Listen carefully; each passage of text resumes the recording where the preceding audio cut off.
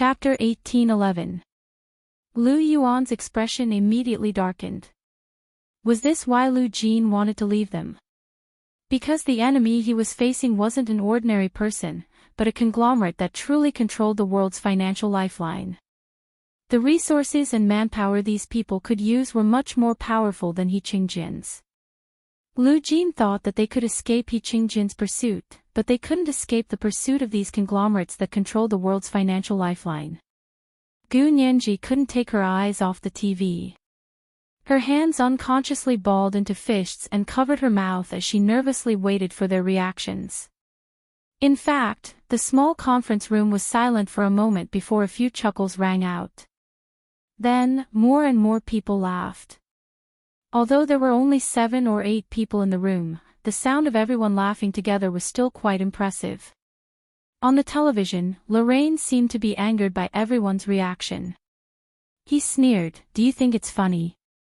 Do you think it's a fantasy? But our Lorraine family's laboratories in New York, Berlin, and Huaxia are working hard and have recently made breakthroughs. I believe that soon, you'll be lining up with money to beg me to improve your genes." So powerful. The people in the room looked at each other and saw the doubt in each other's eyes. Everyone sitting here was a smart person. For them, a beautiful blueprint and an exciting slogan were not enough to convince them, because they were good at doing so themselves. Only by taking out real evidence, and only real evidence, like real gold and silver, could he make them believe in him, make them worship him, and then become his followers. Lorraine's gaze swept across these people's faces and saw that their expressions had changed from disbelief to skepticism. He secretly breathed a sigh of relief. As long as they could believe a little, it would be fine. Because he needed money, a lot of money, to support his biological genetic laboratories all over the world. He needed to convince more people to join his project, and thus inject new funds to keep the project running better. Lorraine waited for a while to let his skepticism settle. Just as he was about to add fuel to the fire, he suddenly saw the silent Corsican sitting opposite him stand up. This man was Lu Jin, disguised as Von Rolson. He was wearing a tailored tuxedo and a silver pocket watch chain on his chest. He asked in confusion, "Mr. Lorraine, I remember that your project started with your great-great-grandfather, right? Hasn't it been almost 100 years? Lorraine paused for a moment, then quickly said with a smile, "Yes, my great-great-grandfather was the initiator of this project. If I'm not wrong, your family's project made great progress after World War II. Can you tell me in detail how you made the breakthrough after World War II? The corner of Lorraine's mouth twitched imperceptibly, but he maintained his gentlemanly smile and said, "These are our scientific secrets. Please forgive me for not being able to comment. But you want us to invest." Lu Jin hit the nail on the head and said sharply, "You didn't even tell us your specific plan, and you want us to invest money. Even if it's a Ponzi scheme, it wouldn't be so outrageous, right? Even if you're just painting a cake to appease your hunger, you should at least paint a cake for us to see." The people in the room burst into laughter again. Even Gu Nianji and Lu Yuan, who were in front of the television, couldn't help laughing. "Don't you trust my family?" Fortunately, Lorraine's face was already red from the sun, so no one noticed that he was actually blushing awkwardly. In front of the TV, Gu Nianji clicked her tongue and said, "Why do white people like to tan themselves? Look at the dark look on his face. It can be said that he's very thick-skinned." On the TV screen, Lu Jin put his hands in the pockets of his tuxedo and shook his head disapprovingly. "Business is business. I believe that everyone here is smarter than me and knows what kind of plan is worth investing in." "Mr. Rolster, what do you mean?" Lorraine's expression darkened even more. "If you're willing to invest, I'd welcome it. I understand if you don't want to. But please don't stop other people's desire for genetic technology." Lu Jin scoffed. "Mr. Lorraine, don't try to change the subject. Please answer my question. How much money has been spent on the laboratory supported by your family over the years? What results have been achieved? What is the market conversion rate? and what is the profit model and prospects? If you want to take this opportunity to ask us for investment, don't you want to prepare a PowerPoint beforehand? Lorraine narrowed his eyes and looked Lu Jin up and down. Mr. Rolster, I still stand by what I said. The experiments done in our laboratory are patented and can't be made public. As for the profit prospects, I can say that we're only one step away from success. When the perfect gene appears, everyone's returns won't just be 1 or 2 times, but 100, 1,000, or even 10,000 times. You make it sound better than you sing. But you still won't tell me the reason. Lu Jin raised his gold-rimmed glasses and said coldly, "Then, let me tell you the reason." His gaze swept across the faces of everyone in the meeting room. He was cold, sharp, and inhuman. The reason why Mr. Lorraine found this opportunity to promote his family's business is because they've invested for so long, nearly 100 years, but until now, they still haven't gained anything. Lu Jin picked up the remote control on the round table and turned on the projection screen on the wall. He connected it to the special iPad he had brought with him and said, "I have a copy of the Lorraine family's balance sheet and cash flow here." On the projection screen, several financial statements were displayed. The people in the room were familiar with these financial statements. With a casual glance, they realized that there was a big problem with the Lorraine family's finances. Do you know why Lorraine is so eager to promote their results? Because he's looking for someone to take over. Lu Jin pointed at the numbers on the projection screen with the remote control. Look, they've spent so much money, but the return has been 0. What does this mean? This means that their experiments haven't yielded any results at all. This so-called superhuman perfect gene experiment is a fantasy that goes against the laws of nature and science. Lu Jin spoke passionately. I won't even give you the word sci-fi, because you don't deserve it. Gu Nianji was dumbfounded. She finally understood where her drama queen gene came from. If someone who didn't know the details of Lu Jin's words, they would have been completely convinced by him and believed that it was impossible for a perfect gene to appear in humans. In fact, it was in Lu Jin's hands that the first perfect gene in human history was born. We've got results. Lorraine was forced into a corner by Lu Jin, so he had no choice but to reveal the latest results in his laboratory. Our laboratory in the Huaxia Empire has recently achieved major results. A DNA sample that is very close to the perfect gene will arrive in New York tonight. Our scientists will take over and conduct a full verification. This was today's second update, Chapter 1800, The Drama Queen Gene. A reminder for your monthly votes and recommendation votes. Moi, all the big shots and little angels. Chapter 1812. Ha! Lu Jin smiled but didn't say anything. He looked like he was saying, "Do you think I'll believe you?" Everyone in the room chuckled as well. Did he think everyone was an idiot? Lorraine was a little anxious. Mr. Rolster, you don't believe me. It's not that I don't believe you, but I think there's no such thing as a perfect gene, because it goes against scientific common sense. In other words, in our current understanding of genetic science, there's no theoretical basis for the existence of a perfect gene, Lu Jin said slowly and spread his hands at everyone. Lu Jin said slowly and spread his hands at everyone.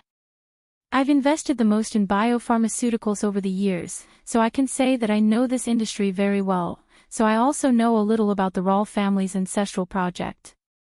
Of course, they have a lot of money, so they can burn it however they want. It's none of our business, so I've never said anything. But Mr. Lorraine wants to take money from us to support his family's experimental project. I'm sorry, I won't play with you. Mr. Rolster, please listen to me. When Lorraine heard that Rolster had also invested in biopharmaceuticals, his arrogance immediately subsided. I know this experiment sounds unbelievable, but it's not completely impossible. You all know about the bacterial research that Japan did in Huaxia during World War II, right? In fact, They also have a secret research on biological genetics, which is very similar to our family's superhuman project. Lorraine gritted his teeth. He knew that he couldn't beat the wolf without sacrificing his own child. He still had to reveal some of the information they had to get everyone to invest. He continued, this information was exchanged by Japan with the United States after the end of World War II. Our Lorraine family happened to get a copy, and we shared this information with our laboratories all over the world. Do you know the world-famous brain surgeon, Miss Qin Yaoguang? She's the backbone of our laboratory in Huaxia. She proposed the concept of gene editing and finally made a breakthrough in our plan. But she's not the most powerful person. Our Huaxia laboratory once had a genius called Kevin Ku. His Chinese name is Gu Xiangwen. He's the genius among geniuses. Lorraine was full of praise for Gu Xiangwen, his face full of admiration. This was a little awkward. The corners of Gu Nianji's mouth twitched, and she didn't know where to look. Lu Yuan pursed his lips and laughed. He joked, your father doesn't even feel embarrassed. Why do you feel embarrassed? Gu Nianji glanced at the TV screen and saw that the von Rolson on the screen had an interested expression. She couldn't tell at all that he was the Gu Xiangwen that Lorraine was praising. Lorraine said excitedly, he and Madame Qin Yaoguang have both successfully gene-edited, fertilized eggs and allowed them to survive. Lu Jin blinked and asked curiously, Gu Xiangwen. Who was this person? Is it famous? Why haven't I heard of it before? He was famous many years ago. Lorraine awkwardly wiped the sweat off his forehead. After that, he committed a crime in China and was wanted. In the end, he was burned to death. Tisk tisk. Mr. Bart shook his head regretfully. Ordinary people are so ignorant. They always want to burn heresy to death. The true geniuses among us are the heretics in their eyes. Bruno, who propagated the heliocentric theory, and Prometheus, who obtained the fire seed for mankind, both had an indissoluble bond with fire. May God bless him. Bart crossed his chest. Lu Jin pretended to say, Amen. Then he seemed to be a little more interested. He asked Lorraine, then what's with the DNA sample that you mentioned is very close to the perfect gene? Where did you get it? Gu Xiangwen died many years ago. Does this perfect gene DNA sample have anything to do with him? Lorraine shook her head regretfully and said, unfortunately, Gu Xiangwen's genius is not in biological genetics, but in high-energy physics. After the fertilized egg he edited grew up, it did not show the characteristics of the perfect gene. In later research, it also did not show the qualities of a superhuman, so our experimenters determined that it had failed. Gu Xiangwen had only gene-edited Gu Nianji's DNA. If Gu Xiangwen's experiment was considered a failure, then whose DNA sample was sent over? Lu Jin's expression was a little strange. He had thought that the other party had sent over Gu Nianji's DNA sample, although he had destroyed all the information about Gu Nianji in Qin Yaoguang's laboratory back then. Gu Nianji had come into contact with Qin Yaoguang and the others many times now that she had returned to this world. They could perform a DNA analysis on any of her fallen hair. Therefore, he had a preconceived notion that he could no longer hide this matter. However, Lorraine's words made him doubt his analysis. Lu Jin sat down with sparkling eyes. If Gu Xiangwen's experiment failed in the end, then whose experiment succeeded? Lorraine smiled. Of course it was Miss Qin Yaoguang's experiment. The fertilized egg she edited has now grown up. In the laboratory's follow-up research, we found that her genes are the closest to the perfect gene so far. We even believe that the perfect gene is like the infinity in mathematics. You can get infinitely close to it, but you will never be able to reach it. Therefore, I believe that the DNA sample we have this time is the closest humans have to the perfect gene. As long as our scientists succeed in verifying it, then our superhuman project will enter the real practical stage. It's like a new drug that has already entered the third phase of clinical practice. For a pharmaceutical company, entering the third phase of clinical trials meant that the drug would only need to be approved from the trial to the market. So, are you still going to wait and see? Lorraine looked at the people in the room with a smile. This is the last chance for you to keep up with the latest developments in technology. If you miss today, you'll miss tomorrow. Bart and Bits looked at each other and were a little tempted. They knew better than anyone how profitable pioneers were in the technology market. Everyone was competing on speed. They were competing on who could develop faster, have a better eye, and be more effective. Lu Jin had wanted to stop these people from continuing to invest, but he realized that this so-called perfect gene sample actually had nothing to do with Gu Nianji, so he didn't plan to interfere. It was obvious that the DNA sample that Lorraine was talking about was the only successful fertilized egg of Qin Yaoguang, Wen Shui, right? Lu Jin didn't say anything. Hua Xiaoheng didn't understand. He glanced at Lu Jin, walked over, and bent down to whisper something in his ear.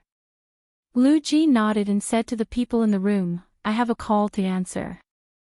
"Excuse me." "Go ahead." Lorraine saw that she had said enough, so she was no longer nervous. She smiled and gestured for someone to open the door and let Mr. Rollercoaster and his bodyguard out. When they arrived at the corridor outside, Lu Jin entered a small room next to him that was specially used to make phone calls. Hua Xiaoheng stood guard at the door.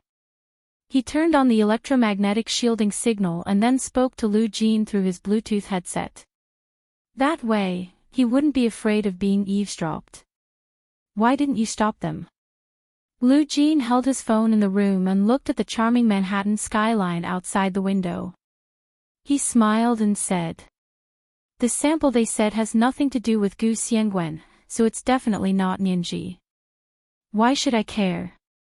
But don't forget, in the eyes of outsiders, Nianji is Qin Yaoguang's successful test subject. They don't know your role in the middle.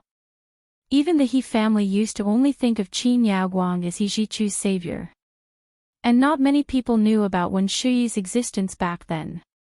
Probably only you, Wen Dayo, and Qin Yaoguang knew. Perhaps Qin Bei knew too. If it weren't for the recent lawsuit, no one would have known that Wen Shui was actually the product of Qin Yaoguang's gene editing." Hua Xiaoheng patiently persuaded Lu Jin, "So you can't just stand by and do nothing. I suspect that the DNA sample they sent is actually Nianji's." Lu Jin's expression turned ugly. Then why did they say it was the DNA sample closest to the perfect gene? If it's Nianji's DNA sample, then it can't be said to be the closest at all, because it's basically the perfect gene. Hua Xiaoheng said without a change in expression, "I'm not sure either, so I think we can't let our guard down. It's best if we can intercept the DNA sample they sent and check whose gene it is first." Lu Jin quickly nodded. "Okay, I'll go and ask him where the sample is right away. We have to check it before they do. Lorraine just said that she'll arrive in New York tonight." Hua Xiaoheng looked at his watch. "We don't have much time. We can't let them land in New York tonight. Do you have a way?" Lu Jin chuckled. "Of course. When I find out the flight number, I'll make sure that plane can't land in New York tonight." Hua Xiaoheng immediately said, "Just let the plane land at the nearby New Jersey airport. I'll rush over right now and swap their DNA samples before they enter customs." "New Jersey airport? It's not far." Lu Jin asked doubtfully, "Can you make it in time?" "I can. You're in charge of landing the plane at New Jersey airport." "I'll leave first," Hua Xiaoheng said as he walked towards the elevator. Lu Jin came out of the small room and searched for a few times on his phone. He returned to the small conference room and sat back in his seat. At that moment, Lorraine was giving an impassioned speech. "Gentlemen, I have another problem that I need your help with. Our genius scientist, Miss Qin Yaoguang, has made such an unprecedented achievement, but because of a small disagreement, she was sent to court by her adopted daughter and is now facing prison. I hope that everyone here can use their influence and work with the Lorraine family to pressure the Huaxia Empire government to release Miss Qin Yaoguang. Bring her to the United States. This was today's first update, Chapter 1801, Unprecedented Achievements. A reminder for everyone's monthly votes and recommendation votes. 8:00 in the evening, the second update. Moi, all the big shots and little angels. Chapter 1813. Before Lu Jin could react, Gu Nianji, who was in front of the TV, had already jumped up from the sofa. No! We can't let it go. Lu Yuan narrowed his eyes and muttered to himself. So that's how it is. The Qin family was willing to take out the so-called perfect gene to save Qin Yaoguang, right? And by pinning Gu Xiangwen's, or Lu Jin's, achievements on Qin Yaoguang, their chances of winning would be higher. On the TV, Lu Jin sat down with a slight frown. He looked at Lorraine and said, "What did you say? Say it again." "I wasn't here just now, so I didn't hear you clearly." Lorraine quickly repeated, "It's like this. Miss Qin Yaoguang's achievements are worthy of a Nobel Prize." "No, it's even more epic-making than a Nobel Prize. How can we let her go to jail because of a small matter back then?" He glanced at the people in the room and tried his best to incite, if the DNA sample sent tonight is really the closest to the perfect gene, then we need Miss Qin Yaoguang to continue her research and turn this closest into the real, perfect gene. Don't you want to? When the time comes, superhumans won't be a dream. All of your health will be significantly improved. The people in this room were undoubtedly people who could talk directly to the head of any country in the world. As long as they wanted to, as long as they were willing to, it was completely possible to get Qin Yaoguang out of prison. Lorraine could also negotiate with the Huaxia Empire directly, but just in case, he thought it would be better for everyone to do it together. Lu Jin listened expressionlessly and laughed. "Your request is too urgent. The DNA sample hasn't even been delivered yet, and it hasn't been verified yet. You're already thinking so far ahead. I want to ask, what crime did Miss Qin Yaoguang commit? Will she be sentenced to death immediately?" Lorraine shook his head. "It's not that serious. It was just a small matter back then. I heard it had something to do with her adopted daughter when she was young." He spoke vaguely, deliberately obscuring his vision. Lu Jin smiled. "There's no need for all of us to do it, right? Mr. Lorraine, isn't your family strong enough?"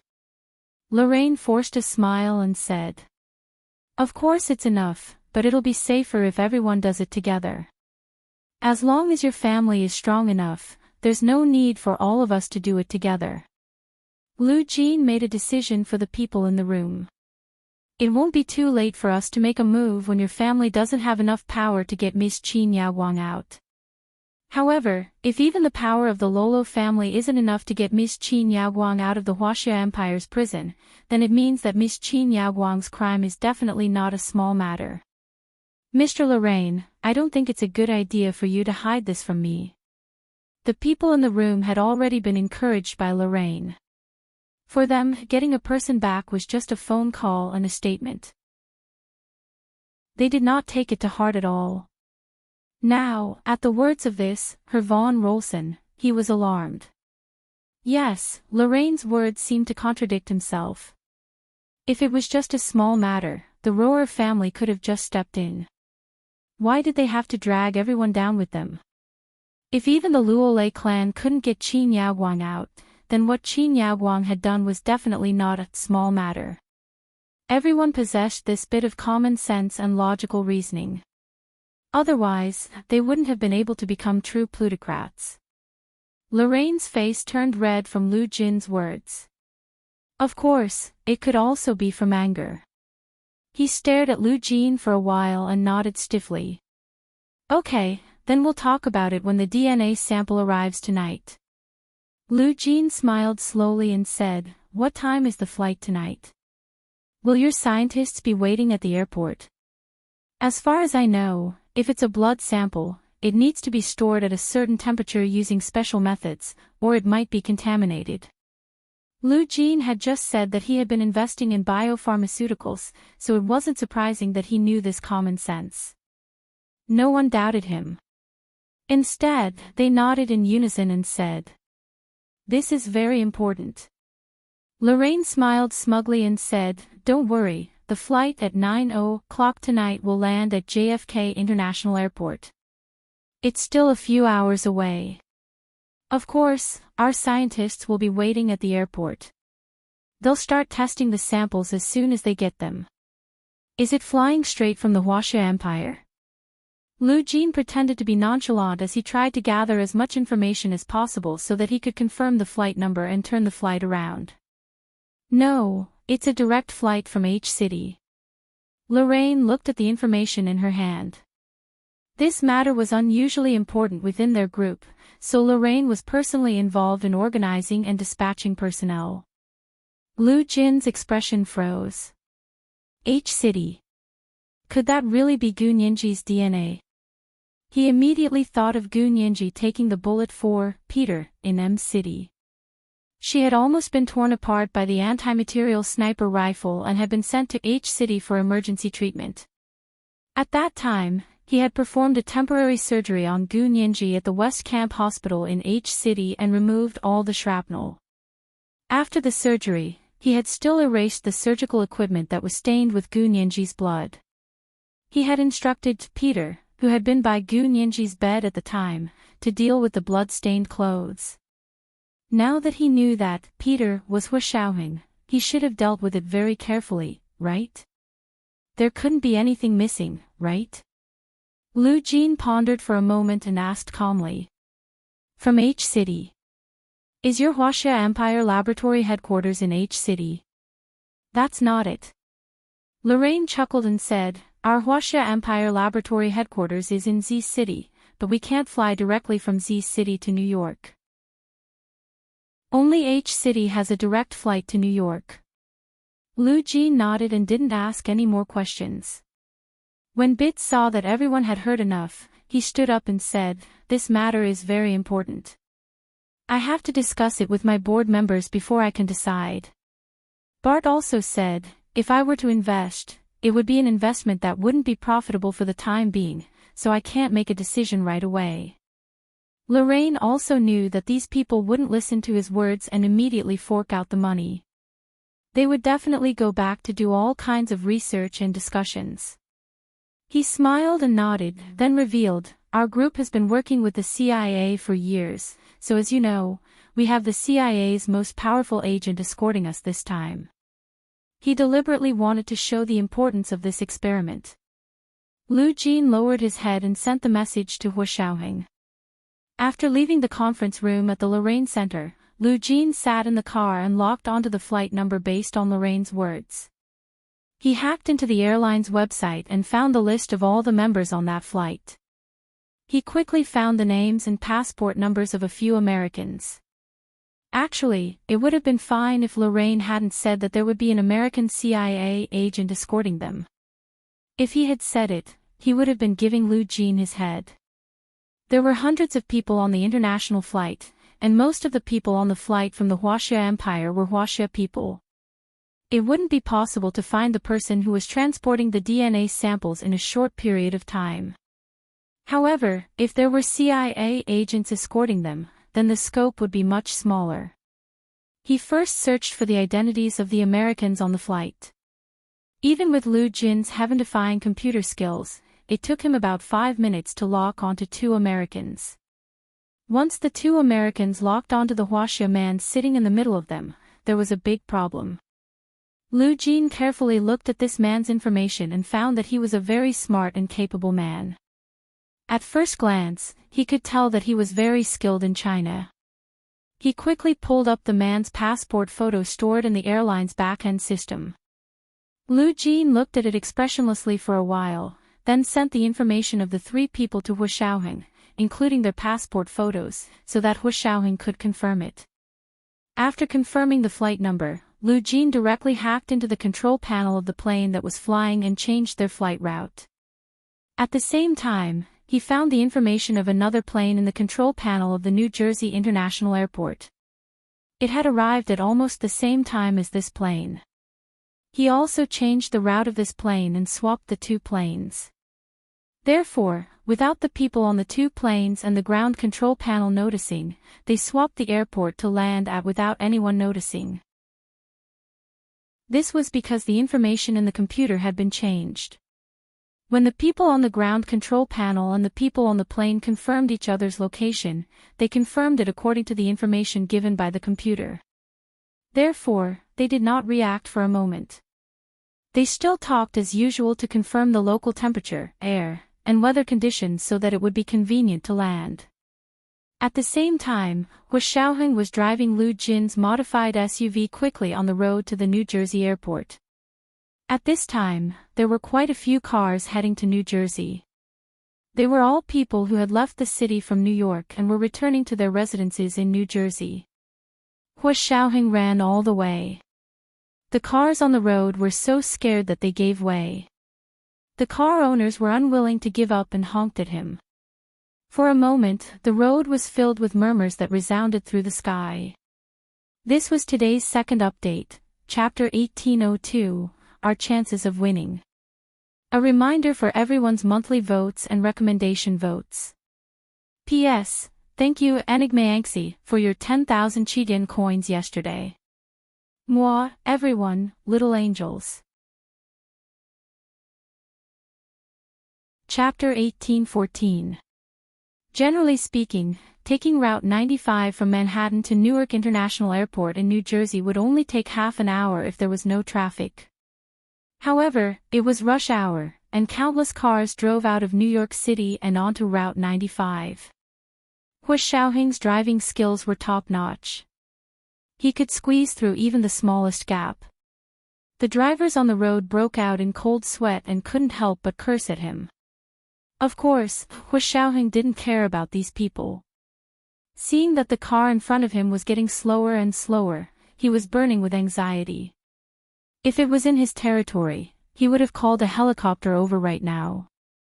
However, he was in someone else's territory now. He should have at least ridden a Harley motorcycle over. It would have been more agile that way. At this moment, he was driving the tall and heavy SUV in the long line of people getting off work. He was in the fast lane and looked at the road ahead. It was almost a centimeter away from the car in front of him. If he took another step forward, he would definitely crash into the car in front of him. He didn't care about a crash, but the problem was that once it happened, the owner of the car in front would definitely call the police, which would be more troublesome. He couldn't afford to waste even a minute. Even the fast lane was full. What else could he do? Hu Xiaoheng turned on the GPS navigation map in the car and looked at the situation nearby. Just in front of him, a thick bright red line showed that it was extremely crowded. There had been a car accident in front, so it was even more crowded than usual rush hour. What should he do? As his mind raced, he saw that there were still cars in the emergency parking lane on the other side. He looked at the situation around him with a sullen face. When there was just a gap in the lane next to him that could only allow one car to pass, he quickly stepped on the accelerator, gripped the steering wheel tightly, and did a beautiful parallel drift. In the blink of an eye, he changed 4 lanes in a row from the fast lane on the far left to the emergency parking lane on the far right. The few cars that he passed slammed on their brakes in fear. There was a series of braking sounds, honking sounds, and the sound of people sticking their middle fingers out of their windows and cursing at him. Hu Xiaoheng turned a deaf ear to them and sped in the emergency parking lane on the far right. He got off Highway 95 and drove towards the country road. When there was a traffic jam on the highway, especially when there was a traffic jam caused by a car accident, the fastest solution was to get off the highway and take a country road, if there was a road. Hu Xiaoheng found another path on the GPS that led to Newark International Airport. In a straight line, it was further than taking the highway, and there were more traffic lights. However, due to the serious traffic jam on the highway, it was better to take the country road. After Hu Xiaoheng got off the highway, he drove much faster. However, it was time to get off work, and there was still traffic on the country roads. He took every opportunity to overtake other cars and cross the intersection before the traffic turned red. Even so, it took him nearly 3 hours to reach the parking lot of Newark International Airport. After stopping the car, he dialed Lu Jin's number. "Uncle Lu, I'm already at the airport." Lu Jin grunted and said, "I'm already home." The flight would arrive at Newark International Airport in about an hour, but the CIA had already arrived at New York's JFK Airport. "Boss Lu has gone to JFK Airport to create chaos." President Lu went to JFK Airport. Hu Xiaoheng frowned. "There's no need, is there?" Gu Nianji was also wearing a Bluetooth headset and sharing all the calls with Lu Jin. Hearing this, she said briskly, "It's like this. The DNA sample was supposed to enter customs at JFK Airport in New York, but my dad transferred it to Newark International Airport in New Jersey. I just changed the flight schedules of the two airports. They still show the original flight numbers. So until now, the CIA, the airport, and the people on the flight still don't know about this. Because the flight schedules of the two airports still showed the original flight numbers. But once the flight lands and enters customs, everyone will know about it. In order to give you more time, President Lu plans to create a little chaos at JFK Airport to delay the CIA." Hu Xiaoheng heard Gu Nianji's voice and smiled. "Okay, got it. Tell President Lu to be careful." "Okay," Gu Nianji said sweetly. "You too." Lu Jin had already returned to his high-end penthouse apartment in Manhattan Central Park. This was his other base, and the laboratory and computer room in the apartment were all top-notch. Gu Nianji sat in front of the computer opposite him and was also focused on her work. In front of Lu Jin were 5 24-inch computer screens lined up in a row, filling up like a wall. He had already connected to the surveillance cameras at JFK and Newark airports and was sharing the footage with the surveillance cameras there. Hearing Gu Nianji and Hu Xiaoheng's affectionate conversation, Lu Jin frowned and said, "I'm in danger too. Look, I've hacked into the surveillance systems of both airports. I could be discovered at any moment." He looked at Gu Nianji with hope. Gu Nianji pursed her lips and smiled. "That's right. Dad's in danger too. You have to be careful too." Lu Jin smiled in satisfaction and said, "I'll be careful. Actually, none of them can catch me. It was just a hypothetical. The possibility is 0. Gu Nianji, Hu Xiaoheng smiled and put on his Bluetooth headset. He looked at his watch. "I'll go to Newark Airport and set it up." JFK International Airport. The airport was located in Queens, New York. It was built to divert traffic from another busy airport. Therefore, the airport itself wasn't big, but it was precisely because of its small size that it was easy to manage. There was only a 2-story terminal and 6 runways. The planes from Huaxia Empire were usually full, so the airport service staff were the most needed. A few plainclothes CIA agents were scattered around the exit of the airport. A tall black man was sitting on a wrought iron bench with a latte in his hand. Not far from him were 2 young Hispanic agents, one on the left and one on the right. They were playing with their phones. However, they were all wearing Bluetooth headsets in their ears so that they could communicate at any time.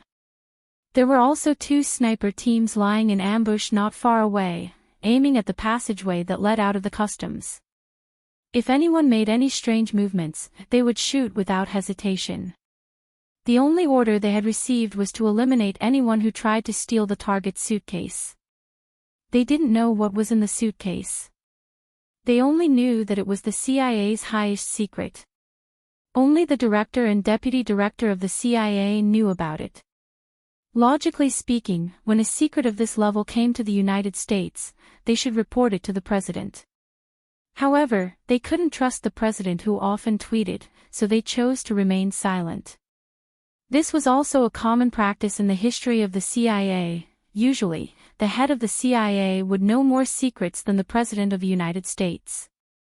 There was a saying in the United States politics, it was better to offend the president than to offend the head of the CIA. This was because they knew more secrets than the President of the United States, and the confidentiality level was higher. They also didn't have term limits, didn't need to disclose their budget, and didn't need to disclose their employees. They were directly involved in the National Security Council and had a lot of power.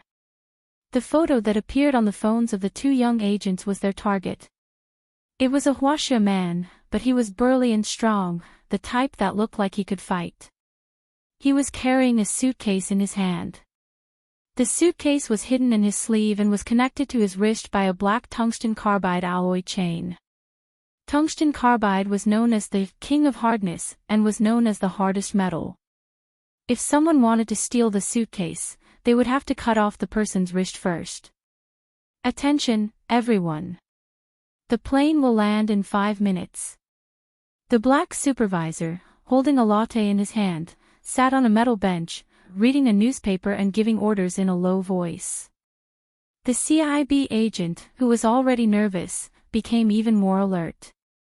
His posture was relaxed, but his attention was constantly scanning the crowd around him. There were many people who came to pick up the plane, and most of them were Huaxia.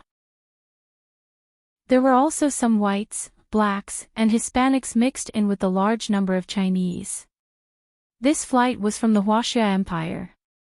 The Huaxia people were the main passengers, but there were also whites, blacks, and Hispanics.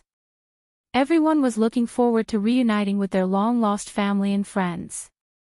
Their faces were filled with joy, and laughter filled the entire hall. At that moment, 3 tall men wearing white robes and white headscarves walked over from the other side of the hall. The one in front had a high nose and deep eyes. He had a full beard and walked with vigor. Gu Nianji saw this scene from the surveillance cameras in the exit hall of JFK Airport and sighed. President Liu is also a drama queen. Look at this Middle Eastern tycoon's disguise. You can practically see the AK-47 under his robe, Liu Jin said without looking up. This is his old profession.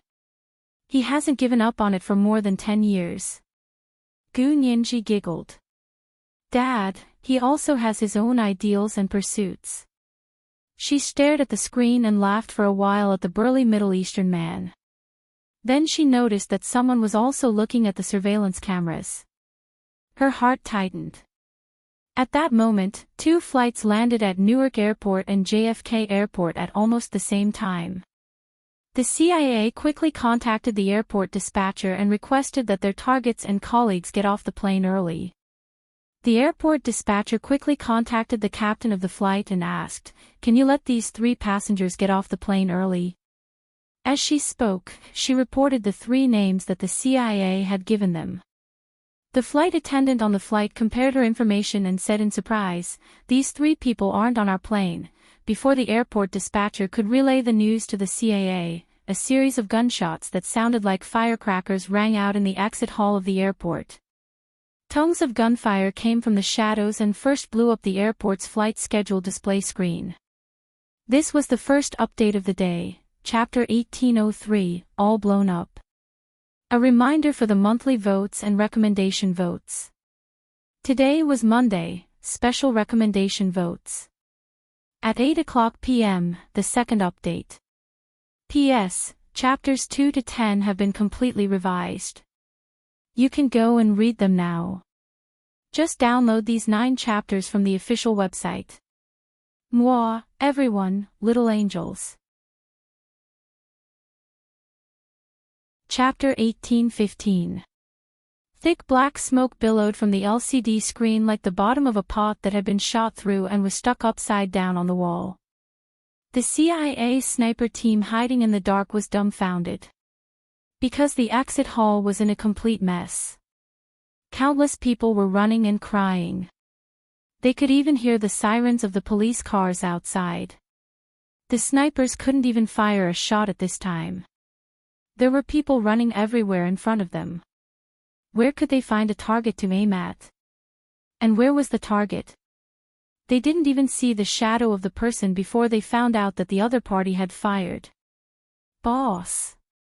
What the hell is going on?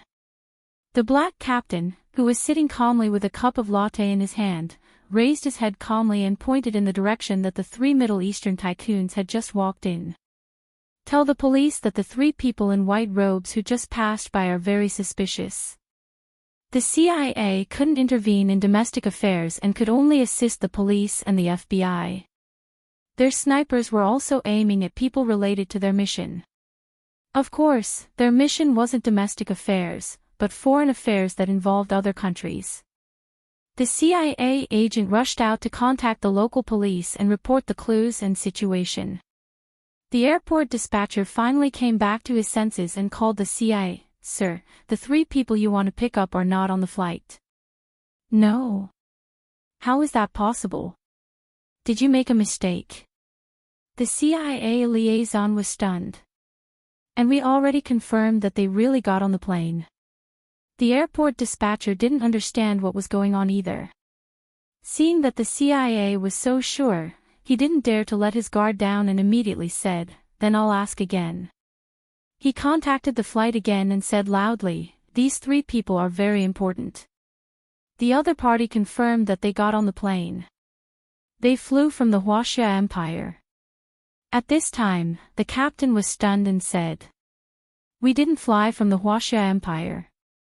No. The airport dispatcher felt all the hair on his head stand on end. How could it not be? You're the only flight from the Huaxia Empire today. The captain understood that he had made a mistake and quickly said, No, we really didn't fly from the Huaxia Empire. We flew from Southeast Asia." The airport dispatcher pulled up all the flight records today, but there was no plane from Southeast Asia. No matter how hard he scratched his head, he couldn't figure out what was going on. At this moment, the person next to him looked out the window and saw the large words on the plane. He pushed the dispatcher in confusion and said, "That plane looks like a Southeast Asian Airlines plane." What? The airport dispatcher also glanced out the window, then retracted his gaze and looked at the computer record in front of him. He said, "Are you on flight XXX?" "Yes." "You flew here from the Huaxia Empire?" "No." The airport dispatcher broke out in a cold sweat, thinking that he had remembered wrongly and was seeing things. He said, "But that's what's written in our computer records. There's only one flight from the Huaxia Empire to JFK Airport every day." The captain on the plane came back to his senses. Wait. What kind of airport did you say you were?" "New York JFK International Airport. You know Kennedy, don't you? The President of the United States who was assassinated." The airport dispatcher patiently explained. "Is there a problem?" "The problem is F*King huge." The captain on the other side cursed. "Our destination is clearly New Jersey's Newark International Airport." "That's impossible." The airport dispatcher's eyes almost popped out of their sockets. "The computer records here clearly show it. It's your flight number. We even confirmed it before." The captain looked at the data appearing on the screen in front of him and was also in a daze. He struggled on his deathbed. "But I clearly remember that we were flying to New Jersey's Newark International Airport. Did I remember wrongly?" In the face of humans and computers, humans seem to have given up on their own advantages and perseverance. They subconsciously believed that computers couldn't make mistakes, and if there was a mistake, it was the humans who were at fault. For example, at this time, the airport dispatcher only believed his own computer records. Even the captain on the flight, faced with the irrefutable evidence of the data on the plane, wondered if he had remembered wrongly. They didn't think that there was a possibility that the computer records of both parties could have been tampered. The airport dispatcher was silent for a moment, then called back to the CIA agent and said, "I'm sorry, sir. The 3 people you were supposed to pick up are not on this flight XXX. Did you remember wrongly? They're not on this flight." The CIA agent on the other end of the line remembered a different flight number. He quickly said, "You've contacted the wrong flight. It's not flight XXX, it's flight YYY. I just saw this flight number on the flight schedule display board. It's always said to arrive on time." The airport dispatcher was speechless. This was impossible. The record in front of him showed flight XXX. How could the flight schedule display board and the departure hall show flight YYY? The LCD display board clearly used the same database as the computer in front of him. He pulled himself together. "Sir, could you have remembered wrongly? Our data shows that today's flight is XXX, not YYY." What he didn't know was that the passengers on that flight were making a ruckus. Because the captain said over the radio, "We've arrived at JFK International Airport." Everyone almost jumped up. "Are you F***king kidding me? JFK International Airport. We're going to Newark International Airport." "That's right. Newark International Airport is in New Jersey. JFK International Airport is in New York. Do you think we're country bumpkins who don't know anything?" These people, who were mostly from Southeast Asia, were much fiercer than the people from China. They cursed on the plane, wanting to drag the flight attendants over and beat them up. However, the entire flight crew was confused. They were supposed to be flying to Newark International Airport. How did they end up at JFK International Airport? When the captain found out about the situation, he didn't get angry, nor did he blame everyone. Instead, he said excitedly, "I remember it too. Oh my God. I thought there was something wrong with my memory."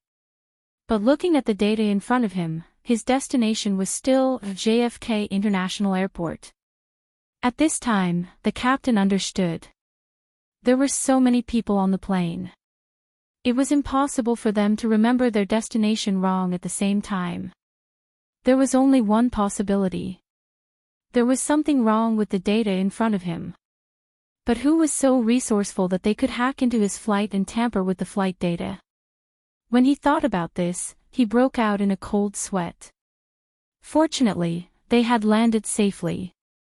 If the other party had tampered with his plane, their flight would have been in trouble. In the departure hall of JFK International Airport, the American Special Police with loaded guns had already rushed in. "Get down. All of you, get down." They wore bulletproof vests, black sunglasses, and bulletproof helmets. They held semi-automatic submachine guns in their hands and were ready to fight at any time. But someone wanted to provoke them. From time to time, bullets were fired from the dark. The special police officers immediately took out their submachine guns and fired in the direction of the bullets without hesitation. They did not distinguish between friend and foe. Blood and flesh flew everywhere. Behind them, several huge armored vehicles blocked the entrance. They did not let a single one go. The CIA agent was so angry that his nose was crooked.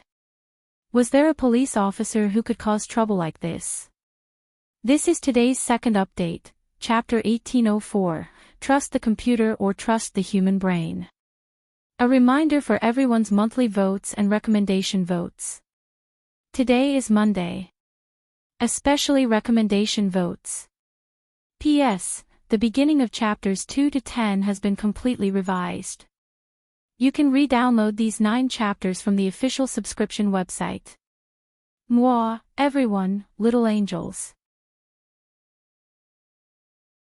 Chapter 1816. At the entrance of the departure hall of JFK International Airport, a few armored vehicles were parked murderously. Several anti-explosion special police officers were in groups of 3. They raised their guns and entered the hall with their backs to each other, afraid that someone would shoot from any direction.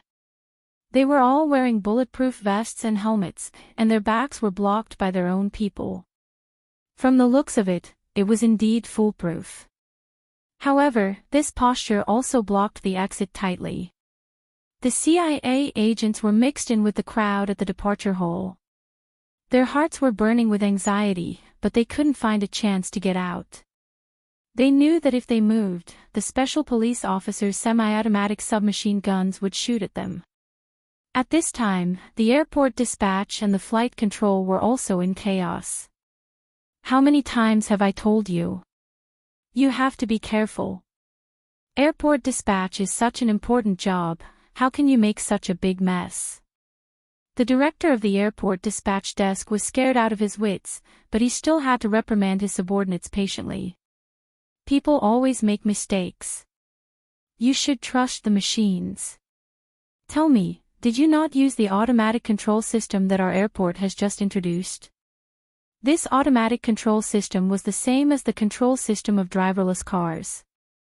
It strived to achieve a seamless connection between airport dispatch and flights to reduce the possibility of manual errors. Therefore, the work of the airport dispatch desk and flight confirmation was not done by humans, but by computers with a certain level of artificial intelligence.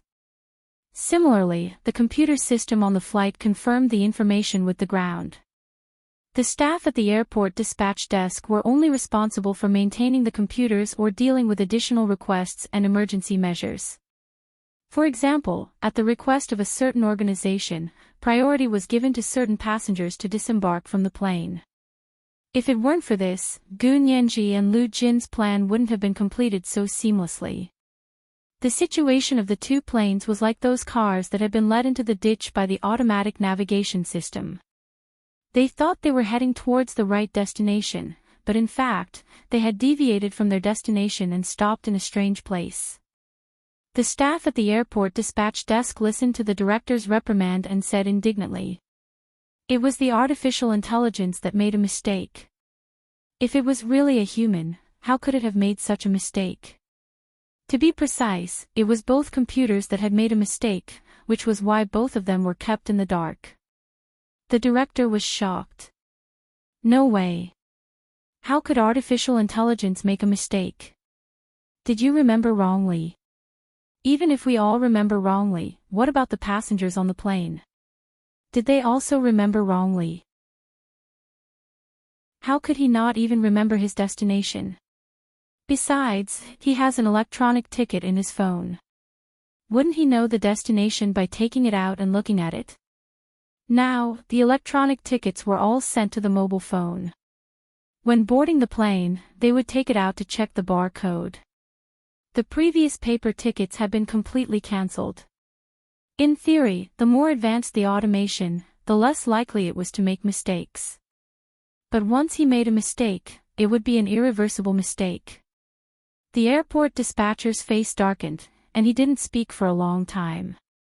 Finally, he picked up the phone and called the CIA team leader. "Mr. Vasim, we're in big trouble." He briefly explained what had happened and then said with a bitter face, "There was a problem with the computer communication system controlled by the artificial intelligence. They didn't notice that the plane's flight number and destination didn't match, so we didn't notice either. What about the plane we're waiting for?" "Where did he go?" the black captain asked in a low voice. "Historical records show that the flight that stopped here was supposed to be heading to Newark International Airport, so the plane you are waiting for is most likely at Newark International Airport. Because the flight route was like a radish, if a plane messed up its route, it would cause many other planes to be delayed. There was no news of other planes being delayed, so they deduced that the real situation was that two flights that arrived at almost the same time had switched routes." The black captain of the CIA team could no longer remain calm. He threw the latte in his hand onto the ground. The coffee spilled all over the floor, alerting the highly nervous riot police. Da-da-da-da. A hail of bullets came from the semi-automatic submachine gun. The black CIA captain rolled forward to dodge the bullets and shouted, "We're on the same side. Don't shoot." He took out his ID. He saw the CIA logo through his binoculars and hurriedly waved his hand to signal the riot police to lower their guns. The black CIA captain walked over and whispered to the head of the riot police. "They're Middle Easterners. You have to be careful of people who look Middle Easterners." As the two of them spoke, a Middle Easterner in a white robe rolled out of the crowd. He took out a gun from under his white robe and fired at the row of floor-to-ceiling glass windows around the hall. Then, he pounced through the broken glass window. His movements were so fast and fierce, coupled with the fact that the broken glass window caused glass shards to fly everywhere, the riot police subconsciously covered their faces and bodies with shields. No one thought of shooting. While everyone was still in a daze, he successfully escaped from the sealed exit hole. Behind him, two other people in white robes and Middle Easterners did the same. They shot through the glass window and rushed out. The police's armored vehicles were parked in front of the three gates of the exit hall, blocking the entrance. They weren't prepared for this kind of trick. It wasn't easy for the armored vehicles to turn around, but a few smart riot police reacted quickly. They immediately got on a police motorcycle and chased after the three people in white robes. But the three people in white robes were very tacit. When they ran to a fork in the road, the three of them ran in three different directions. There was only one police motorcycle chasing after them. No matter how hard they chased, they could only chase one person. The motorcycle rider made a prompt decision and chased after the first person in white robes who rushed out of the hole. Because this person was obviously the leader, but he was also the most cunning. Not only did he run in circles in front, but he also ran to the tarmac. There was a police Apache helicopter parked on the tarmac not far away. The police on the helicopter had already come down to besiege the exit hole. Only a pilot was still on the helicopter. The Middle Easterner in white robes was extremely brave. Chased by the police motorcycle behind him, he could still fight back while moving forward. It was as if he was leading the way to the armed helicopter. Da-da-da-da. Da-da-da-da. The semi-automatic submachine gun of the riot police on the police motorcycle was shot in the direction of the helicopter. Seeing that the situation was not good, the pilot on the helicopter quickly started the helicopter. He planned to use the submachine gun on the armed helicopter to deal with the Middle Easterner in white robes after taking off. But he was still a step too late. As soon as he fired the propeller, the man had already shot through the door of the helicopter and pounced in. Before entering the cabin and landing, he raised his wrist and fired. Bang! It hit the helicopter pilot's arm. This was also the only place where the helicopter pilot could shoot. The helmet on his head could be bulletproof, and he was wearing a bulletproof vest to protect his body. There was also the entire pilot's chair to block bullets for him. Except for his exposed arm that was pulling the lever, there was really no other place where he could shoot. The pilot wailed and grabbed his wrist. He could no longer continue to control the helicopter. The Middle Easterner in white robes had already rushed behind him and knocked him out with another shot. After unfastening his seatbelt, he kicked him out of the helicopter. Then he locked the hatch, quickly pulled the lever up, and took off at the fastest speed. Several special explosion-proof police on the police motorcycle held semi-automatic submachine guns and shot at the helicopter that had just taken off. The fuselage of the helicopter suddenly looked like a hornet's nest. But this kind of Apache armed helicopter was very sturdy. The fuselage was full of holes, but it did not hinder it from quickly taking off for combat. The Middle Easterner in white robes who had obtained control of the Apache armed helicopter was like a tiger that had grown wings. He controlled the weapons on the helicopter and began to shoot down. The few explosion-proof police had to quickly lie down on the ground. The police motorcycle behind them had already been blown up by the small howitzer on the armed helicopter. The fuel tank was ignited, and with a loud bang, the entire police motorcycle was blown up into pieces, leaving only bursts of black smoke rising into the air. The Middle Easterner in white robes was not in a hurry to escape. He actually drove the Apache armed helicopter toward the 3 armored vehicles at the exit hall entrance. The submachine gun descended from the sky and fired. The bullets were so dense that the shells were everywhere. Coupled with the howitzer that was constantly being fired, the firepower was very powerful. The police in the armored vehicle couldn't stand the heat, and they hurriedly opened the cover and jumped out. Their legs and arms were shot several times, but it was better than being burned to death in the armored vehicle. The people in the hall who came out of seclusion saw the apocalyptic scene outside, and they were all dumbfounded. The CIB agents didn't even have time to react. The combat power of these Middle Easterners was too strong. Hurry up and call for military support. Call for Air Force. What are you waiting for? The black captain of the CIB, Wasim, shouted at the police who were already scared to the point of peeing their pants. Soon, the police's support arrived. Several F-35 fighter jets whistled toward them aggressively, as if they were going to tear the Apache helicopter that dared to go against the police into pieces. The Middle Easterner in white robes who was driving the Apache helicopter no longer wanted to fight. He skillfully piloted the Apache armed helicopter, made an incredible turn in the air, and then flew in the direction of Dreamy Bay near the airport. His speed was so fast that he almost rushed directly to the bay from a high altitude. The F-35 fighter jets that were chasing from behind chased after him and even locked on with their missiles. However, the helicopter in front did not give them a chance. It plunged into the bay, causing water to splash all over the sky. The heavy armed helicopter quickly sank below the surface of the sea. In the cabin, the Middle Easterner in white robes took off his white robe, revealing the diving suit inside and the scuba gear on his back. He also removed the disguise on his face, revealing his handsome oriental face. It was Lu Yuan, who had come to JFK Airport to cause a little trouble. He picked up a hammer and smashed the closed window of the helicopter, got out of the hole, put the scuba breathing regulator on his face, swam out like a fish, and quickly disappeared into the depths of the Atlantic Ocean.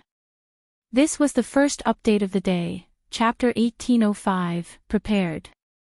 A reminder for everyone's monthly votes and recommendation votes.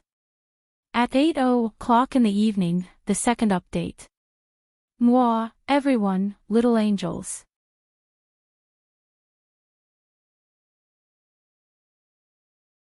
Arriving at the warehouse where the janitor's cart was stored, Hu Xiaoheng hid in the dark and found the warehouse guard sitting in front of the door playing with the dog. He thought for a moment and took out a bag of fragrant beef jerky from his pocket. Facing the dark sky, he silently threw it in a parabola and quickly changed his hiding spot. Sure enough, when the dog smelled the fragrant beef jerky, how could it sit still? Barking, he pounced forward. The guard at the warehouse panicked. He shouted the dog's name and chased after it. It was already so late, and he was only on the night shift. No one would come at this time, so he chased after them without worry. Hu Xiaoheng took the opportunity to flash into the warehouse and push out a cleaner's cart. He had darkened his skin tone and looked like someone from South America, because the cleaners in the airport were all immigrants from South America. Hu Xiaoheng stood in the middle of them, deliberately hunching his body so that he didn't stand out at all. The cleaners were waiting to board the plane to clean up. Hu Xiaoheng stared at the night sky and saw that the flight had finally landed. After communicating with the airport, there seemed to be a problem. No one on the plane got off. Usually, cleaners would wait for everyone on the plane to leave before going up to clean up. Of course, Hu Xiaoheng couldn't wait for everyone to leave before going up to clean up. He waited below for a while and scanned the nameplate that Lu Jin had made for him on the scanner as a form of identification. Then, he pushed the cleaning cart onto the boarding passage. The plane had already docked with the terminal, but the cabin door hadn't opened yet. Hu Xiaoheng knocked on the door expressionlessly. A fat white flight attendant opened the door and took a look. She asked in surprise, "You're going to clean up now?" Hu Xiaoheng pretended not to understand English and said blankly in Spanish, "Hello, can I go and clean up now? I'll get off work after I'm done. It's very late. The flight attendant understood Spanish and sympathized with him. She switched to Spanish and said, "Okay, come in and clean up first in business class first. The economy class in the back can wait." Hu Xiaoheng nodded repeatedly and thanked the kind flight attendant. He bent down and pushed the cleaning cart in. According to Lu Jin's information, the three of them were sitting in the window row in business class. Hu Xiaoheng first did a simple cleaning in first class, then pushed the cleaning cart into business class. Business class was also full, and it was densely packed. Everyone looked angry because they had just realized that they were going to New York's JFK International Airport, but the plane had taken them to New Jersey's Newark International Airport. Although the two airports weren't far from each other, such a big mistake had a bad impact on their trip. Because the people who were picking them up had completely missed each other and wasted everyone's time. Hu Xiaoheng lowered his head and cleaned up the garbage bags on the plane as he walked to business class. In business class, the man from the Huaxia Empire was sitting between the two CIA agents. When they saw a cleaner walking over with a hunchback, the two CIA agents looked at him warily and asked, "He hasn't even gotten off the plane yet. Why are you here to clean up?" Hu Xiaoheng still pretended that he didn't understand English. He cleaned up the garbage bags and used blankets while talking in Spanish. The two CIA agents could speak Chinese, but they didn't speak Spanish, so they could only smile and shake their heads. They were less vigilant. They had seen many cleaners who looked like South Americans, so they didn't take it to heart. Hu Xiaoheng opened the luggage rack above their seats and took a quick look. There was no luggage inside, only a few briefcases. He bent down to sweep the floor with a broom. At that moment, he saw a grayish-black chain on the wrist of the Huaxia Empire man sitting in the middle. Below the chain was a square black suitcase. Hu Xiaoheng quickly understood that this suitcase was probably the one containing the DNA samples. Looking at the situation, it would be extremely difficult for him to get the DNA samples in the suitcase to verify or even replace them. The Special Operations Forces had used this method to transport very important items. It meant that if the item was there, the person would be there. If the item was gone, the person would be dead. If he guessed correctly, the chain on the man's hand should be the hardest metal, tungsten carbide. This kind of metal obviously couldn't be broken by hand. It couldn't be cut with a knife or shot with bullets. It was very difficult to break. Perhaps the easiest way was to chop off the man's hand. However, looking at the two very smart CIA agents, Hu Xiaoheng didn't want to act rashly in case he alerted the enemy. He had come up to scout, so he could wait for an opportunity to strike. However, if there wasn't an opportunity, he wouldn't make a move. One of his strengths was that he was able to keep his composure, more so than most people. Hu Xiaoheng discreetly cleaned up the business class cabin and exited from the cabin. As soon as he left, the people in the cabin started arguing again. Most of the people in economy class asked to get off the plane, but the three people in business class refused to get off the plane. That was because the two CIA agents were waiting for the bureau to send someone to pick them up. The things they were transporting were very important, so they couldn't act alone. A CIA agent walked to the door and blocked it. He said to the fat flight attendant, "Please cooperate with us."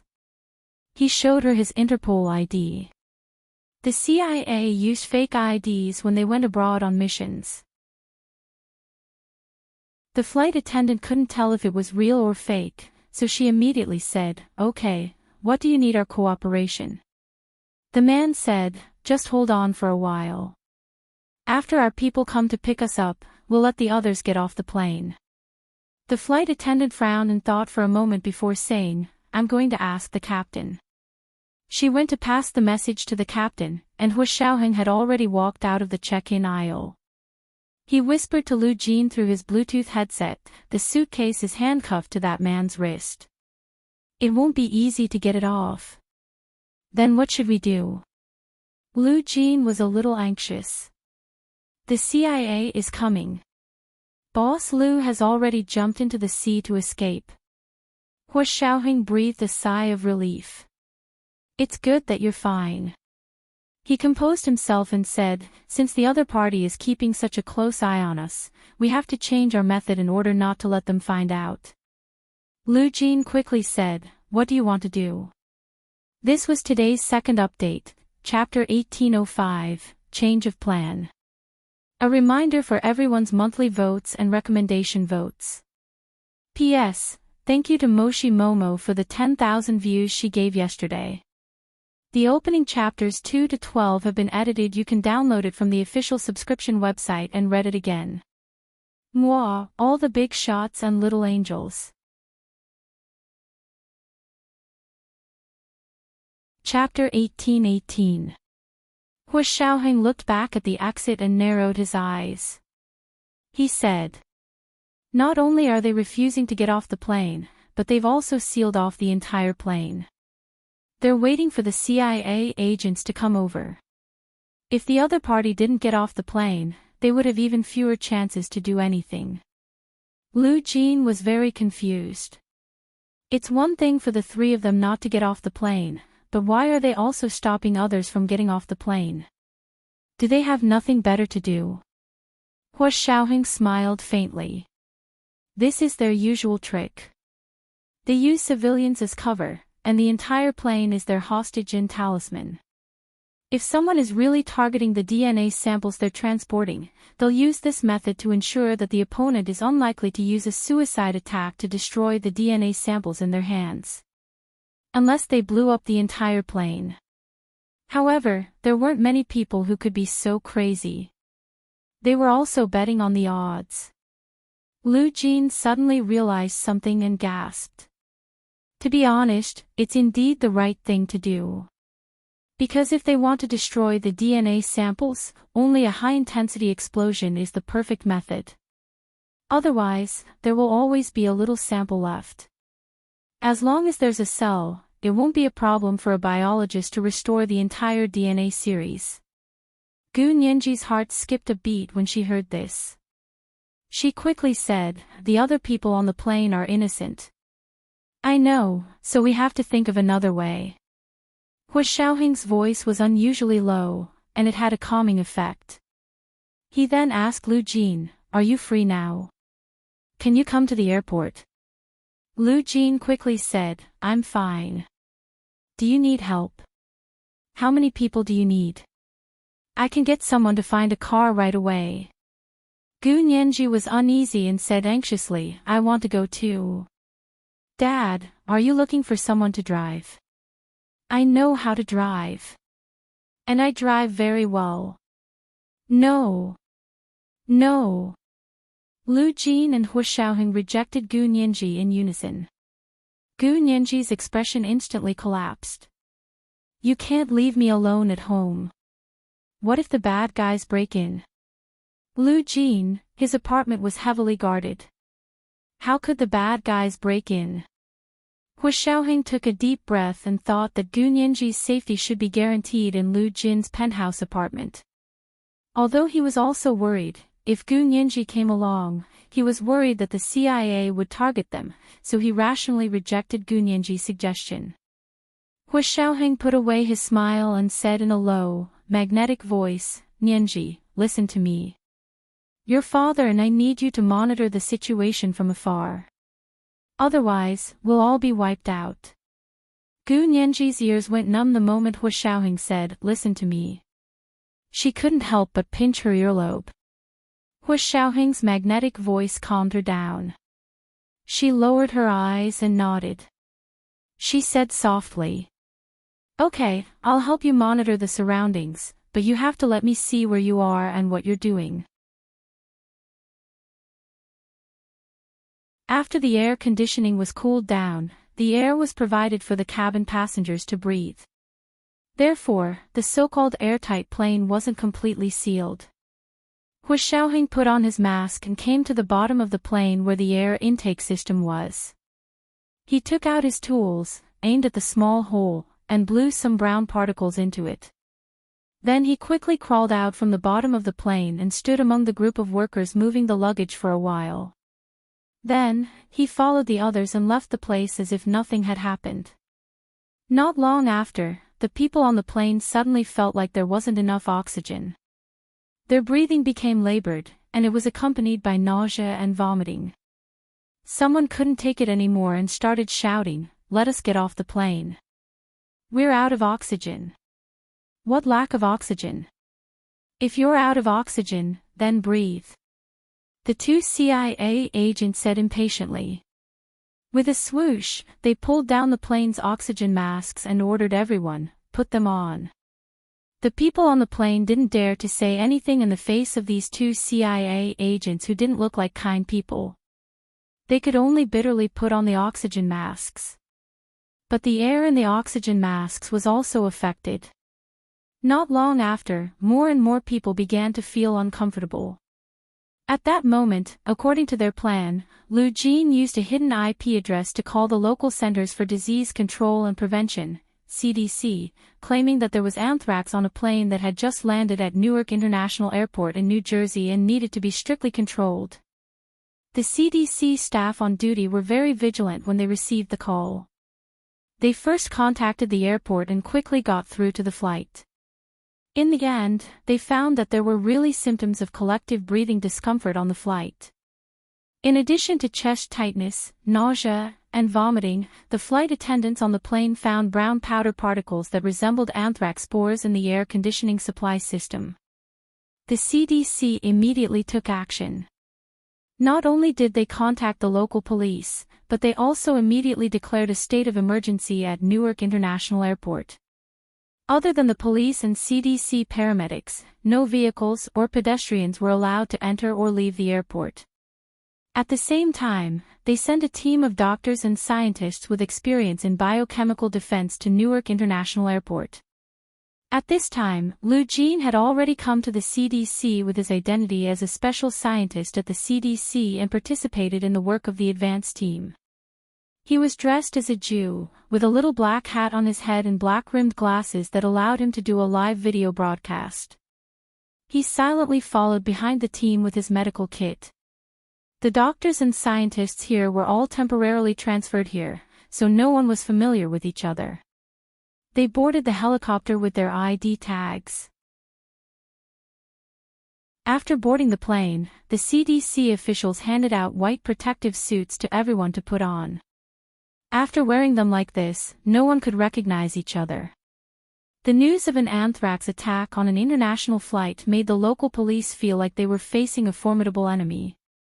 They sent out a large police force to set up roadblocks at all the checkpoints to Newark International Airport, stopping all vehicles and pedestrians.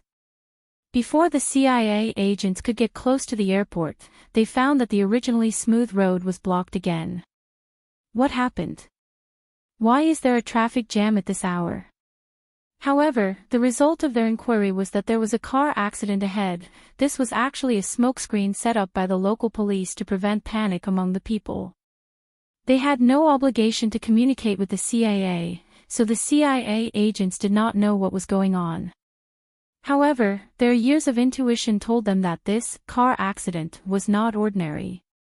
However, there were more and more cars in front of them, and they could not squeeze through even if they wanted to see what was going on. Several police helicopters and CDC medical helicopters whizzed past above their heads. Under the dark blue sky, they flashed red dots of light, like red eyes from crying. They narrowed their eyes and looked up at the sky, feeling that something was wrong. The CDC medical helicopter stopped on the tarmac at Newark International Airport. Many doctors and scientists wearing white protective suits from head to toe got off the helicopter, as well as the anti-chemical soldiers requested by the police from the army, rushed over. They first set up a huge sealed tent to cover the entire flight. The people in the tent were all wearing white protective suits. They were tightly wrapped from head to toe, so no one could recognize each other. Hu Xiaoheng also put on a white protective suit and used a Bluetooth headset to contact Lu Jin. "Where are you?" Lu Jin said calmly, "I'm at the boarding gate." "Where are you?" Hu Xiaoheng looked up in Lu Jin's direction and said, "I'm behind you at 9 o'clock. Don't look back. I'll walk over." Lu Jin nodded and said, "Wait behind me for now. I'm going to assign the mission." He then said to the CDC official, "I suggest that we form a group of 2 and conduct a chemical protection check on all the passengers inside. If there are no problems, leave the plane first and wait at the airport. If there are problems, ship them to the CDC." The CDC official respected the opinions of professionals very much. He quickly nodded and said, "We'll do as you say." Therefore, under the command of the CDC official, all the doctors and scientists in the advanced team were divided into groups and entered the big tent. Hu Xiaoheng followed behind Lu Jin as his assistant. There were many small tents set up inside the big tent for the doctors and scientists to use. Lu Jin led Hu Xiaoheng into the boarding aisle behind the 2 groups of doctors and scientists. At that moment, the cabin was in a mess. Even the 2 CIA agents were lying weakly in their seats, tearing at their chests. They couldn't even speak. The first doctor wearing a chemical protection suit walked in and said to the people inside, "Don't be afraid, everyone. We're the advanced team of the CDC. We're responsible for your safety and rescue. Now, please come out one by one and line up at the door. Follow us down for the inspection. Those who have no signs of infection can leave and stay at a designated hotel for 2 weeks. Those who have already been infected will follow us to the designated hospital of the CDC. Don't worry, anthrax is not an incurable disease." Anthrax? What anthrax? How could it be anthrax? The people in the plane were extremely shocked, and screams rang out one after another. The 2 CIA agents' faces were ashen. They didn't expect that they wouldn't be prepared for biochemical weapons. Hu Xiaoheng looked at these people as if they were facing a formidable enemy and wanted to laugh in his heart. Because those brown powder particles weren't anthrax at all. They were just dust disguised as anthrax powder, but actually had allergens added to them. It looked very similar to anthrax spores powder.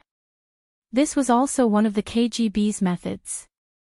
They wouldn't use biochemical weapons. They would only make you think that they had used biochemical weapons, and were fighting psychological warfare. This was because biochemical weapons actually attacked indiscriminately, regardless of friend or foe. The KGB was a group of extremely smart people, and they wouldn't use such a suicidal attack to attack others. The people on the plane didn't know the truth, and even the CIA agents were terrified. They weren't like the KGB. They really thought that the other party was a group of crazy people who knew how to use biochemical weapons. After all, their country's president had once said that a country had weapons of mass destruction and started a war against that country because of a tube of white powder that looked like laundry detergent. Lu Jin followed behind those people into the plane and immediately saw the Huaxia man he was looking for. His gaze fell on the suitcase in the man's hand, and his lips curled slightly. He glanced at it casually, estimated the number of people in the line, and stood behind a doctor. Coincidentally, when the Huaxia man arrived in line, he fell into Lu Jin's hands. Lu Jin led him to his own small tent. The 2 CIA agents wanted to follow, but they were squeezed behind by the other passengers, who angrily scolded them, "Don't cut the line." In the face of life and death, these ordinary passengers were inspired to fight. They were no longer afraid of the 2 CIA agents who had just sealed the cabin door. It was all their fault. Otherwise, how could they have been infected with anthrax? These people pushed and shoved the 2 CIA agents to the back, not allowing them to line up in front. Hu Xiaoheng curled his lips and followed Lu Jin into his small tent. The chain on the Huaxia man's wrist shone black in the incandescent light of the tent. Hu Xiaoheng quietly attacked from behind and supported the man before he fainted. The oxygen in Lu Jin's small tent had long been drained by him. The man would faint in less than a second. After he fainted, Lu Jin calmly gave him a sedative and restored the oxygen in the small tent. He asked Hua Xiaoheng, "Do you know how to open the lockbox?" Although they couldn't unlock the chain on the man's wrist, they could open the box. Hua Xiaoheng smiled and said, "I can try." The corners of Gu Ningji's mouth couldn't help twitching when she saw this scene on the computer screen. Major General Hua was really good at pretending. Was there a lockbox in this world that he couldn't open? Back then, solving passwords was one of his strengths. Therefore, the suitcase opened with a click in Hua Xiaoheng's hand for less than 3 seconds. There was only a small test tube in the huge suitcase, and there were a few strands of hair in the test tube. The hair was very thin and soft, like a baby's fetal hair. Lu Jin's expression turned cold. He looked at the small test tube and felt terrible. Hua Xiaoheng saw that he suddenly stopped moving and quickly tugged at his chemical protective suit. "Hurry up. We don't have much time." Lu Jin came back to his senses and gritted his teeth. He opened his suitcase. There were also rows of test tubes inside. Some of the test tubes were empty, some had blood in them, and some had hair in them. He took out the test tube containing the soft hair from the other party's suitcase. He put on gloves and took out the hair with tweezers, then put it into his own test tube. Then he put the hair in his test tube back into the other party's test tube. Hua Xiaoheng asked in a low voice, "Whose hair did you put back? Who else could it be?" Lu Jin rolled his eyes. "Of course it's the hair of Qin Yaoguang's biological daughter. That's her successful test subject. What about these? Whose hair is this?" Hua Xiaoheng asked as he pointed at the strands of soft hair that Lu Jin had replaced. Lu Jin's eyes flashed with a hint of embarrassment and sorrow. He said in a low voice, "If I'm not wrong, this is Ningji's fetal hair when she was young. I didn't expect her to have it for a long time. This was today's big chapter, 2 chapters in 1, chapter 1807, facing a formidable enemy. A reminder for everyone's monthly votes and recommendation votes. P.S. Thank you, President Gu, for the 50,000 Chidian coins yesterday. Mwah, all the big shots and little angels."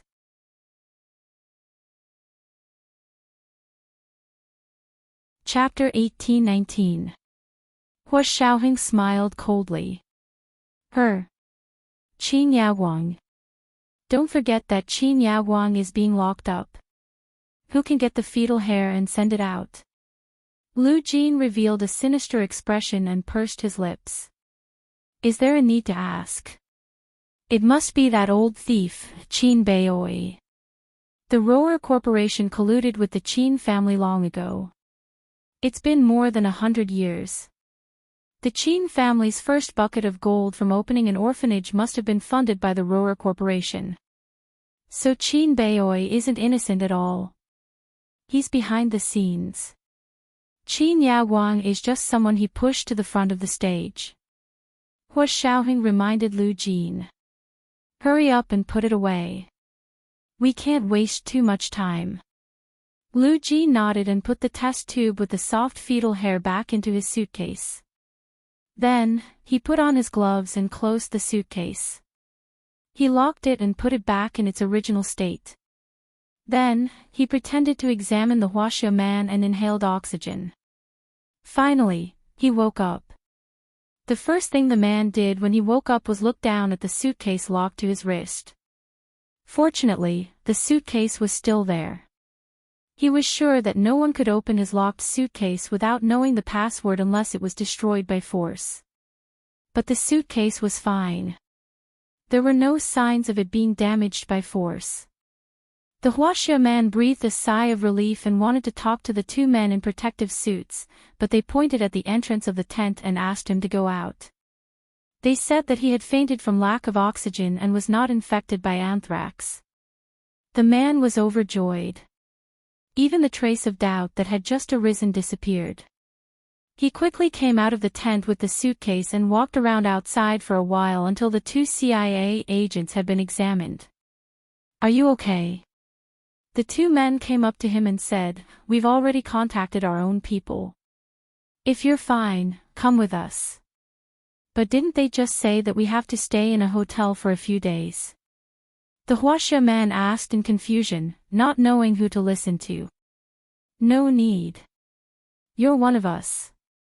Come with us. They don't care. Outside the tent on the plane, the CIA agents finally arrived. The black captain stood in front of the lobby on the first floor of the terminal with a sullen face. When he saw the three of them come out, his expression eased slightly. The three of them seemed to be fine, and he would not let them stay in the hotel arranged by the CDC. It took him a lot of effort to convince the local police to let them in. "Mr. Wasim." Two CIB agents walked over excitedly. "You're finally here. What's with this plane? Is someone targeting us?" The black captain grinned and asked, "What about you guys? Did everything go well? Is his box all right?" The Huaxia man's English wasn't bad. He quickly raised the box connected to his wrist and said, "It's here. Everything is going smoothly." The African-American captain's heart finally calmed down. It's good that everything went smoothly. He patted the man's shoulder. "Let's go. Get in the car." He was in a hurry to bring the things back to report. This mission was really too strange. Everyone felt that this experience was targeted at them, but they didn't have any evidence against them. Everything seemed to be a sudden accident, not a well-planned trap. They got into the car with a belly full of doubts. They only wanted to quickly hand over the contents of the suitcase to the scientists of the LoveLore Corporation. The key to open the suitcase chain had already been mailed and was in LoveLore's hands. Only he could undo the chain and take the suitcase away. Inside the small tent, Lu Jin pretended to check a few more people. All of them were uninfected. After the entire plane was checked, Lu Jin followed the doctors and scientists of the CDC advance team back to New York City in a helicopter. He was now a doctor at a large hospital. After getting off from Manhattan, he circled the city a few times before calling a taxi back to his high-end penthouse apartment in Central Park. He pushed open the door and saw that Lu Yuan had returned. He was sitting on the sofa alone and had already fallen asleep. Lu Jin closed the door gently, worried that he would wake Lu Yuan up. He looked around but didn't see Gu Nianji. When he found the computer room, he saw her lying on the computer desk alone, sleeping soundly. Lu Jin looked at his watch. It was almost midnight. No wonder none of them could take it anymore. Lu Jin didn't disturb her. He gently covered her with a blanket and went to the laboratory alone to verify the DNA of the thin, soft fetal hair. Hu Xiaoheng came back half an hour later than him. He pushed the door open and saw Lu Yuan sleeping on the sofa for the first time. His mood immediately relaxed. He went to the guest room to find a blanket and put it on Lu Yuan. Then he went to the computer room to see Gu Nianji. Seeing that she was sleeping on the computer desk with a flushed face, he quickly touched her forehead to make sure she didn't have a fever. Then he carried her back to the bedroom to sleep with the blanket. After settling Gu Nianji down, Hu Xiaoheng went to take a shower and went to the kitchen to make some breakfast. He then knocked on the door of Lu Jin's lab and said, "Uncle Lu, it's time for breakfast." Lu Jin had been concentrating on the experiment and wearing soundproof headphones. His lab door was also soundproof, so he didn't hear Hu Xiaoheng's voice at all. Hu Xiaoheng knocked on the door for a while and saw that there was no movement inside. He guessed that Lu Jin might not have heard him, so he took out his phone and sent him a text message to ask him to come out for breakfast when he was free. Lu Jin's phone was turned off when he was doing the experiment, so he didn't see the text message until noon, when the DNA test results were all out. His stomach was so hungry that it was about to rebel. He rushed out of the lab and shouted, "Where's breakfast? Where's breakfast? I'm so hungry I can eat a cow." In the dining room, Lu Yuan, Hu Xiaoheng, and Gu Nianji looked up at him. Lu Yuan poured himself a glass of water unhurriedly and said, "Breakfast. Look at what time it is." Lu Jin hadn't slept all night, and dark circles had appeared under his eyes. He rubbed his eyes and raised his wrist to look at it.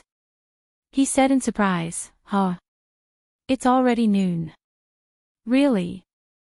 Okay, lunch is fine." "Where's lunch?"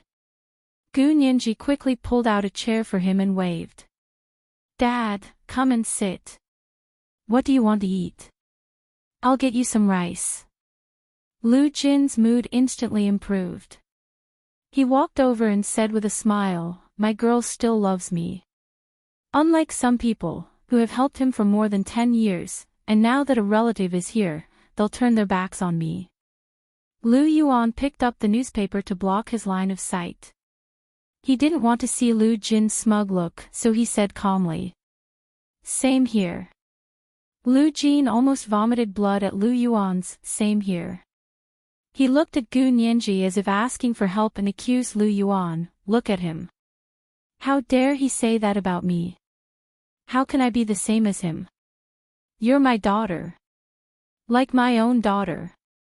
He was saying that Hu Xiaoheng was just a nephew and didn't have a daughter. Gu Nianji looked at Lu Jin speechlessly and said with a headache, "Dad, can we not argue with President Lu all day long? President Lu has a good temper, but even a clay figurine has a bad temper. If you continue to be like this, how are we going to eat in the future?" The corners of Hu Xiaoheng's mouth twitched. He looked at Lu Yuan and understood what the other party was thinking.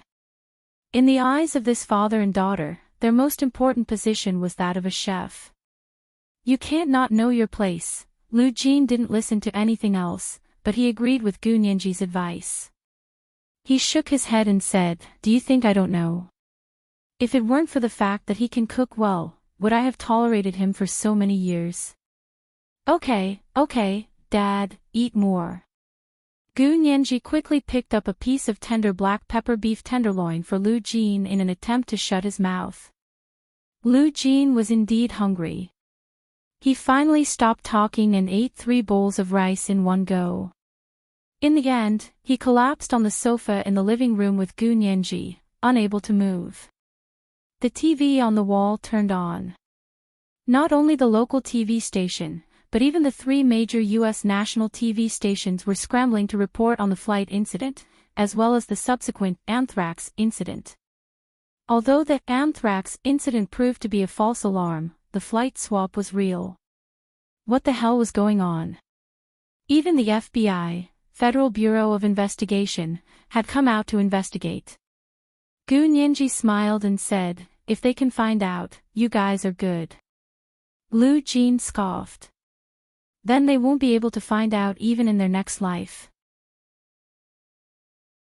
After Hu Xiaoheng and Lu Yuan exchanged information in the kitchen, they came out and asked Lu Jin, "Uncle Lu, have you finished testing the DNA on that hair?" The smile on Lu Jin's face disappeared. He looked at Gu Nianji at a loss and lowered his head. Like a child who had done something wrong, he said in a low voice, "I've tested it. It's Nianji's DNA, but it's her DNA when she was born. It hasn't evolved yet, so it doesn't have the current repair function. So even if Qin Yaoguang still had a trick up her sleeve, she wouldn't be able to find the real problem." Gu Nianji was able to move now. She sat up straight in surprise. "My DNA when I was born. What did she leave? Umbilical cord blood? Or fetal hair?" "Fetal hair." Gu Nianji stood up with interest. "Can you show it to me? I haven't seen my own fetal hair yet." Lu Jin immediately agreed and took her to see her own fetal hair. In the living room, Hu Xiaoheng crossed his arms and stretched his long legs.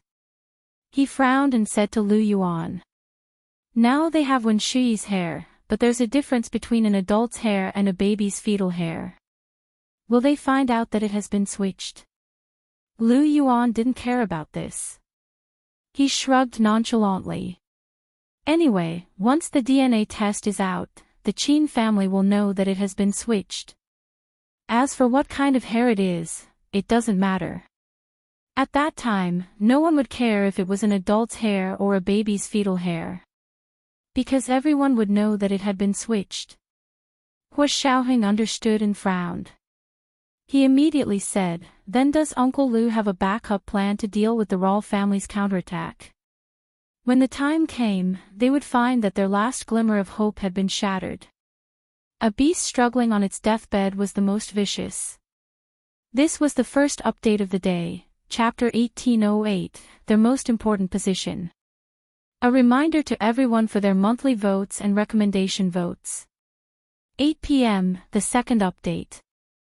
Moi, all the big shots and little angels.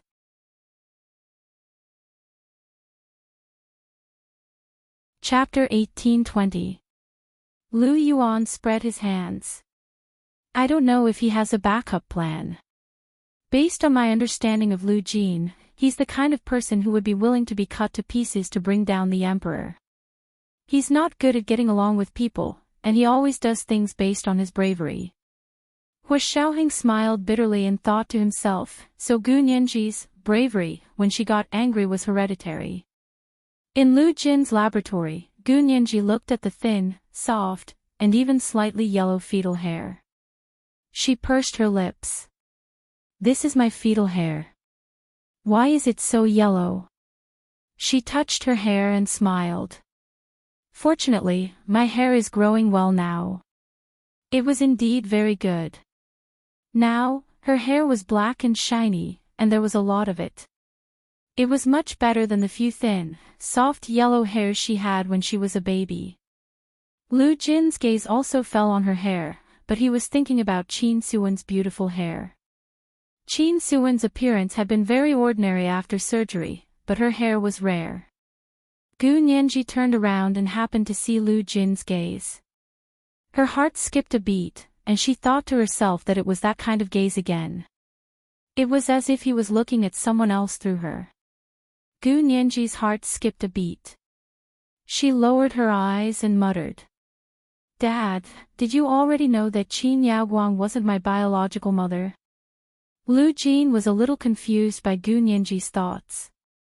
His gaze fell on her and he didn't react for a moment. He subconsciously said, I know. Gu Nianji immediately looked up and said hopefully, then who is my biological mother?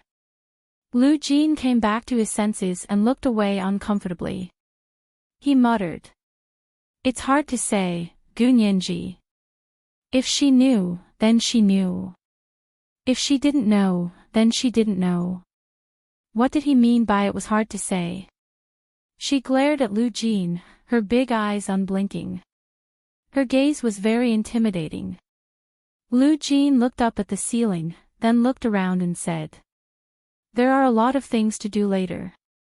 I'll go ask Boss Lu what to do. He turned around and left the laboratory almost as if he was fleeing. Gu Nianji looked at Lu Jin's fleeing figure and was so angry that she laughed. Lu Jin came out of the laboratory first and returned to the living room.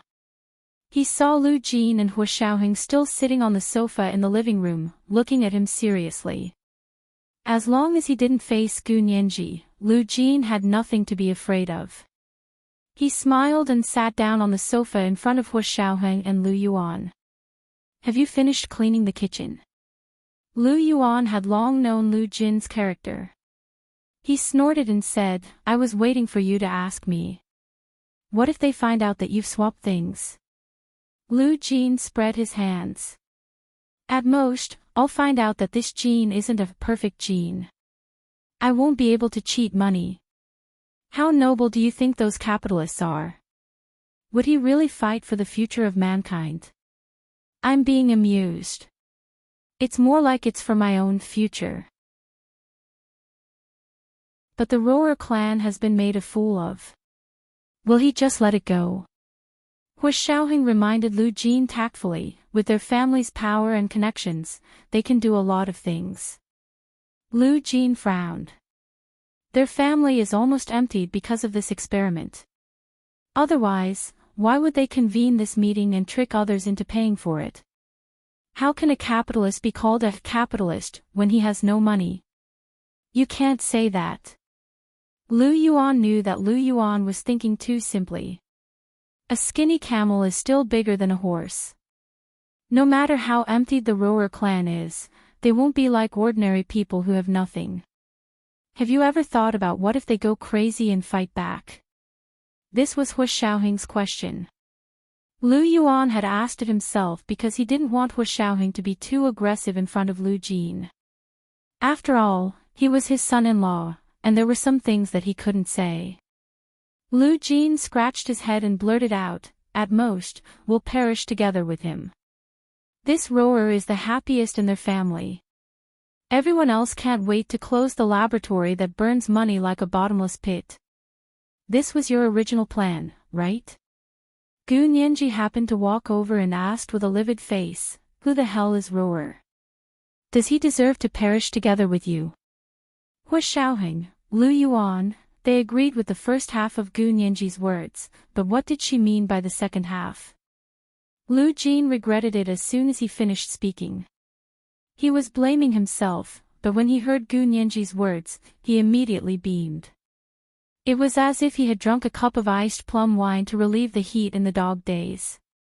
His entire body relaxed as he nodded repeatedly and said, "Yes, yes, yes. How can he deserve to perish together with me? I have to find a better target."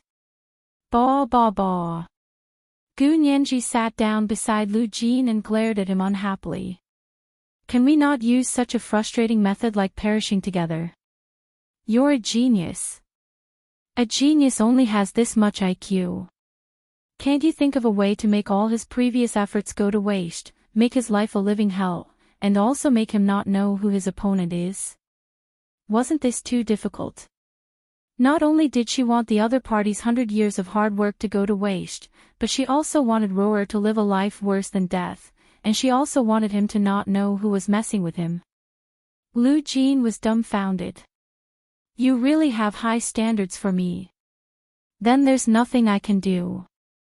Gu Nianji nodded matter-of-factly. She put one compliment after another on Lu Jin's head as if it was free. She smiled and said, "My father is smart and powerful. Isn't it a piece of cake for him to deal with a rich man like Lolo who relies on money?" Lu Jin threw his head back and laughed out loud. After laughing enough, he said, "Now you know that Dad is still the best, right? But..." He changed the topic and looked at Hu Xiaoheng and Lu Yuan. He smiled and said, "Although I have a high IQ, I'm not very good at scheming. This kind of scheming should be left to the professionals. For example, these two professional scheming players on the other side will definitely be able to think of a way to make all his previous efforts go to waste, make his life a living hell, and also make him not know who his opponent is." Lu Yuan couldn't help but point out, "In short, you just don't have a backup plan. You were planning to perish together with the DNA sample, weren't you?" Lu Jin's original plan had been exposed. He rubbed his nose awkwardly and chuckled. "Not at all, not at all. Look, didn't I escape unscathed?" The corners of Gu Nianji's eyes twitched. "Without President Lu and Major General Hu, you still want to escape unscathed? Dad, you can forget about it." Lu Jin wasn't angry at Gu Nianji's retort at all. Instead, he looked at her fawningly and said, "Isn't Dad right here? Let's not talk about the past. I still have to take you down the red carpet and see my girl get married with my own eyes, and a baby. Are you really not going to have a baby?" Gu Nianji was both angry and amused. He even knew how to change the topic. "Look at what he's capable of." Lu Yuan couldn't take it anymore and said, "There's no time to lose. Rower should be coming up with results soon." Lu Jin immediately retorted, "Impossible. With their scientific research ability and experimental equipment, it'll take at least a month for the results to come out." Because the other party didn't want to verify who the DNA in the hair belonged to, but to verify whether the DNA in the hair was the perfect gene. There would be a lot of experiments to be done. Hu Hu Xiaoheng and Lu Yuan looked at each other and told him what they had just discussed. Uncle Lu, can we use this month's time difference to do something? This was today's second update, Chapter 1809, look at what he's capable of. A reminder to everyone for their monthly votes and recommendation votes. Mwah, all the big shots and little angels.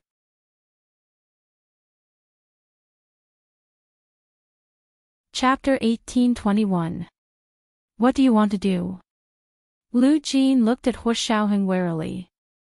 Do you want to kill Lorraine? If you want, I can help you design a plan.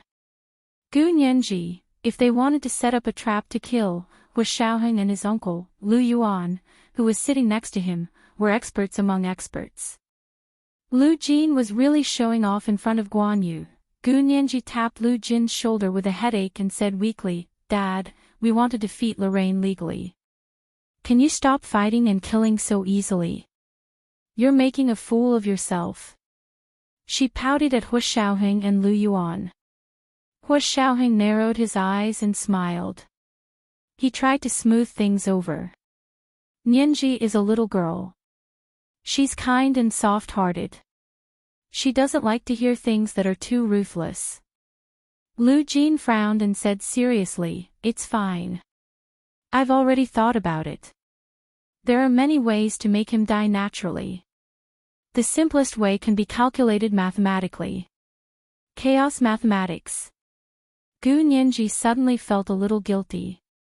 She quickly changed the topic and said randomly, Dad, you said at that closed-door round-table meeting that the Lorraine family seemed to be short of money. That's why they asked you to invest. Lu Jin blinked. He was not used to Gu Nianji's sudden change of topic, but he still nodded and said, Yes, I'm guessing that there's something wrong with their family's financial situation. Originally, they were planning to take the lead in gene medicine and gene technology and make a lot of money. In the end, it's been more than 100 years and there's still no results. No matter how rich a family is, they can't afford such an investment. That's good. Gu Nianji had an idea. She clasped her palms together and said, Since they're already unable to make ends meet, we might as well start with the stock market, drain their trust fund, collapse their family business, and make them penniless. Let's see how you're going to use money to smash people and chase after her genes. Gu Nianji smiled like a little fox. Lu Jin, Lu Yuan, and Hu Xiaoheng looked at each other. Holy **T. That was too ruthless. What were these rich capitalists most afraid of? It wasn't death, but lack of money. If they could be squeezed dry, then they wouldn't be able to continue supporting the laboratories around the world. Of course, they wouldn't be able to stir up trouble. Lu Yuan glanced sideways at Hu Xiaoheng and teased, Is this your kind and soft-hearted little girl? Look at this method, it's like taking drastic measures from under the cauldron without shedding a drop of blood. He's trying to send Lorraine's family to the 18th level of hell. Hu Xiaoheng calmly rubbed his nose and said with a smile, President Lu, you flatter her. She's still young, so don't praise her too much. She'll become arrogant. Am I praising you? Lu Yuan laughed at Hu Xiaoheng's shamelessness and nodded with his hand. Good, good, good. No wonder Nianji can grow up like this. You've contributed a lot. It's all because Nianji is smart and capable. I'm just giving her good guidance, Hu Xiaoheng said seriously. Normally, he wouldn't say such meaningless words. In his opinion, arguing with others was only a momentary pleasure and a pure waste of time. But when it came to a war of words, a single sentence from him could choke someone to death. Lu Yuan felt a little stifled. Lu Jin had also turned the corner. The more he thought about it, the more excited he became. He said, Let's do that. There's still a month's time. If I don't squeeze oil out of all the stones in Lorraine's house, my surname isn't Lu. Here he goes again. Gu Nianji rubbed her forehead and smiled bitterly. Dad, your surname isn't Lu to begin with. Have you forgotten what my surname is? Lou Jean, he chuckled. Girl, what does it matter? Anyway, neither of us is surnamed Lou. I'm just swearing in the name of Lou. If anything bad happens, it won't fall on our heads. Gu Nianji, that sounded so reasonable that she couldn't refute it. After deciding on a plan to take drastic measures, they began to do their jobs. Hu Xiaoheng and Lu Yuan monitored the movements of Lorraine and his New York laboratory respectively. Gu Nianji and Lu Jin, on the other hand, were stirring up trouble on social media, while the other was accumulating momentum in the stock market. That day, Gu Nianji registered a temporary account on Twitter and posted 2 screenshots. Lorraine had been riding the crest of success for the past few days, and he even walked with the wind. The plan that their family had been planning for over 100 years was finally about to become a reality in his generation. The DNA sample that was closest to the perfect gene sent from Huaxia was being verified in the laboratory in New York. According to the scientists involved, the situation was unexpectedly good, which made them very excited. That evening, the rosy setting sun dyed Manhattan a gorgeous rose color. He hummed as he returned to his mansion on the Upper East Side of Manhattan. When he entered, he saw a few long-lost guests sitting in his living room. Why are you all here together? Among these people were middle-aged people about his age, and there were also a few old people who looked to be in their 70s or 80s, but they were not so old that they could not walk. They frowned at him and said, "You're still happy. What did you do today?" Lorraine had been in the laboratory all day watching the scientists do their experiments, so he had no time to pay attention to anything else. He smiled as he took off his coat and handed it to the British butler who was coming towards him. He said casually, "What's wrong?" "I've been in the laboratory for the past few days." "You went to the laboratory?" An old man chuckled and said in a strange voice, "No wonder you wanted to be a scientist, so you gave up the position of chairman. You didn't even care about it. No wonder you didn't know about such a big event in the stock market today." "What's the big deal about the stock market?" Lorraine said disapprovingly, "It's just up and down anyway. We've been holding the stock for a long time, so there's no need to get angry over a temporary rise and fall in the stock price." After saying that, he felt strange again. Everyone here is a big shot who has been in the stock market for many years. Why are you here today to question me about the stock market? Everyone looked at each other. At that moment, they were sure that Lorraine still did not know what was going on. A middle-aged man took out his phone and handed it to him. "You didn't look at Twitter today, did you?" "I don't like social media." Lorraine was a little unhappy. "What exactly do you want?" "Don't waste my time." "See for yourself," an old man shouted. His face and neck were already red. Lorraine reluctantly looked at the middle-aged man's phone. It turned out that it was the trending topic of the day on Twitter. Hashtag the famous Lorraine family, are they philanthropists, or are they wolves in human skin? Hashtag there were 2 screenshots below. The screenshot on the left showed the percentage of accidental and premature deaths of orphans in the orphanages funded by the Lorraines all over the world. The screenshot on the right showed the percentage of accidental and premature deaths of orphans in the orphanages funded by the Lorraines. It was obvious that the percentage of accidental and premature deaths of orphans in the orphanages funded by the Lorraines on the left was 10 times or even 100 times higher than in ordinary orphanages. As soon as these 2 screenshots were posted, Twitter immediately exploded. Many people began to repost and like the post. Later, the female celebrity who liked to adopt orphans also reposted it with a big question mark. This was a big deal. The female celebrity was very popular on Twitter and was also a charity ambassador for the United Nations. As soon as she reposted it, not only did her fans repost it, but even the politicians who were her fans joined in with the repost and the question mark. In the screenshot of the orphanages funded by the Lorraines, the specific locations of all the orphanages were marked, including, of course, the countries. For a moment, Twitter users all over the world were in an uproar. In this era where self-media was flourishing all over the world, it was no longer possible to suppress the spread of news by bribing large mainstream media outlets with money. Many streamers and self-media operators who were trying their best to become famous followed the addresses provided in the screenshot and found the addresses of the orphanages.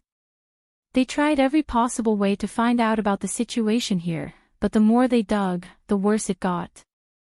These people actually dug out some chilling inside information. For example, after they bribed the management of the orphanage with some money, they got some inside information. Why did the percentage of accidental and premature deaths of orphans in this orphanage was higher than in other orphanages? It was because the orphans all went to the laboratory designated by the sponsor, the Lorraines, for a physical examination. Each physical examination took about a week, and after these orphans came back, there would always be a few who fell sick. Life in the orphanage was not as good as that of the families outside where parents personally took care of them. Moreover, most of these orphans had congenital defects, so it was very easy for them to die from a single cold. Now the question was, what kind of physical examination would take a week? A Twitter user from a small village in Southeast Asia posted, "We have an orphanage funded by the Lorraines here. Ever since it came into existence, we no longer see any stray children here. Do you know where they all go?" After entering the orphanage funded by the Lorraines, only 2/3 of them lived to adulthood. In modern society, even if one begged on the streets, the mortality rate would not be so high. After this Twitter account was posted, it set off a worldwide craze for exploring the orphanage funded by the Lorraines. Similarly, for the originally inconspicuous orphanages scattered around the world, even if more than half of the orphans did not live to adulthood, no one would pay special attention to them. But when these phenomena were looked at together, it was extremely frightening. The uproar on Twitter grew louder and louder, and the police all over the world began to investigate. Lorraine had been extremely busy lately. He ordered the laboratories scattered around the world to quickly stop their experiments, destroy all the experimental samples that had not been sent back to the United States, and withdraw the personnel. He also stopped funding the orphanages around the world. But he alone, or rather, the power of his family, could not fight against the power of the world's netizens. The Lorraine family's nearly century-old charity business not only suffered the heaviest blow to its reputation, but it also faced criminal and civil lawsuits from all over the world. The Lorraine Group's stock price plummeted in the stock market. When the two screenshots were posted on the first day, the Lorraine family's stock was smashed like crazy. A short seller appeared out of nowhere and used 10 times the leverage to short the Lorraine Group's stock. For the benefit of the family business, the trader of the Lorraine family's trust fund wanted to take advantage of the low price.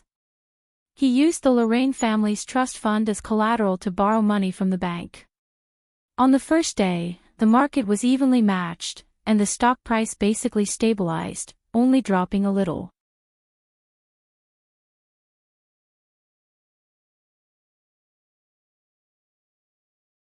Chapter 1822. After sending off the 100 or so people with great difficulty, Lorraine sat alone in his room and closed his eyes to rest. Too many things had happened recently, so many that even a seasoned man like him had almost failed. Fortunately, he still had other tricks up his sleeve other than the perfect genes. If a tiger didn't show its might, people would think he was a sick cat. A vicious look flashed across Lorraine's eyes. He picked up the landline in his study and dialed the Huaxia Empire's number. "Who does the sample you sent belong to?" Lorraine narrowed his eyes and tried his best to ask in a relaxed tone. The person who answered the phone from the Huaxia Empire sounded a bit old. After confirming Lorraine's identity, the person didn't answer directly. Instead, he smiled and said, "Mr. Lorraine, are you done with the verification? We've done what you asked us to do. When will you do what we want you to do?" The person who answered the phone was Qin Bei. He was playing with two walnuts the size of a child's fist in his hands. They were so tightly coiled that they were about to bleed. Lorraine was a bit impatient, but he was concerned that the Qin family was their only business partner in the Huaxia Empire, so he said patiently, as long as the results are out, of course I'll help you get Madame Qin Yaoguang out. I just want to know, who does this DNA sample belong to? He was no longer satisfied with a small sample. Now that the Lorraine family was in a difficult situation, he desperately wanted to get his hands on the whole person, not just a few genetic samples. That would be more shocking and convincing. Qin Bei was old and shrewd. He said slyly, "You'll have to ask my daughter, Qin Yaoguang. She did so many experiments to get this set of perfect genes. If she doesn't tell us, none of us will know. You also know that this kind of experiment is highly confidential. Even the lab staff might not know what's going on, let alone an old man like me who doesn't know anything." Lorraine was so angry that he almost vomited blood. He slammed the table and shouted, "You better not be lying to me. Otherwise, I'll teach you a lesson." Lorraine threw the phone away after speaking and covered his face with his hands on the table. In a large residence in the Huaxia Empire's Z city, Wen Shiyi sat next to Qin Bei and asked carefully, "What about the Lorraine family? I heard that the things that their family has done have been exposed in Europe and the United States. The netizens on Twitter are now trolling them. The LoveLore Group stock has plummeted. Will it affect our family?" Qin Bei closed his eyes and lightly tapped his fingers on the chair. He said lightly, "The Rohrer family funded our family's orphanage over 100 years ago, but that was only the initial funds. It wasn't much, and it has always been small." Wen Shiyi nodded. "My mother told me a little about what happened back then. She said that at the time, the Qin orphanage was only responsible for providing materials for the LoveLore Group's laboratory in the country. Later, after the founding of the People's Republic of China, the foreign laboratories couldn't stay any longer and were ordered to close down. All the foreign scientists were chased out, and our Qin family began to build our own laboratory." "That's right. If it weren't for those people being chased away, our Qin family wouldn't have developed so much." Qin Bei opened his eyes and said proudly, "You're Yaoguang's biological daughter, which means you're my biological granddaughter. I can tell you that I've already returned the initial capital that the LoveLore Group gave us with interest. Now, our two families are in a cooperative relationship, not a superior-subordinate relationship, and definitely not a shareholder and employee relationship." "Is that so?" Wen Shiyi's eyes curved into crescents as she propped up her face with one hand. "Grandfather, you're the best. You knew to buy the land here in advance. Otherwise, it wouldn't feel good to be controlled by others." Speaking of the land in Z City, the land that had truly allowed the Qin family to enter the upper class of society, Qin Bei's expression became a little unnatural. He sighed. "Actually, we should still thank the LoveLore family. After the situation in the country stabilized, the head of the LoveLore family, who is now LoveLore's father, came to our country with the United Nations Population Fund for a visit. That's how we got in touch." The external connection that had been disconnected for a full 20 years was finally re-established. However, due to the special circumstances of the Huaxia Empire, it was not easy for foreign funds to be transferred directly to the domestic account. Thus, they used other methods to help the Qin family. Remember, we didn't take a single cent from them. We made our fortune on our own. We don't owe them anything. We're in a cooperative relationship." Qin Bei recalled the events of the past and repeatedly emphasized this point to Wen Shiyi to brainwash himself. Wen Shiyi smiled. "That's for sure. The ones who pay are the bosses. Since we didn't take their money, they can't boss us around." She then sighed and said, "I just want to do my part and help my mother regain her freedom as soon as possible. You helping us manage the Qin private hospital group will be the greatest help you can give us. As for your mother, I'll make sure they have no choice but to personally send her abroad." A trace of coldness flashed across Qin Bei's eyes. In the LoveLore family's mansion in New York City, LoveLore looked at the documents in front of him and said to the tall, blonde, and handsome man in front of him, "Reinitz, are you sure this DNA sample came from one of these two people?" The man in front of him was well-built and had incomparably toned muscles. His back was facing the sunlight from the window of the study, and his pale skin was flawless. Reinitz wore a fitted suit, but the muscles on his arms were knotted and his shoulders were broad. His waist suddenly contracted, revealing a perfect inverted triangle that had the physical beauty of an ancient Greek sculpture. He had a cigarette in his mouth. His nose was high and his eyes were deep. He had blonde hair and blue eyes, and his two black eyebrows were very neatly shaped as if they had been measured with a ruler. His eyes were exceptionally beautiful. He squinted and exhaled a puff of white smoke. There was a careless indifference and calmness to him, as if he was thousands of mountains and rivers away, but also as if he was close at hand. His facial features were the typical Germanic beauty. There was a small groove on his chin, and when he was expressionless, he had a religious asceticism that was a strong contrast to his aggressive figure. Reinitz flicked the cigarette ash in his hand and said in standard Hanoverian German, "According to our investigation, it can only be one of these two people." He pointed to the information on the left. The first one is called Wen Shui. She was the first fertilized egg that Qin Yaoguang successfully made with gene editing. She grew up in the Qin orphanage. He pointed to the information on the right. The second one is called Gu Nianji. She was a fertilized egg that Qin Yaoguang edited with her experimental partner, Gu Xiangwen, after her gene editing technology matured. We used to think that she was her biological daughter, but the recent lawsuit in Huaxia Empire showed that Gu Nianji wasn't Qin Yaoguang's biological daughter. Her biological mother is still a mystery, so I tend to think that Gu Nianji is the most likely. This was the second update of the day, Chapter 1811, The Most Likely. A reminder to everyone for their monthly votes and recommendation votes. Moi, everyone, little angels.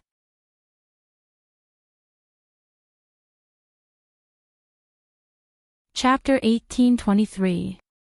LoveLore looked at the two photos for a long time and said with a frown, "Didn't you get a DNA sample from them? Can't you just do an experiment and compare them?" Reinitz smiled faintly and bowed slightly. "If it was that easy, you wouldn't have spent so much money to hire the Federal Intelligence Agency." The Federal Intelligence Agency that Reinitz worked for was Germany's intelligence agency. This agency was very low-key, at least not as famous as the CIA, Central Intelligence Agency, or the Soviet Union's KGB. However, the agency's predecessor was the famous Gestapo. Back when the Gestapo was wreaking havoc in Europe, the CIA and the Soviet Union's KGB hadn't even been established yet. Therefore, these intelligence agencies were inextricably linked to the German Gestapo.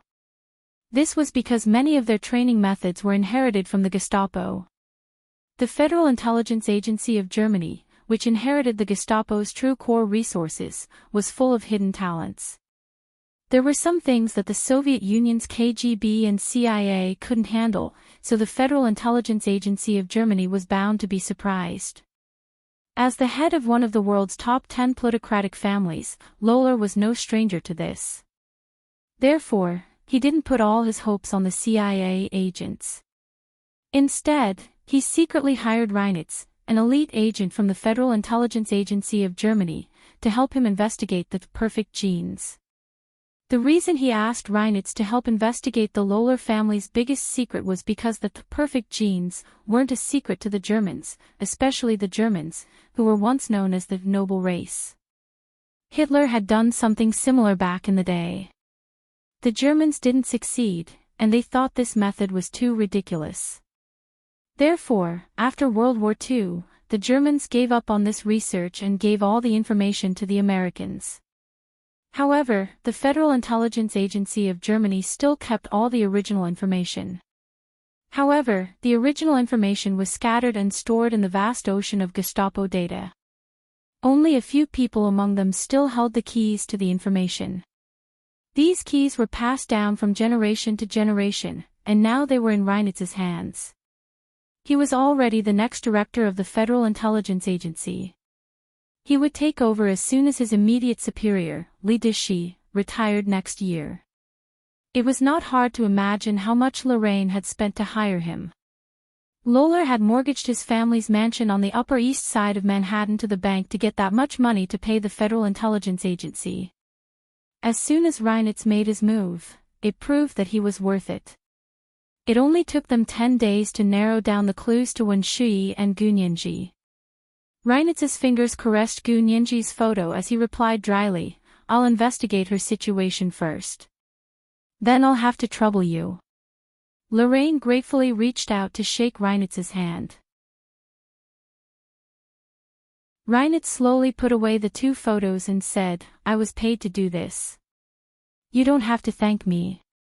Lore. After leaving LoveLore's mansion on the Upper East Side of Manhattan, Reinitz sat in the back seat of a low-key black Mercedes-Benz and said expressionlessly to the driver in front, "Drive to the Central Park Mansion district." The car window slowly rolled up, blocking the view of the people around. There were a few people sitting in the car, all of whom were his subordinates. "Boss, what's our next step?" "To visit an old friend," Reinitz said calmly. The Rolls-Ford family used to be the oldest and most mysterious aristocratic family in Europe, but it was said that all of them had congenital diseases and didn't live long. Hundreds of years had passed, and almost everyone in the family had died. The only remaining heir was the 7th-generation grandson, von Rolls-Ford.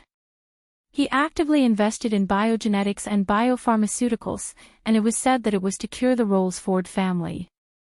When Reinitz was in Europe, he had met this Mr. von Rolster once. This time, he was in the United States to help the Lorraine family, and he wanted to visit Mr. Rolls-Ford again to hear his opinion on the matter. There were only 5 blocks between Lorraine's mansion and the Central Park Mansion district, which was less than 0.2 miles away. It was as convenient as going next door. Reinitz had just looked up from the photo when he suddenly saw a young girl's smiling face flash by outside the car. His mind instantly buzzed, and his entire body boiled.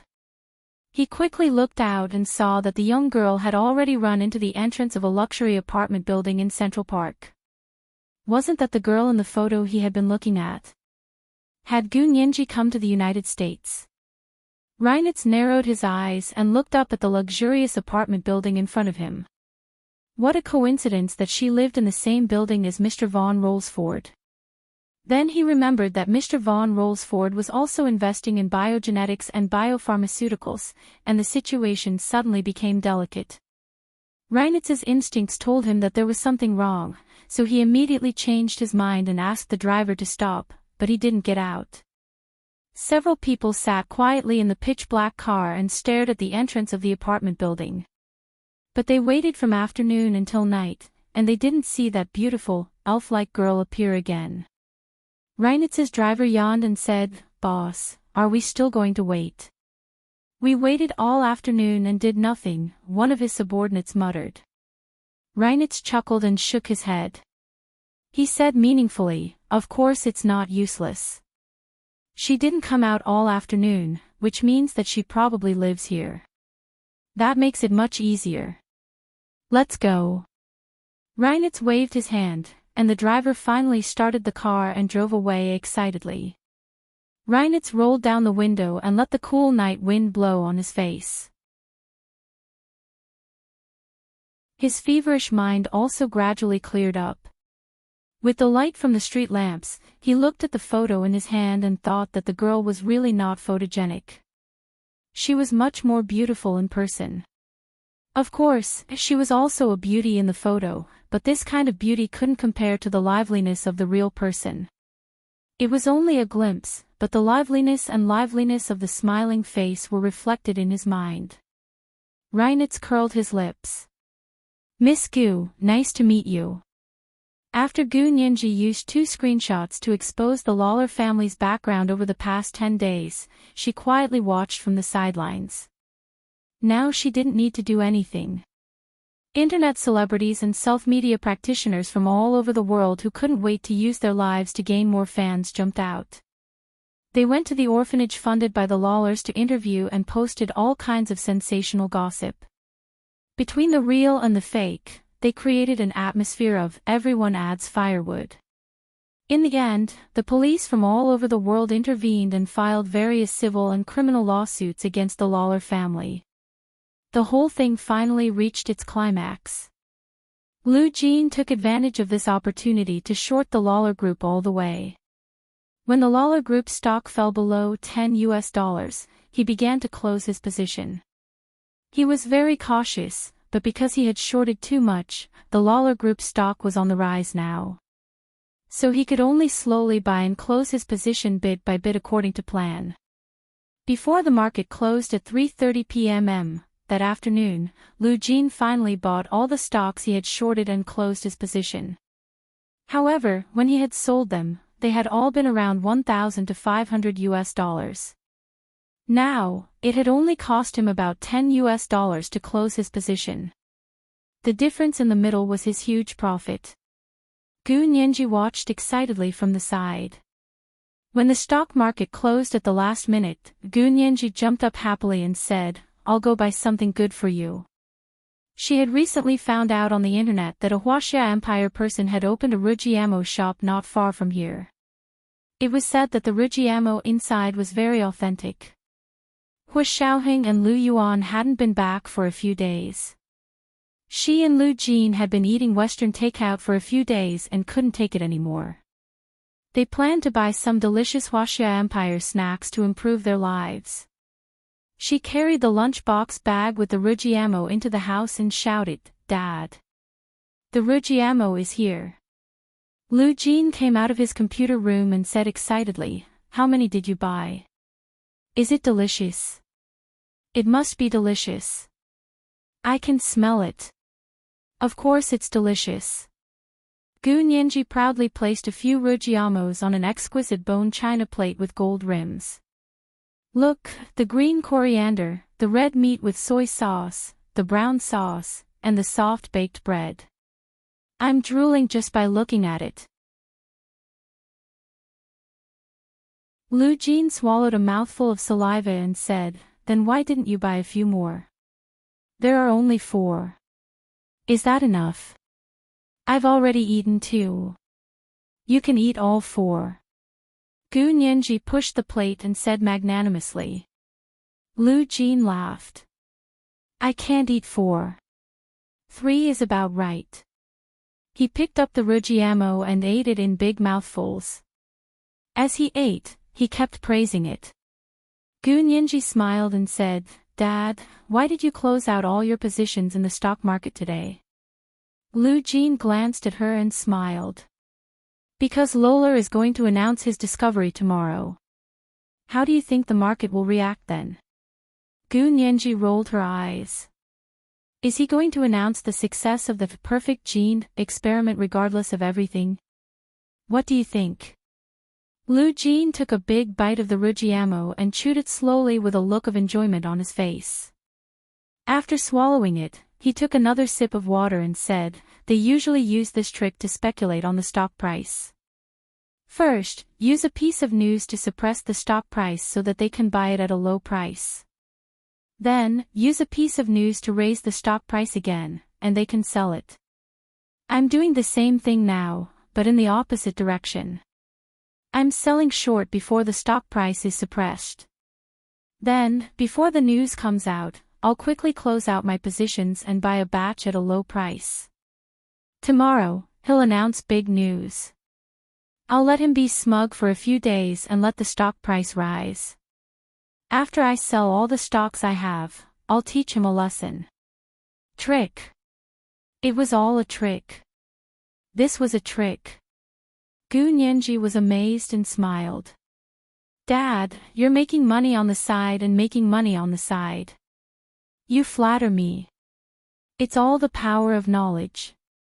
Lu Jin winked at her, and the father and daughter smiled tacitly. At that moment, the door of the apartment was suddenly pushed open. It was Hu Xiaoheng. His expression was extremely serious as he said, "Hurry up and get CEO Lu back." LoveLore hired Reinitz as a helper. He seems to have found out about Ninji. This was the first update of the day, Chapter 1812, a bloody case caused by a Rugiamo. Remind everyone of the monthly votes and recommendation votes. 8 p.m., the second update. Moi, all the big shots and little angels.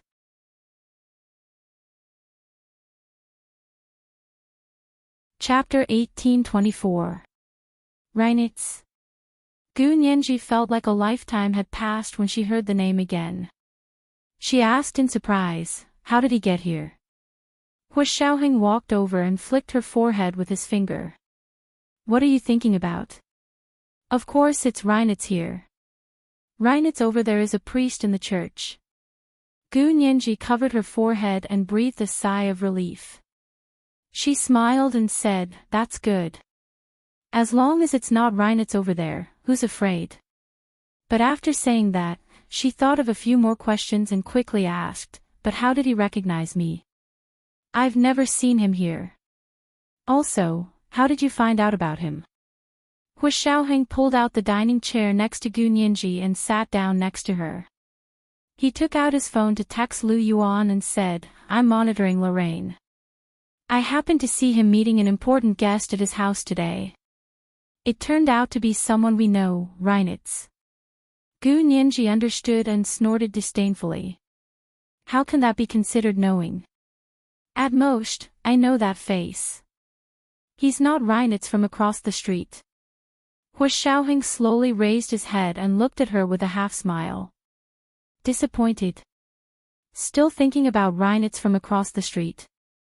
Gu Nianji was speechless. She widened her eyes and said, "How am I disappointed? You're so weird." Lu Jin interrupted and asked, "Is Reinitz very powerful? You two look like you're facing a formidable enemy." Gu Nianji turned to look at him and said with lingering fear, "Do you remember the chase I told you about in the Alps over there? Then I fell into Reinitz's trap." She remembered that incident, but she smiled again and beamed with joy. "But they didn't get off easy either. I seized the opportunity to hack into their department's intranet and sent all their information to our people." "So it's him." Lu Jin nodded repeatedly and asked Hu Xiaoheng, "So this Reinitz here is also an intelligence work?"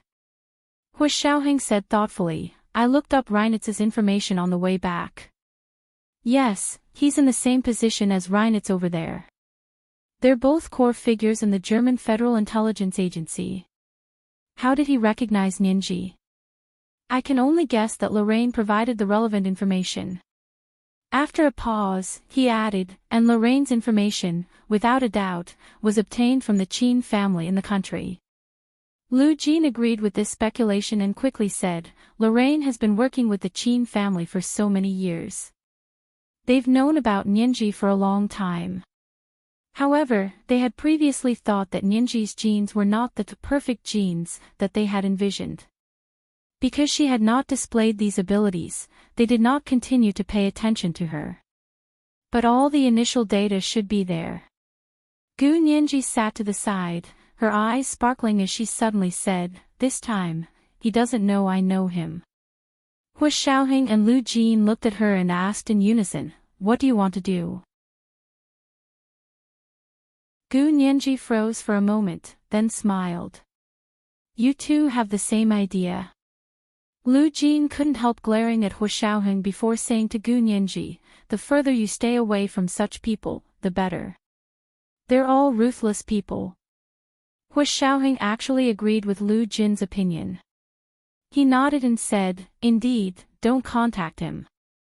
She had only said one sentence, and the two of them had actually guessed what she was going to do. Gu Nianji twisted her earlobe awkwardly and avoided the topic. She giggled and said, "Actually, I just want to make use of the trash. Maybe there will be more surprises. Besides, he's already recognized me. What's the point of avoiding him? It'll only make him more aggressive in pursuing me. It's better to play along and pretend that I don't know about this and see what he'll do next." Lu Jin and Hu Xiaoheng looked at each other, as if they were both thinking about the feasibility of this matter. However, after thinking about it, they still shook their heads and refused. No, you don't have to do it. Hu Xiaoheng immediately suggested, no, let Nianji return to the country first. There's young master he in the country, and the protection provided is more complete. Gu Nianji saw that Hu Xiaoheng was no longer afraid of He Jichu. She glanced at him in surprise, but quickly understood Hu Xiaoheng's intentions. He Jichu was almost certain to be her half-brother, especially since both He Jichu and she knew about this, so He Jichu was no longer her love rival. Since he wasn't a love rival, and might even be a future relative, of course he was happy to be generous. Gu Nianji pursed her lips speechlessly and refused, I'm not going back alone. I want to be with you guys. Lu Jin also wanted Gu Nianji to return to the country now. It would be safer than staying in the United States. However, Gu Nianji refused. When she made an aggrieved expression, he immediately raised the white flag and surrendered. Okay, I won't go back, I won't go back. Daddy has money now and can protect you. Lu Jin pretended to be a rich, nouveau riche and waved his right hand in front of him. Gu Nianji giggled and hugged Lu Jin's left arm. She said sweetly, Daddy is the best. Daddy, I love you. Lu Jin suddenly felt like he was about to float into the sky. He was so dizzy that he couldn't hear Gu Nianji clearly. Anyway, he agreed with everything she said and said it was okay. Hu Xiaoheng rubbed his temples. He had never wanted Lu Yuan to come back as much as he did now. Half an hour later, Lu Yuan really came back. When Lu Jin saw him, he stood up happily and said, That's great. Boss Lu, you're really back. You don't have to eat Western food tonight. Lu Yuan, Gu Nianji was also quite happy, but she wasn't as straightforward as Lu Jin. She only said implicitly, the Huaxia food in the United States is really terrible. It's even worse than Western food. But it's fine to eat Western food occasionally, but it's also nauseating if you eat too much. Hu Xiaoheng and Lu Yuan were already used to it. Lu Yuan didn't mind. He smiled generously and said, People who have just come to the United States from China won't be able to adapt to the taste of most of the Huaxia food in the United States. There are some Huaxia restaurants in California that are fine, but they are rare and can be ignored. That's right, that's right. Gu Nianji's eyes almost look like a lackey. I suspect that the Huaxia dishes that are sold out are all made of boiled water. They taste terrible. President Lu, even if you open a Huaxia restaurant, you'll still make a lot of money. Lu Jin said proudly, I've suggested it many times, but Boss Lu just won't listen. It was getting more and more ridiculous. Hu Xiaoheng didn't call him back to cook dinner for the two of them, did he?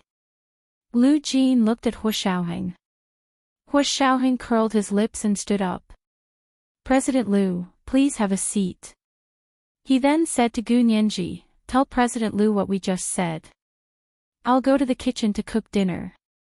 Gu Nianji's eyes almost sparkled when she heard that there would be delicious food for dinner.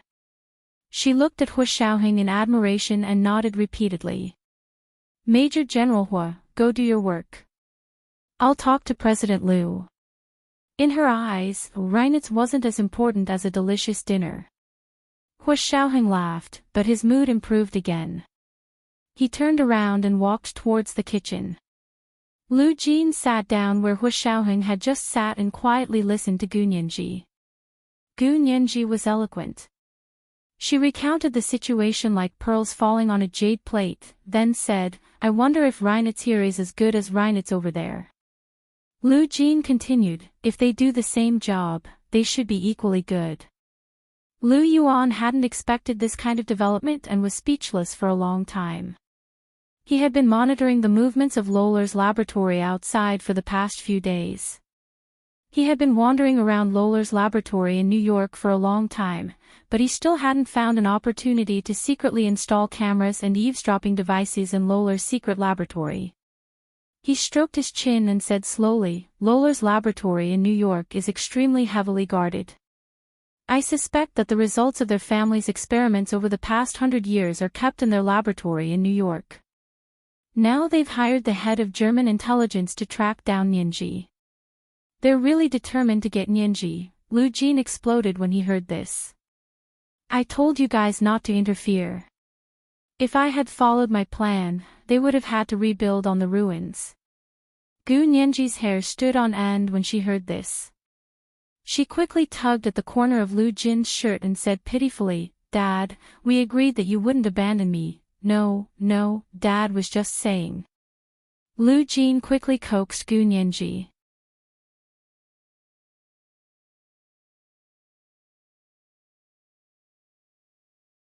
Chapter 1825.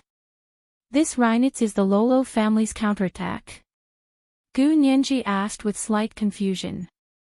She still didn't understand how Reinitz had targeted her. She clearly didn't have the chance to get to know Reinitz after she came here. "Dad, logically speaking, that thing has already been replaced. They should be targeting Wen Shui now." Gu Nianji rested her chin on her hands and was very confused. Because of Reinitz's interference, this matter is indeed not optimistic. Lu Yuan frowned. He had been here for many years and hadn't given up on his identity and mission. He had secretly done a lot of investigations and had a certain understanding of how powerful this German organization was. Hua Xiaoheng prepared dinner. When everyone was eating together, Hua Xiaoheng talked about Gu Nianji's dealings with this organization. When Lu Yuan found out that Gu Nianji had single-handedly packaged all the computer information of this organization in the other world and sent it to his own country, his eyes lit up. He couldn't help toasting Gu Nianji. "Nianji, I knew you were powerful, but I didn't expect you to be this powerful." People who worked in intelligence work valued this data the most. It was a precious asset that they could defend and fight for with their lives. Gu Nianji was embarrassed by the compliment. Unfortunately, she couldn't drink, so she only used grape juice as wine to toast Lu Yuan. She smiled and said, "CEO Lu, you flatter me. I didn't think too much at the time. I just did my part."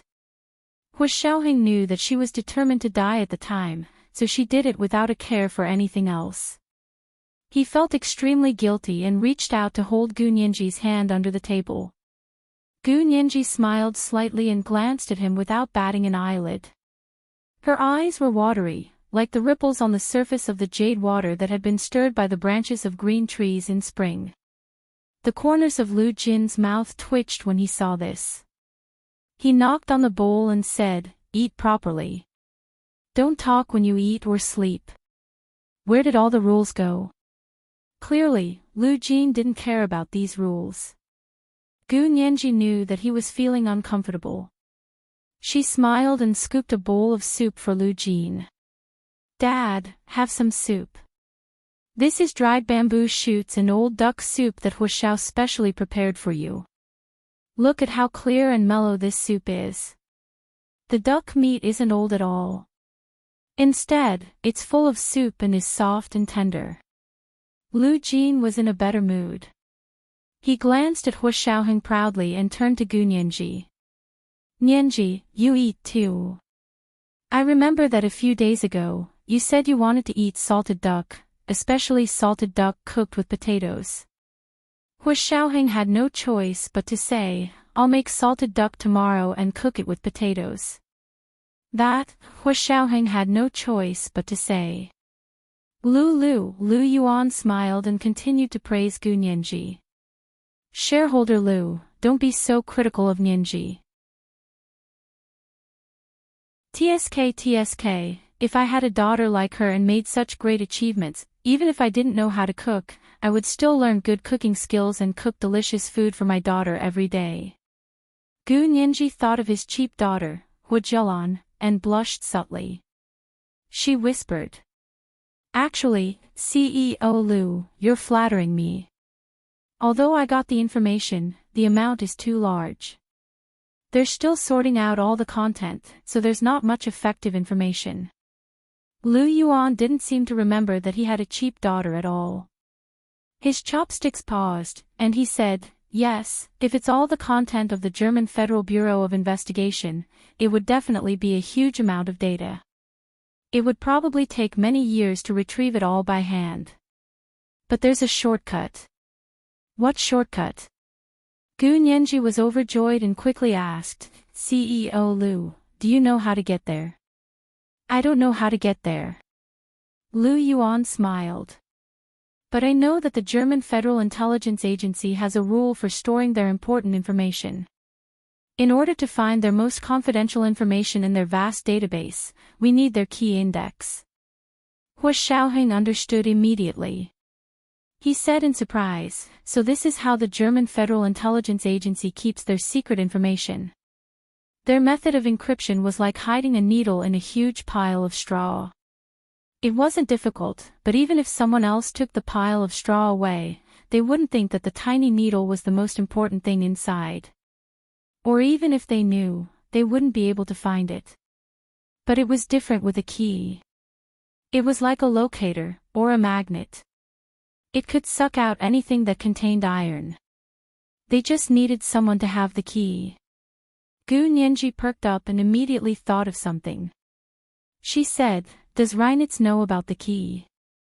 Should we start with him? Lu Jin had just finished drinking the soup. He was still savoring the delicious taste of the soup, but now he couldn't care less.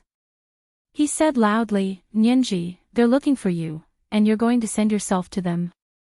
How can you catch a tiger cub without entering the tiger's den?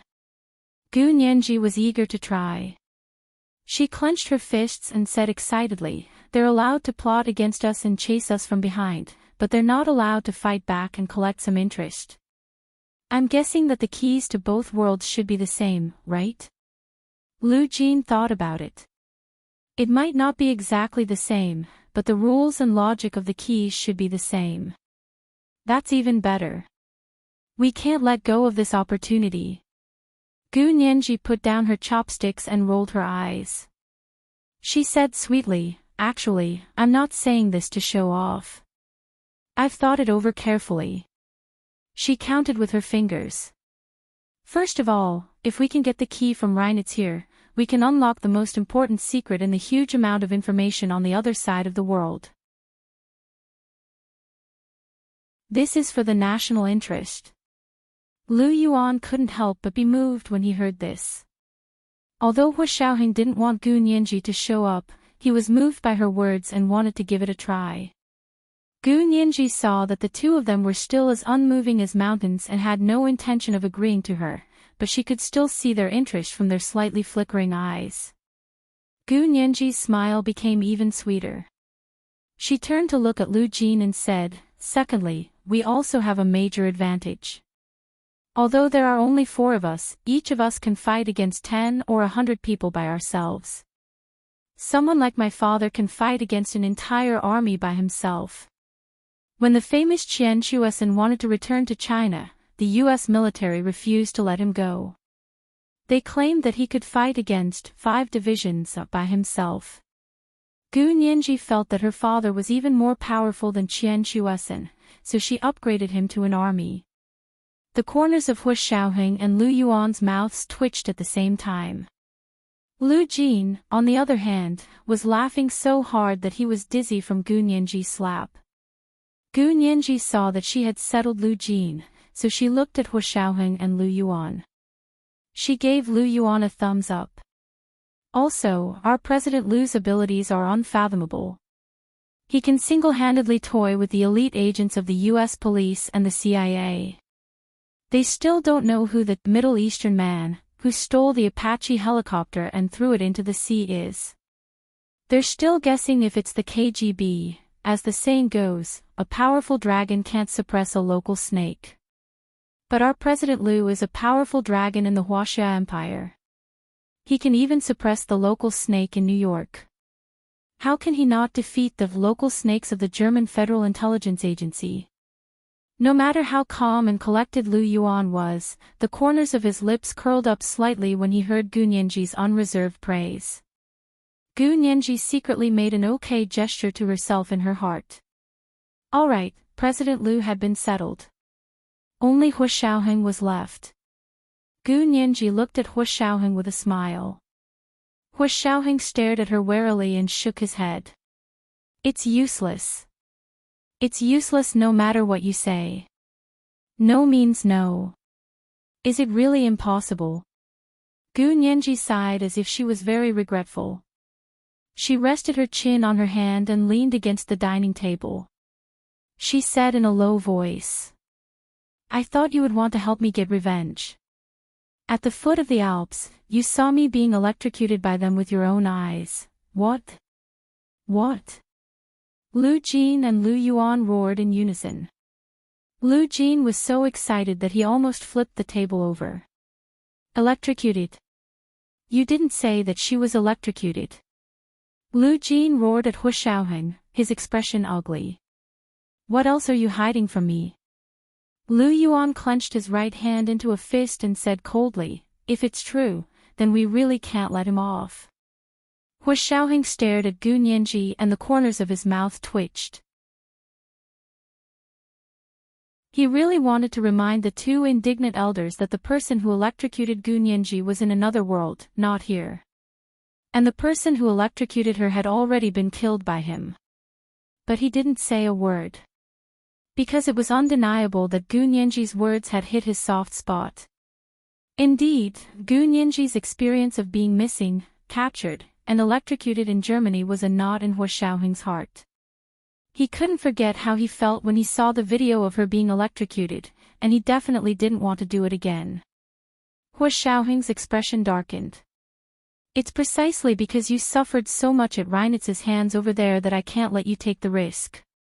Gu Nianji said anxiously, but this time is different. When I was over there, Reinitz knew me, but I didn't know him. I was captured because of information asymmetry. But this time, Reinitz knows me, and I also know him, but he doesn't know that I know him. This is the information asymmetry in my favor. Gu Nianji really didn't want to let go of this opportunity. She thought nervously in her mind and thought of another reason. She clutched her chest and said, do you know that I sometimes dream that I'm being held hostage by them? It's already caused serious psychological trauma to me. You know that mental illness needs mental medication. If I can't, Hu Xiaoheng's head hurt from being tangled with her. He raised his hand and only wanted to cover her mouth. Stop, stop. You're just trying to think of a way to provoke Reinitz, aren't you? Of course not. Gu Nianji was also annoyed. She suddenly stood up and said with a sullen expression, I know what you guys mean. You always want me to hide, always want me to pretend, and can't go anywhere. Even going out to buy a Rujiamo will be dangerous. If this is what you guys are capable of, then what's the difference between me being locked up in a lab by them for the rest of my life? This was the first update of the day, Chapter 1814, A Case of Murder Caused by a Rujiamo, 3. A reminder to everyone for their monthly votes and recommendation votes. The second update was at 8 p.m. Moi, everyone, little angels.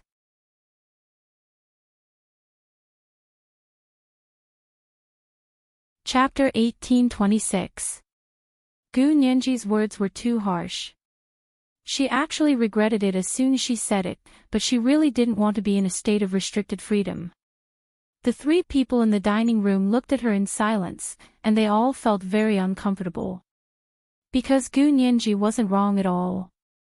They were all outstanding people in their own fields, but when it came to matters related to Gu Nianji, they couldn't help but be restrained.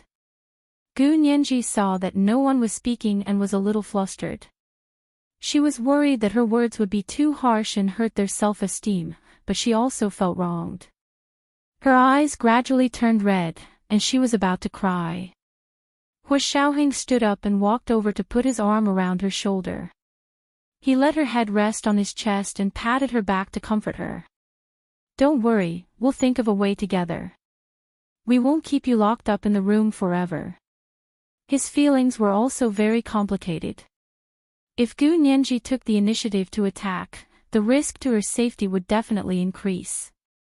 But if she were to step in, many things would be much easier. Just like when they were in the other world, they had started to protect Gu Nianji tightly. She had lived in the base for 4 years, and there was no problem with her safety. However, there was no result from the investigation of her background. Later, they decided to let her out and take the initiative to come into contact with society. Only then did they attract He Zhichu, who was truly related to her background, and Gu Yanran, who was indirectly related to her background. At that time, Gu Nianji was only 16 years old.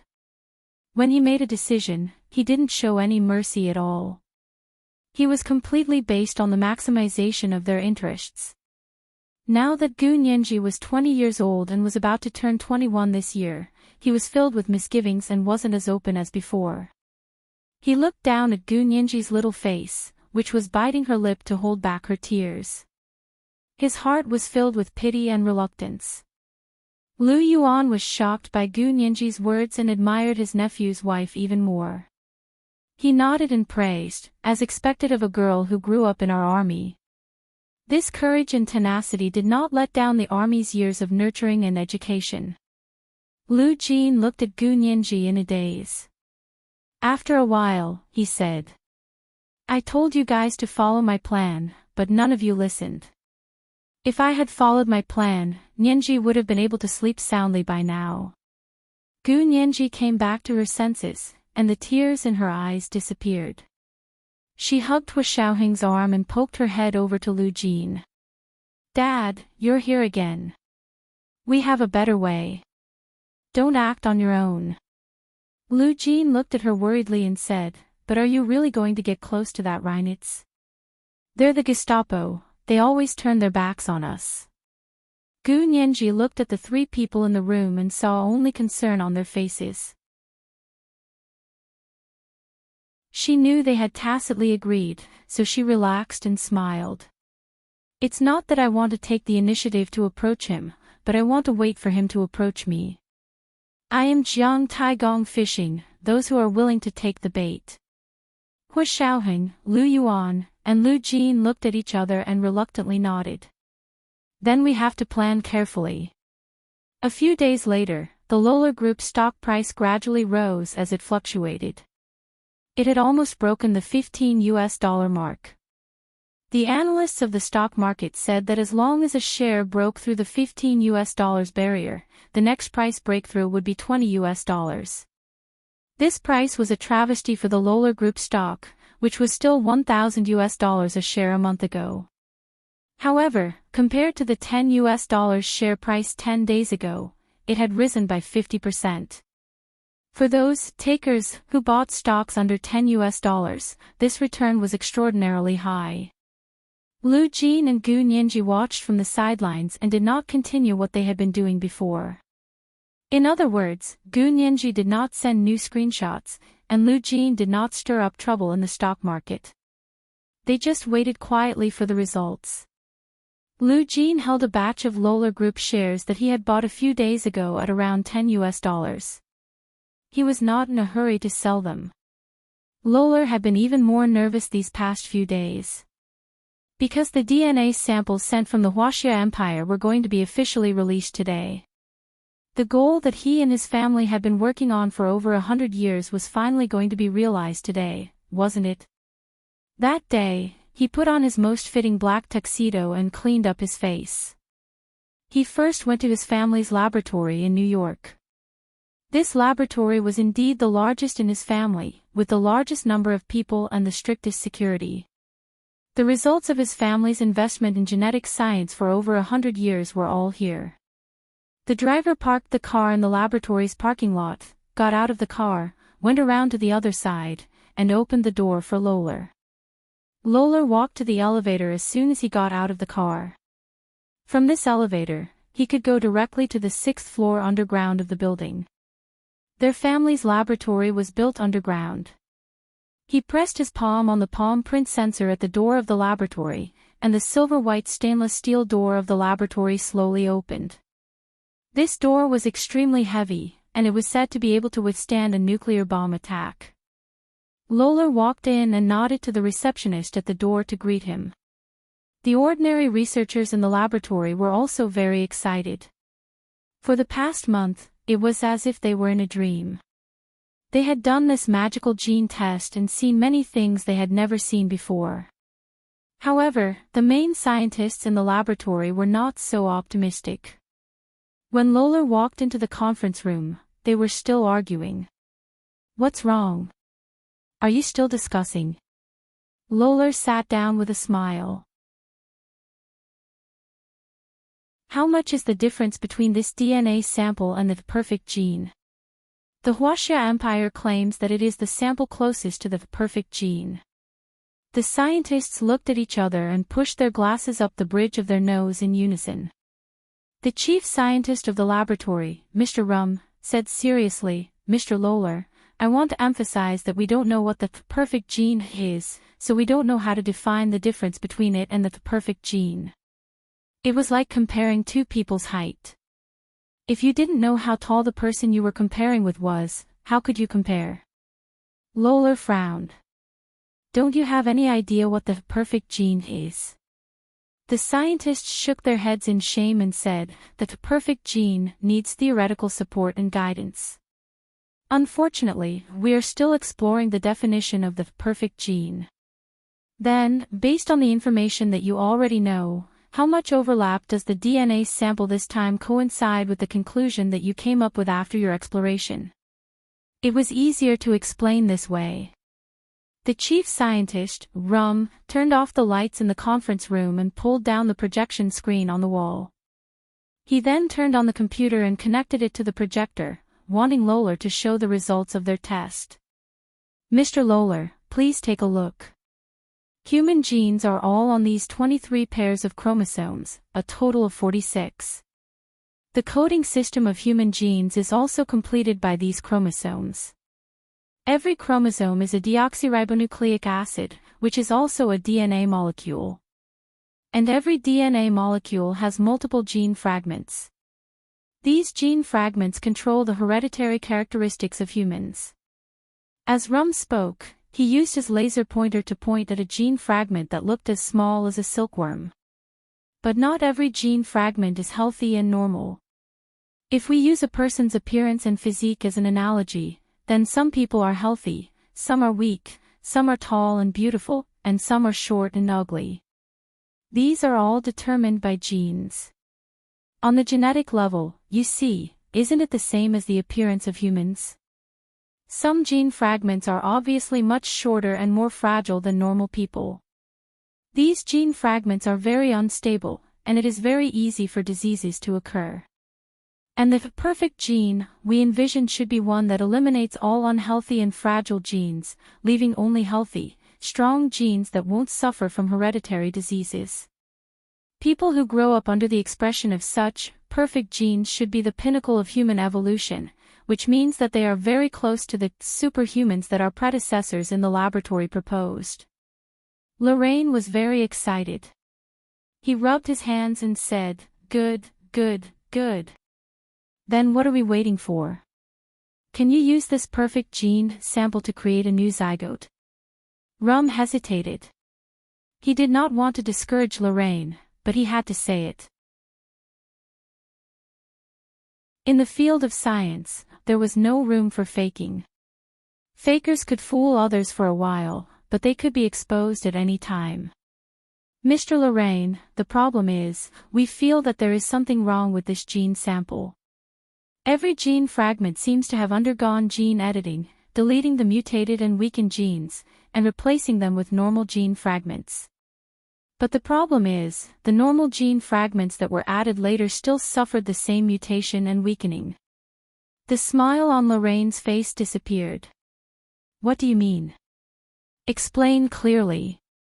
What I mean is, this so-called DNA sample that is closest to the perfect gene can only be described as an attempt, but this attempt was unsuccessful. Lorraine's face turned pale. His voice suddenly became high and shrill, almost breaking his throat. Don't tell me that your verification failed. It's not that our verification failed, it's that we verified that this DNA sample is not the closest to the perfect gene sample at all. Another scientist sneered and said, actually, I've been suspicious for a long time. Our American and European scientists haven't even touched the door to the perfect gene, so how can the Huaxia scientists be better than our people? They're best at fraud. The scientist sitting next to him snorted. And stealing other people's scientific results. Mr. Lorraine, do you really trust them that much? Lorraine felt like he had climbed up Mount Everest only to be thrown down from the top. He clutched his chest and gasped for air. He waved his hand and said, "You guys go out first. Mr. Rum, stay. I still have questions to ask." After the other scientists left, Lorraine put down his hand from his chest and asked him with red eyes, "Mr. Rum, is there no room for negotiation?" "What do you mean?" Chief Scientist Rum asked doubtfully, "What do you want to negotiate?" The DNA sample sent by the Huaxia Empire itself was flawed. How else could he negotiate? What if, I say, this is the sample closest to the perfect gene? Lorraine was ready to go all out for the sake of the stock price. He had to force it to be perfect. This is today's second update, Chapter 1815, The Murder Case Caused by a Ruggiamo, 4. A reminder for your monthly votes and recommendation votes. Moi, everyone, little angels.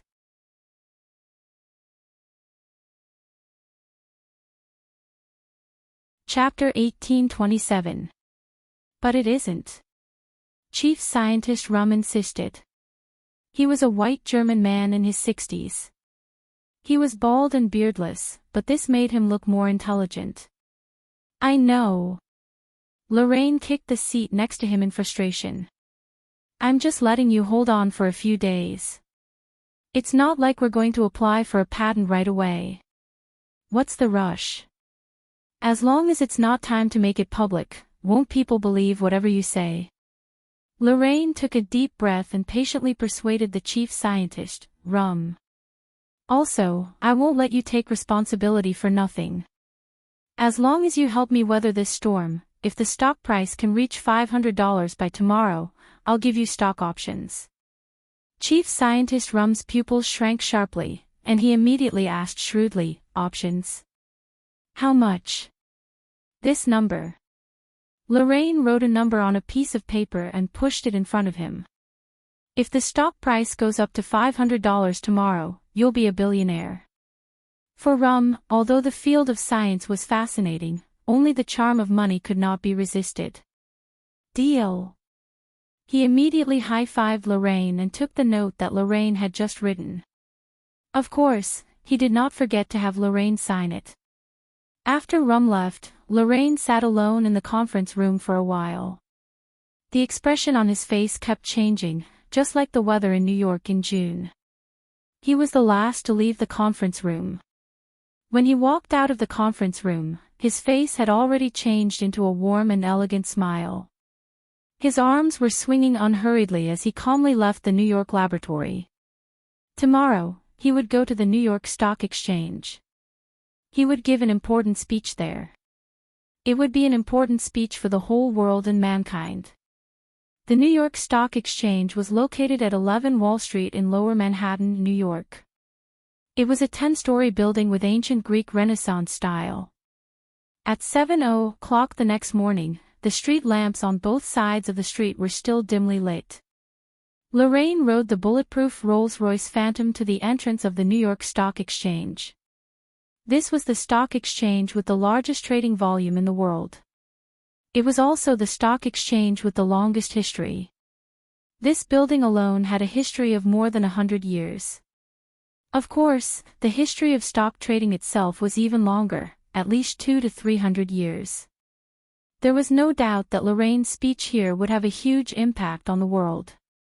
Standing on the bell-ringing balcony above the trading floor of the New York Stock Exchange, Lorraine felt like he was facing the history of mankind. Below the stage was an electronic trading screen flashing with blue light. The bustling traders wore badges on their chests and looked at the man standing on the balcony warily. This man used to call the wind and summon the rain in the world financial market, but he was once suppressed by the plummeting stock prices and almost turned white overnight. Today, he stood here again, facing his battlefield, facing the whole world, facing the entire human race. After the market closed last night, they received a notice saying that before the market reopened today, the chairman of the LoveLore Group, Mr. LoveLore III, would be here to give a speech and announce a very important discovery. This news alone caused the price of the LoveLore Group's shares to soar to $100 per share on the stock exchanges around the world.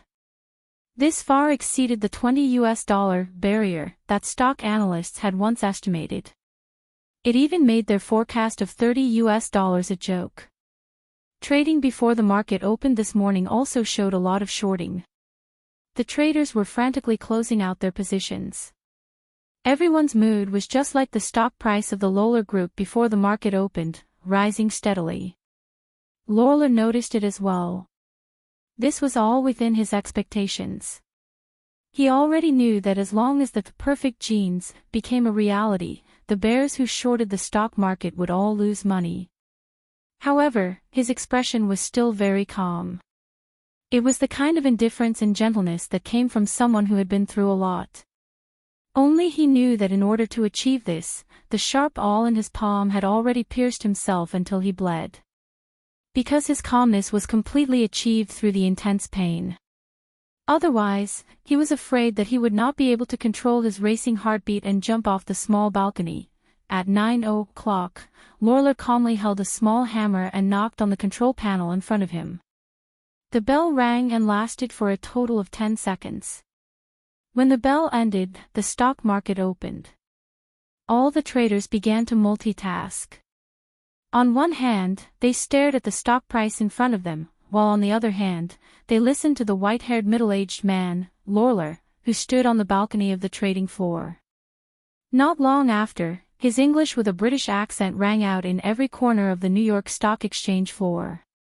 It was also broadcast live on television to the rest of the world. Ladies and gentlemen, how are you? I am LoveLore III, the chairman of the LoveLore Group. I am also the decision-maker for the orphanages, laboratories, and various scientific research institutions that the LoveLore Group has funded. I know that in the past month, there have been many rumors about the LoveLore Group spreading around the world. Here, I would like to reserve the right to sue all the media and netizens who created and spread the rumors. What I want to tell you is that everything they said is false. The LoveLore Group has always been committed to giving back to society and working hard to build a better and more advanced human society.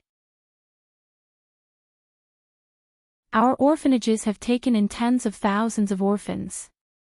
Our laboratories have made countless discoveries that are beneficial to human health. Our scientific research institutions have always been working hard for the future of humanity. Today, I stand here to tell everyone that the LoveLore Group has invested a huge amount of money in genetic research over the past 100 years has finally achieved a breakthrough. His voice paused for a moment, and his gaze looked into the distance as if he was looking into the distant future. Everyone's heart skipped a beat. They involuntarily stopped what they were doing and looked even more nervously at LoveLore, who was standing on the small balcony of the trading hall. They had no idea what kind of sensational words he was going to say. LoveLore waited until everyone's attention was on him before retracting his gaze. His voice suddenly rose an octave. Today, I would like to announce that the laboratories under the LoveLore Group have successfully edited the perfect gene that belongs to humanity. In the trading hall, in front of their televisions, almost everyone who was listening to this speech from all over the world became restless. Perfect gene. What is a perfect gene? Is there really such a thing? LoveLore's eyes revealed an irrepressible fanaticism. This was because he saw the rising stock price in the trading hall. $200 US, $300 US, $400 US, $500 US, $600 US. The stock price of the LoveLore Group was jumping by $100 US every minute. In less than 10 minutes, it had already returned to its highest price of $1,000 US a month ago. However, it did not stop. It was still rising. There was a limit to how much the stock price could fall. At most, it could fall to zero. However, there was no limit to the rising stock price. This was because no one knew when it would reach its peak. Originally, the stock price should not have skyrocketed like this. However, there were too many people who had shorted the stock. Now that the system was forcing them to liquidate their positions, everyone had almost lost control of their accounts. At the critical point, they would be forced to buy their shares. This was why the stock price was rising so rapidly. And this skyrocketing stock price was the most powerful shot in the arm. LoveLore was so excited that he could not control himself. He loudly promoted the prospects of the perfect gene. Do you know what the perfect gene means to humanity? This means that we can unravel the mysteries of all genetic diseases. We can find suitable therapies. This means that all kinds of incurable diseases, including cancer, can be completely cured using gene therapy. This means that everything that is not good can be solved at the genetic level. This means that we, humans, have become God who can control our own lives for the first time. We believe in God. Because God sent His Son, Jesus, to preach the gospel to us. The perfect gene is a gift from God. The perfect gene is a great technological advancement that our LoveLore Group has spent 100 years and tens of billions of assets in exchange for. People in the last century often said that the next century will be the century of biological genetic science. I believe that this is the most accurate prophecy made by humans in the last century. Because in this century, with the arrival of the perfect gene, we will truly usher in the golden age of biological genetic science. LoveLore faced the sky and stretched out his hands, like a pastor preaching the gospel. His body was practically shining with a holy light. And just as his voice fell, the LoveLore Group stock price had already broken the $2,000 US mark per share. It was a full 100 times higher than the $20 US mark that the stock analysts had predicted a few days ago. This was the first update of the day, Chapter 1816, the murder case, caused by a Ruggiemo, 5. A reminder to everyone about your monthly votes and recommendation votes. Today was Monday. Especially the recommendation votes. At 8:00 in the evening, the second update. Moi, everyone, little angels.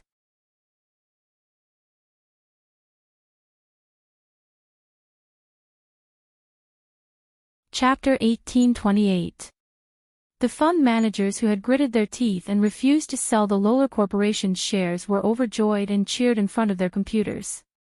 Adhering to the principle of chasing up and not down, a large amount of money poured into the stock market just to buy the LoveLore Corporation's shares. The LoveLore Corporation's shares didn't rise as fast as before after the short accounts closed out, but they still rose in a straight line. Gu Nianji, Lu Jin, Hu Xiaoheng, and Lu Yuan sat in front of the television and quietly watched LoveLore's speech. They also watched the spectacular rise of LoveLore's shares. Gu Nianji gave Lu Jin a thumbs up and smiled. "Dad, you're amazing. As expected, you can make money both the opposite and the opposite." After Lu Jin had closed out his position a few days ago, he had used a portion of the profits to buy a lot of LoveLore Corporation's shares for about $10. At that time, everyone was scrambling to sell their shares and make as much as they could. Lu Jin took advantage of it. He smiled and nodded. He cupped his hands and said, "It's all because of my peers, ha ha ha ha ha." Gu Nianji rubbed her forehead. "Dad, your peers are physicists or biologists, right?" "No. Lu Jin coughed and said seriously, Von Rollstein's peers are these big shots in the stock market.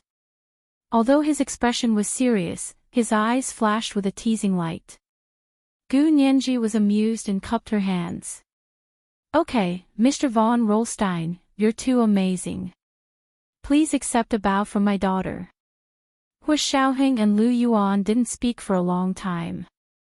They didn't feel anything as they watched the stock price rise and fall, but they were very wary of LoveLore's actions. After Gu Nianji and Lu Jin's boasting came to an end, Hu Xiaoheng said calmly. LoveLore's boasting so much means that his counterattack is even more serious. Lu Yuan nodded and pointed at the rapidly rising green numbers on the television screen at the New York Stock Exchange. He said calmly, for these people, this is their fate. Exposing their conspiracy is blocking their path to wealth. It's equivalent to killing their parents and taking their lives.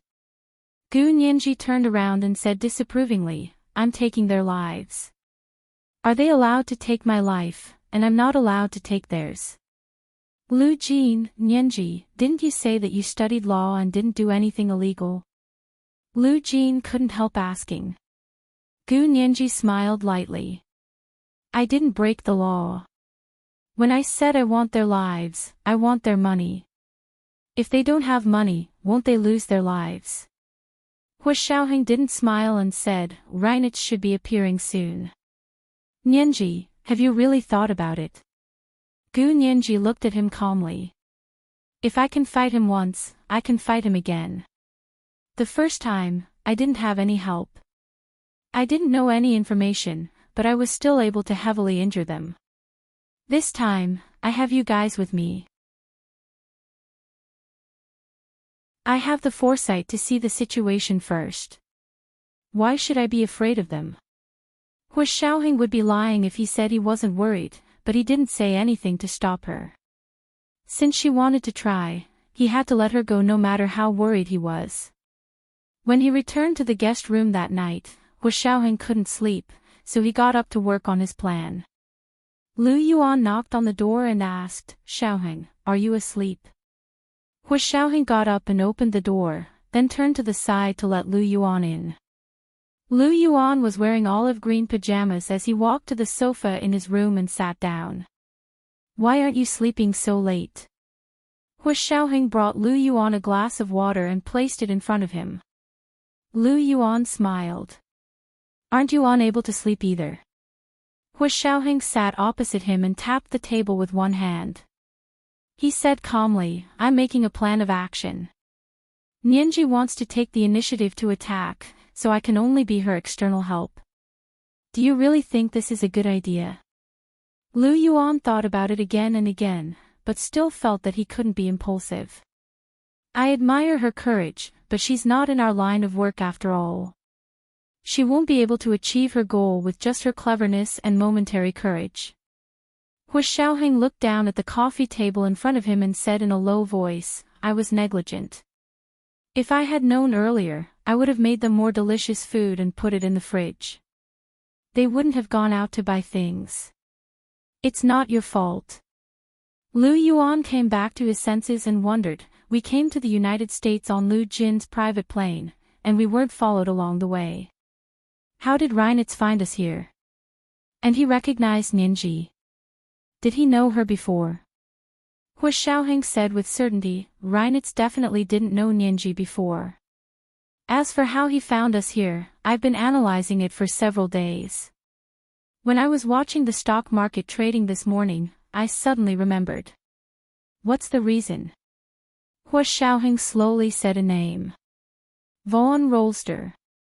Lu Yuan's eyes narrowed and he said thoughtfully, you're saying it's because of Lu Jin's identity. That's the only reason I can think of. Hu Xiaoheng took out a pen and paper and drew out the possible logical connection between them. You see, Reinitz is German, and von Rollster is Corsican. They were both in Europe, so maybe they knew each other back then. Lu Yuan immediately shook his head and denied it. No, Lu Jin definitely doesn't know Reinitz. If they had met, with Lu Jin's memory, there's no way he wouldn't remember this person. Maybe they didn't know each other. Hua Xiaoheng thought for a moment and said, maybe they knew each other unilaterally. The name von Rollercoasters is very famous in a certain circle.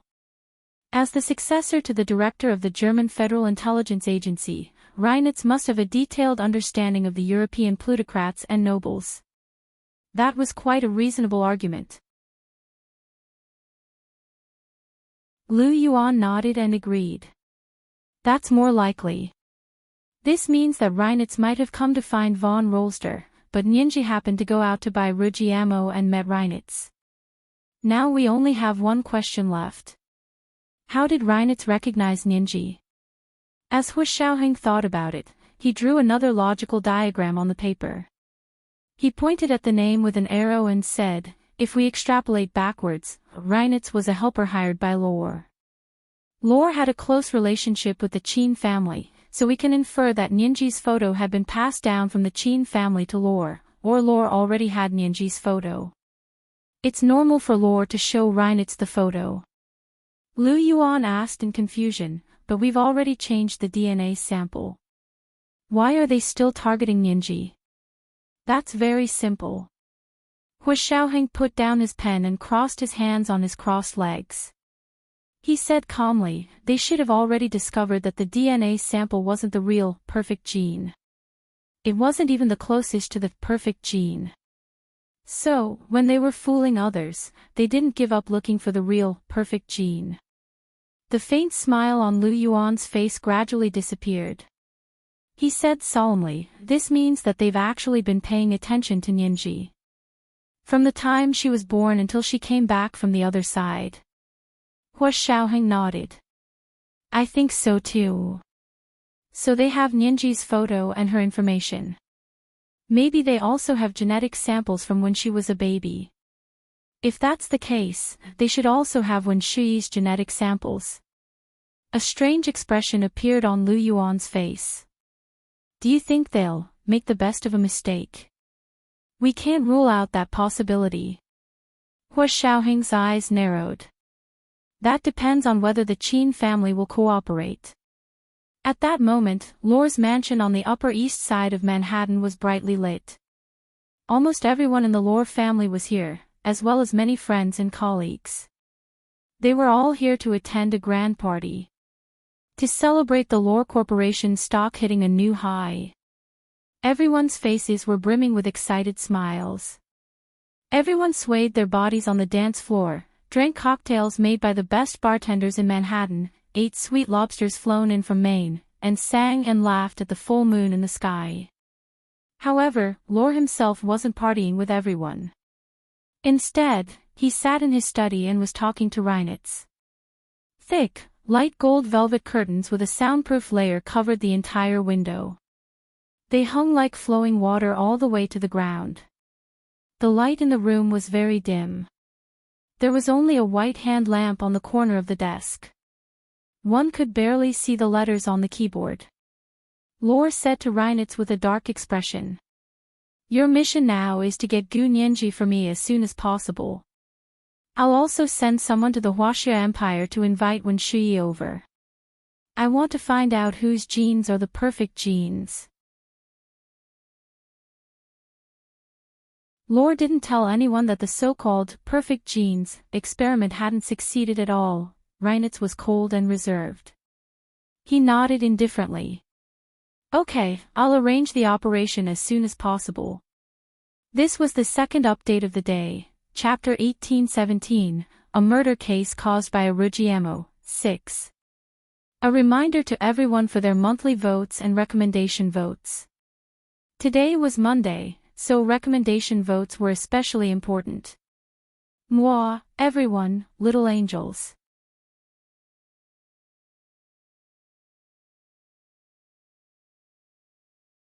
Chapter 1829. The LoveLore Corporation had funded so many orphanages, laboratories, and research institutes all over the world over the past 100 years, but they didn't just provide money and ignore everything else. They especially valued and guarded against the Huaxia Empire's orphanages and laboratories. Due to various reasons, they couldn't directly fund the Huaxia Empire's orphanages after the founding of the People's Republic, so they could only help them in a roundabout way. But because of this, they didn't have as much control over the Huaxia Empire's institutions as they did over other countries. Because of this, they all had a backup plan. LoveLore looked at the photo of Wen Shui and Gu Nianji in front of him and said ruefully, I also had their DNA samples back then. When they were born, I ordered someone to get them from there. Unfortunately, they were determined to be unsuccessful and set it aside. Now that I'm looking for them again, I can't find them anymore.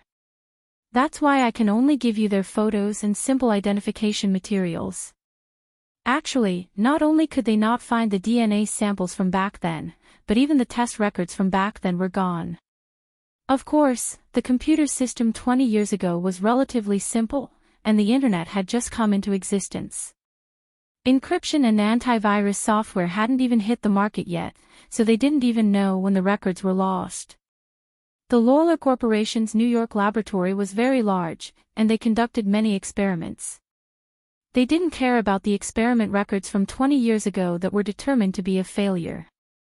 It was too late for regrets now. Reinitz looked up, his blue eyes quietly staring at LoveLore as he asked in confusion. You can't find any of it. The experiment data is stored on the hard drive. When we were trying to verify the DNA samples recently, we discovered that the hard drive that stored the data from back then had permanent damage. The data can't be recovered. This was physical damage, so it was impossible to recover. Reinitz raised a brow. This can't be a coincidence, right? Aren't you going to investigate in the laboratory? Maybe there's a mole. It's too hard to investigate, LoveLore said honestly. It's been 26 or 27 years since Wen Shui was born. We don't have time to investigate at this juncture. It's just that someone doesn't want me to know who the DNA samples belong to. Anyway, I've hired you, so you can do whatever you want. Just get Gu Nianji here. Wen Shui doesn't need my help. Reinitz nodded slightly. She'll come herself. A sly smile appeared on Lorraine's face. Unlike Gu Nianji, she had a falling out with the Qin family, so we still had to think of a way to get her over here. Reinitz nodded and replied gracefully, Gu Nianji is in New York. Don't worry, I'll get her here as soon as possible. After leaving LoveLore's mansion, Reinitz ordered someone to drive slowly through the streets and alleys of Manhattan as he thought about something. Unfortunately, Lorraine needed to be captured alive. Otherwise, it would be much easier to just kill him and send him over. Early this morning, the sky was clear, like a blue crystal placed in clear water, revealing a watery azure color. Gu Nianji combed her long hair into a bun and used a Hermes navy blue sunflower silk scarf to wrap around her head. She also tied a red sports headband around her forehead to act as a headband. There was no makeup on her face, and her skin was fresh and translucent. Under the sea blue, gold, and bright red, she looked even more spirited and youthful. Dressed in a pale smoky gray sports suit and matching underwear. Armour's running shoes left the luxurious penthouse in Central Park and jogged along the path in Central Park. New York's Central Park area could be said to be extremely expensive, but because the trees were tall and the forest was dense, it was also a good place to hide evil.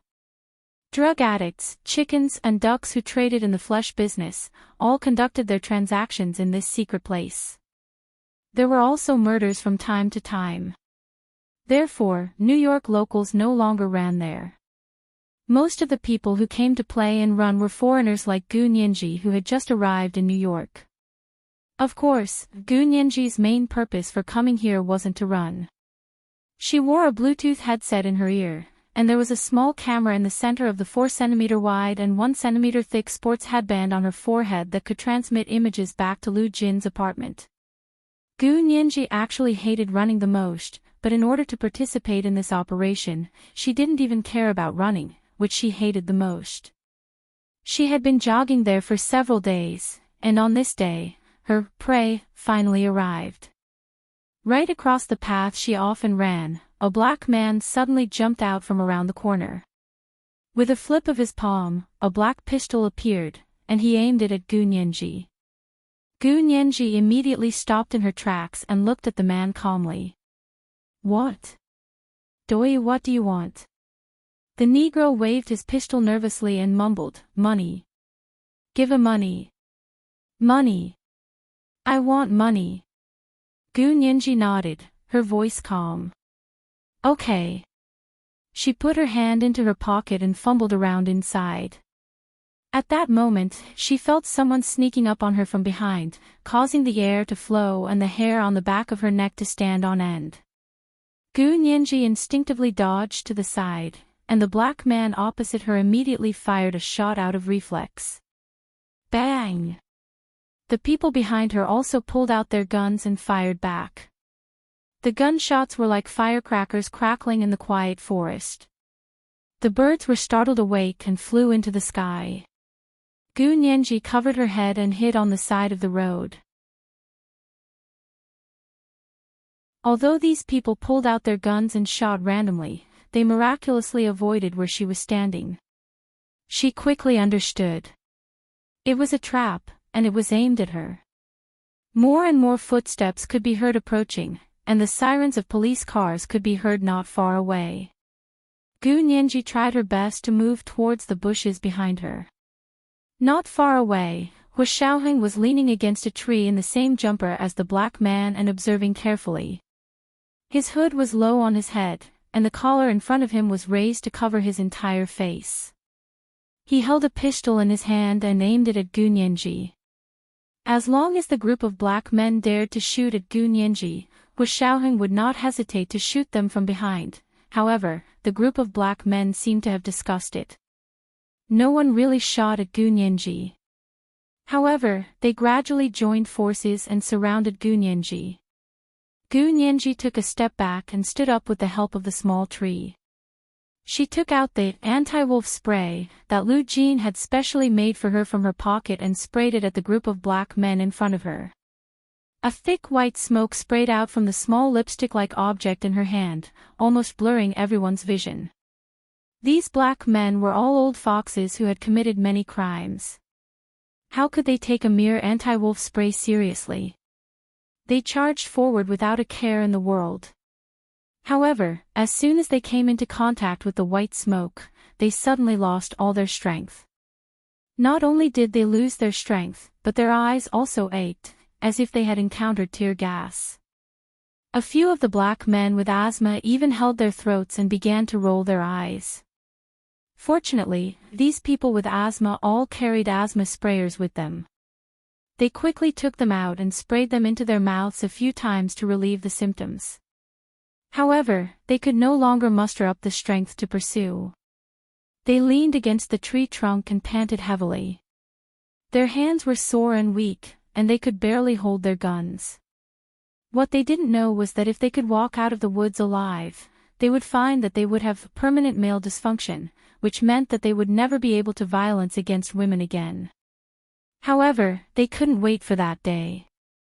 A man in black turned around from behind the woods with a silencer in his hand. He fired several shots at the already limp black men and killed all of them in the woods. Hu Xiaoheng witnessed everything from a distance. He silently used a high-definition pinhole camera to capture all the scenes of the man in black committing the crime. Then he pulled down his hood and chased in the direction that Gu Nianji had disappeared to. The police car finally arrived. What awaited them was a ground full of corpses. Gu Nianji ran in the woods of Central Park for a while and planned to leave from another exit. At that moment, her Bluetooth headset rang. It was Hu Xiaoheng's voice. "There's a man in black following you at 7:00 behind you. Don't be afraid. Don't look back. Keep moving forward." Gu Nianji heard Hu Xiaoheng's voice and instantly calmed down. She took out a small powder box and opened it to look at herself. The man in black disappeared in a flash behind her. Gu Nianji pretended not to see it. She adjusted her bangs in the mirror, then closed it and put it back in her pocket. She squatted down to tie her shoelaces. After dawdling for a long time, she finally stood up and walked forward. The man in black behind her didn't seem to be able to wait any longer. He suddenly rolled out from behind the bushes and half knelt on the ground. He drew his gun and aimed it steadily at Gu Nianji. He said hoarsely, "Freeze. Don't move." Gu Nianji instantly froze. She remained motionless and stood there with her back to the man in black. The man in black smiled proudly and was about to stand up when another man in white sportswear suddenly rushed out from behind him and kicked his wrist that was holding the gun. The man in black felt a sharp pain in his wrist. He couldn't hold the gun at all. The gun flew out of his hand like a parabola and flew towards Gu Nianji. The man who rushed out from behind looked up and stared at Gu Nianji with his dark blue eyes. He said loudly, "Hold it. Catch." Gu Nianji turned around just in time to see a ray of sunlight shining through the gaps in the trees. It fell on the man's pure blonde hair and made his sculpted features appear even more ethereal. It was Reinitz. Gu Nianji instinctively reached out to catch the gun that flew in front of her. The man in black was unwilling to be captured. He knelt on one leg and pulled out another gun from his belt to aim at Reinitz. At the same time, Reinitz had already quickly ran to Gu Nianji's side. He covered her eyes with one hand and grabbed her hand that was holding the gun with the other. He pressed down on her finger and pulled the trigger. Bang! A dull gunshot rang out. It hit the man in black right in the forehead. Reinitz released his hand, and Gu Nianji saw a round black hole on the man's forehead. A stream of black blood slowly flowed from it. The man in black looked to be an American man. He looked at them blankly and fell to the ground with a thud. He twitched a few times and could no longer move. This was the first update of the day, Chapter 1818, A Case of Murder Caused by a Rugiamo, 7. A reminder to everyone for your monthly and recommendation votes. The second update was at 8 p.m. Mwah mwah mwah mwah mwah mwah mwah mwah.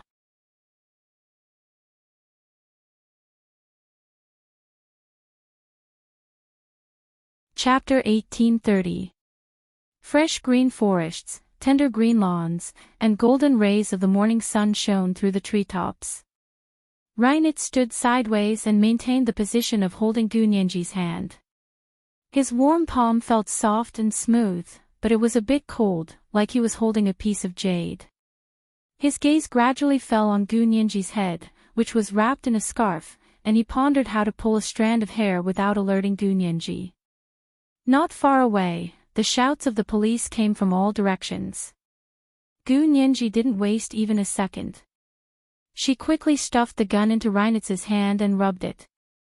She turned around and crouched on the ground, covering her head as she yelled, "Help! Help!" Before Reinitz could react, a police officer rushed out of the woods and pointed a gun at him. "Freeze! Don't move!" Gu Nianji hugged her head and cried. She kept screaming like a frightened little girl. The policeman, who always arrived later, felt a sense of heroism. A policewoman pointed her gun in Reinitz's direction as she moved to Gu Nianji's side. She slowly squatted down, then abruptly pulled Gu Nianji up and shielded her behind her. The gun in Reinitz's hand was still pointed in the direction of the man in black on the ground. In the eyes of the police, not only did he kill the man in black on the ground, but he also attempted to kill the pitiful, weak, and helpless young lady, Gu Nianji, Dropiergen. Putia Ransup. Put down the gun. Raise your hands. The police ordered Reinitz loudly, the guns in his hands loaded. As soon as Reinitz made a move, they wouldn't hesitate to open fire and shoot him full of holes. For the first time, Reinitz felt that things were out of his control. He closed his eyes with a bitter smile and threw the gun in his hand onto the grass. He raised his hands and said slowly, "I want to call my lawyer. I'm here to save this lady. She's being chased by the people on the ground. You can call your lawyer, but right now, you have to come back to the police station with us." A police officer walked over with a stern face and handcuffed Reinitz. Gu Nianji peeked her head out from behind the policewoman and looked at Reinitz with a panicked expression. Her plump lips opened and closed slightly, as though she wanted to say something but couldn't bring herself to say it. Reinitz looked back at her deeply and said, "Miss, are you willing to testify for me?" Gu Nianji was so scared that she retracted her head again. She hugged her arms and muttered, It's that man in black who wants to kill me." The policeman looked at her in surprise and said, "Just now, you squatted on the ground and shouted for help." Gu Nianji nodded and whispered, "I heard the gunshots and was very scared. I didn't react in time." Reinitz's eyes flashed. If his reaction just now was called not reacting, then his reaction was really slow. However, from the police's point of view, what Gu Nianji had said was normal for girls her age. The policewoman patted her shoulder sympathetically and said, "Don't be afraid. We'll protect you."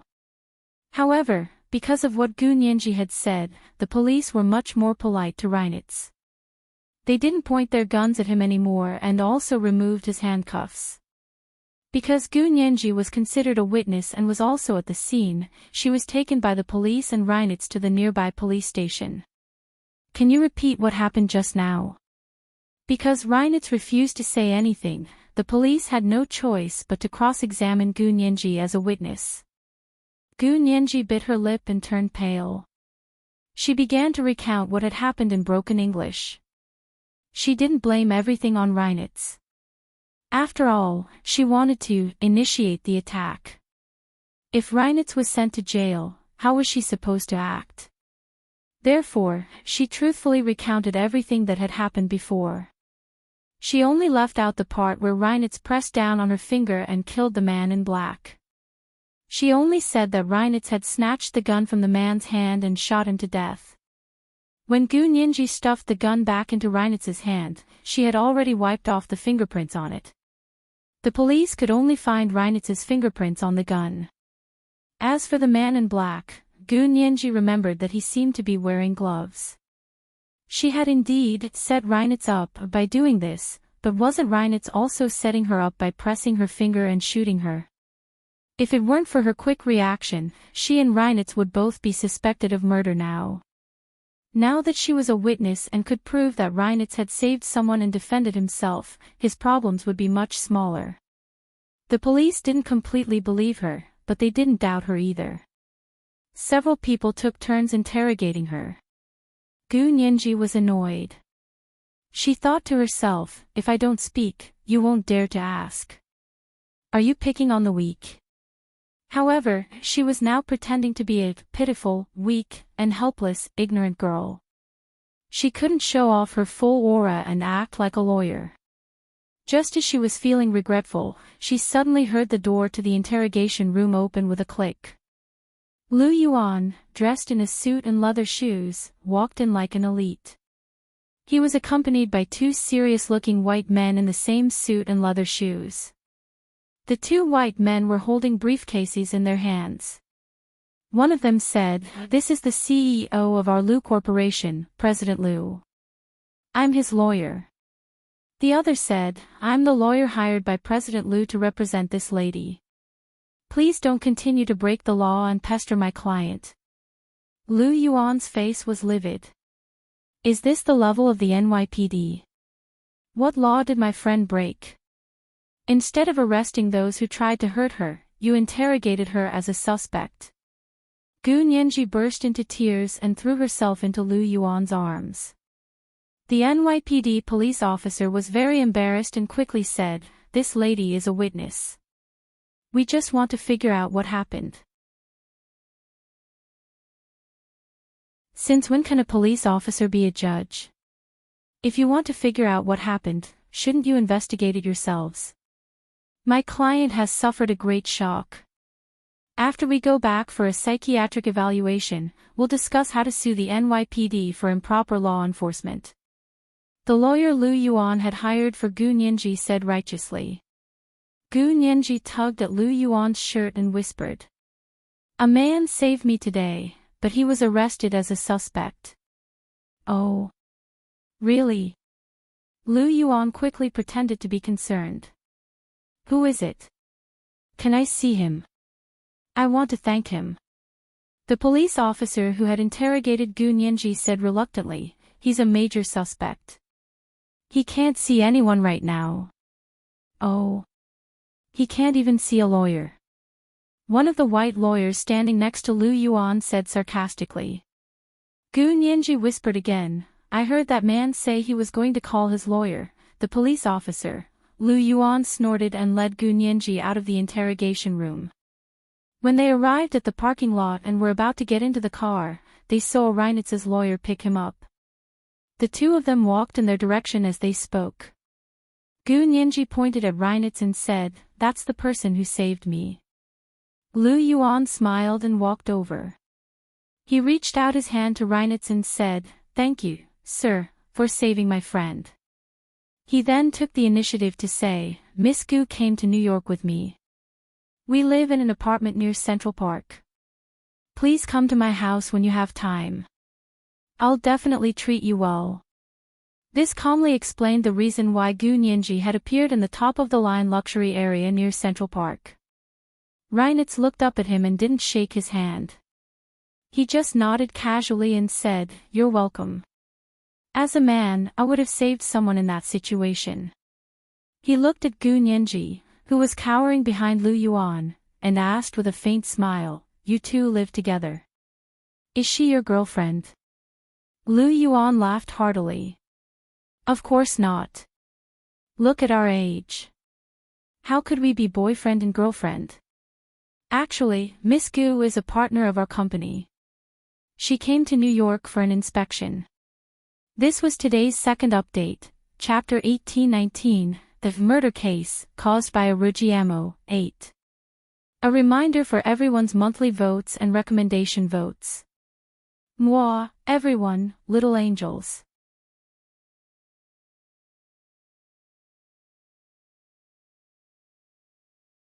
Chapter 1831. Reinitz put his hands behind his back and looked at Gu Nianji, who was standing next to Lu Yuan, with interest. They're not boyfriend and girlfriend. But she threw herself into your arms just now. Lu Yuan still smiled warmly and said, Miss Gu was frightened by how you killed people just now. No matter how good she is at her profession, she's only a young girl who's just 20 years old. When she's in danger in this unfamiliar place, her first reaction is, of course, to seek protection. Besides, other than work, I have a good personal relationship with Miss Gu. I treat her as my niece. It's not too much for an elder to comfort a junior, right? Reinitz didn't have Lu Yuan's specific information for the time being, but from the looks of it, the Lu Corporation's signboard wasn't fake. Moreover, Lu Yuan was polite and tactful. He was a typical businessman. Reinitz smiled noncommittally and said meaningfully, but this young lady's acting skills are really good. She threw the pistol at me with great skill. You've practiced it many times, haven't you? Gu Nianji lowered her head and pointed at her fingers. She shook her head quickly with a pitiful look on her face. I've never thrown a pistol, and I've never practiced throwing a pistol. She had clearly stuffed the pistol back in. And she had indeed never practiced throwing a pistol. She had only practiced shooting. The two were completely different. Gu Nianji denied it without any guilt. Some things could be done, but she couldn't admit it. For example, she had just framed Reinitz. This was still the NYPD's territory. She would have to be crazy to admit that she had framed Reinitz here. Reinitz was also very surprised. He had thought that Gu Nianji was a typical obedient girl, but what she had done today had really broadened his horizons. However, this kind of girl was interesting. Reinitz's gaze lingered on Gu Nianji for a long time. Gu Nianji was still in a state of shock. She tugged at Lu Yuan's sleeve and wanted to get into the car to go home. The corners of Reinitz's mouth twitched twice. She had really gone too far. Did she think he didn't know that she was a lawyer? She had even sent her own mother to prison. How could such a person be a pure and innocent rabbit who was scared silly? But he couldn't expose her. Because he probably didn't know Gu Nianji right now. The two of them were strangers who had just met, otherwise, he would be exposed. Reinert smiled faintly and bowed slightly. Miss Gu, right? May I leave a phone number for my lawyer? You are my most important witness. Whether I can be acquitted or not depends on you. He performed a standard Western salute. Gu Nianji pouted and turned her head to say, the police station left my number just now. If you want it, go get it from the police station. The more she refused to give, the more interested Reinert became. He put his hands in his pockets and said helplessly, Miss Gu, you really have to help me. That pistol only has my fingerprints on it. If you don't testify, I will really be wronged. Pausing for a moment, he continued, can you really watch as your savior is wrongly killed? Only then did Gu Nianji look up timidly, her big bright eyes quickly glancing at him. His eyes were as clear as water. Reinert smiled at her and raised his chin at her, revealing the small groove in his chin. Gu Nianji smiled gratefully at him and gave him a phone number. This was the mission phone that Lu Jin had prepared for her. It wasn't her usual phone or number. Reinert had a good memory, so he remembered it after listening to it. He immediately took out his phone and dialed. Gu Nianji's phone rang. She took out her mission phone and entered Reinert's number into her address book. She waved at him. Okay, thank you for today. I'm going home. She and Lu Yuan got into Lu Yuan's car. When they returned to the luxury apartment on the top floor of Central Park, Gu Nianji breathed a sigh of relief and said, I didn't expect Reinert to be so arrogant. This time, he's even more ruthless than that Reinert over there. Hu Xiaoheng walked up to her and helped her untie the headscarf wrapped around her head and the sports headband on her forehead. He said calmly, his men really kill without batting an eye, and what's even more ruthless is that they can sacrifice themselves at any time. Lu Yuan took off his suit jacket and hung it in the small cloakroom at the door. He said calmly, from the video that Xiaoheng sent back, the man in black who killed those black people should be the killer that Reinert paid for. Gu Nianji took off the sports headband on her forehead and handed it to Lu Jin, who was walking over. She said in surprise. A killer can buy his life. Of course. Some killers don't want to live anymore for various reasons, or if they can't live anymore, they'll offer a price to buy their life. Some killers, for various reasons, don't want to live anymore, or they can't live anymore. So, they will offer a price to buy their lives. Hu Xiaoheng also said, Reinert's plan should be to let Nianji kill someone, and then he'll go to the police station to testify and get Nianji out. Hu Xiaoheng also said, Reinert's plan should be to let Nianji kill someone, and then he'll go to the police station to testify and get Nianji out. Lu Jin laughed so hard that he couldn't straighten his back. I didn't expect to be pecked in the eye by a goose. In the end, he killed someone, and Nianji went to the police station to testify. When Nianji put the pistol back, I saw Reinert stunned for a whole minute. At that moment, a minute was enough to reverse everything. Hu Xiaoheng's smile was more reserved, but his facial features relaxed slightly, and a trace of pride flashed across his eyes. Lu Yuan patted Gu Nianji's head. Nianji is indeed able to deal with it flexibly. This is her natural intuition and reflexes. I think she's qualified. Gu Nianji was stunned for a long time. She sighed and said, I didn't expect Reinert to be so rich. Lu Yuan, faced with such a ferocious Gestapo leader who killed people without batting an eye, Gu Nianji sighed that he was actually quite rich.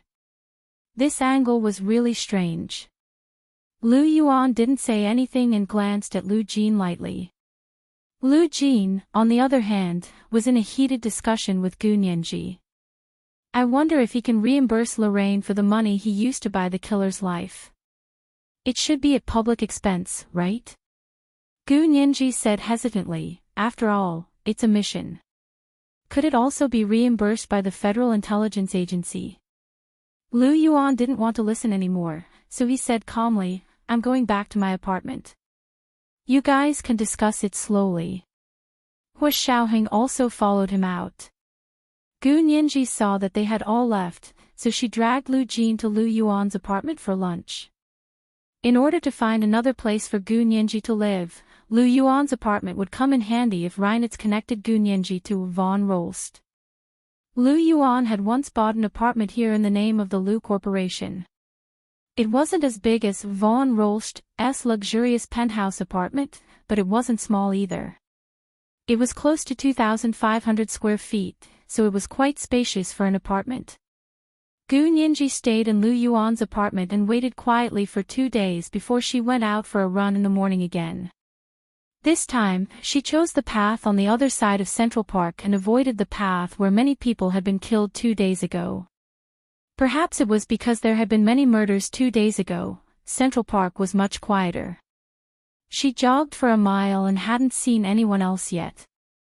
However, when she turned a corner, she almost bumped into a person who was also jogging. Gu Nianji quickly stopped the car and looked up.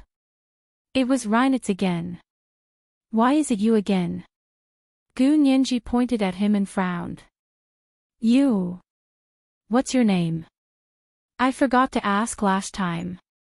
Reinitz's eyes flashed, and he said very gently, my name is Reinitz. What's your name? My surname is Gu, and my English name is Sirius. Gu Nianji generously extended her hand. I'm so happy to meet you again.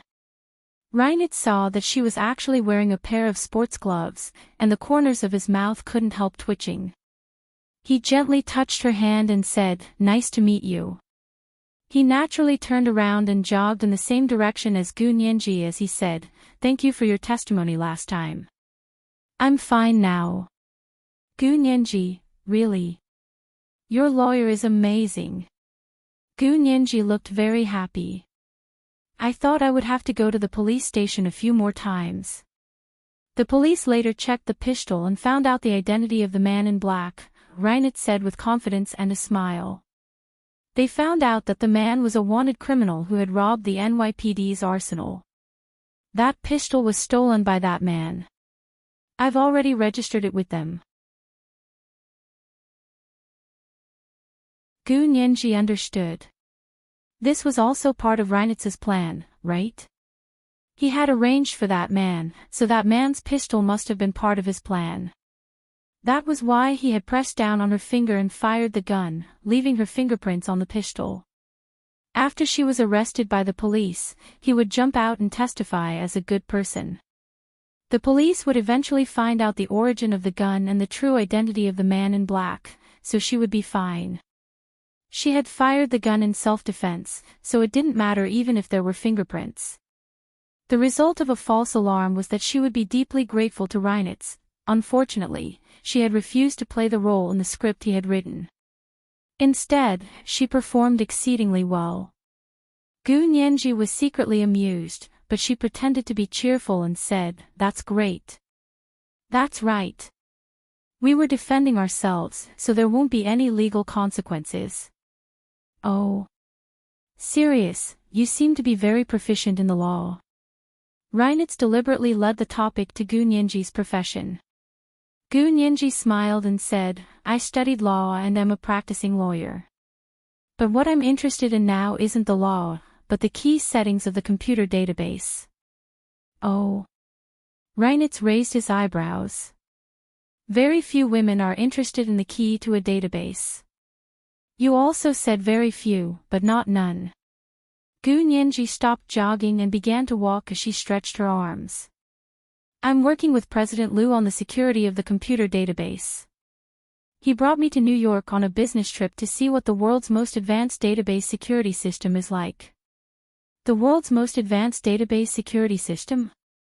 Reinitz was very puzzled. He also stopped jogging and walked away from Gu Nianji's arm. You mean in New York? Yes. The New York Stock Exchange. Gu Nianji's smile was brighter than the sun in early May. Seeing that Gu Nianji was interested in the database key, Reinitz immediately catered to her interest.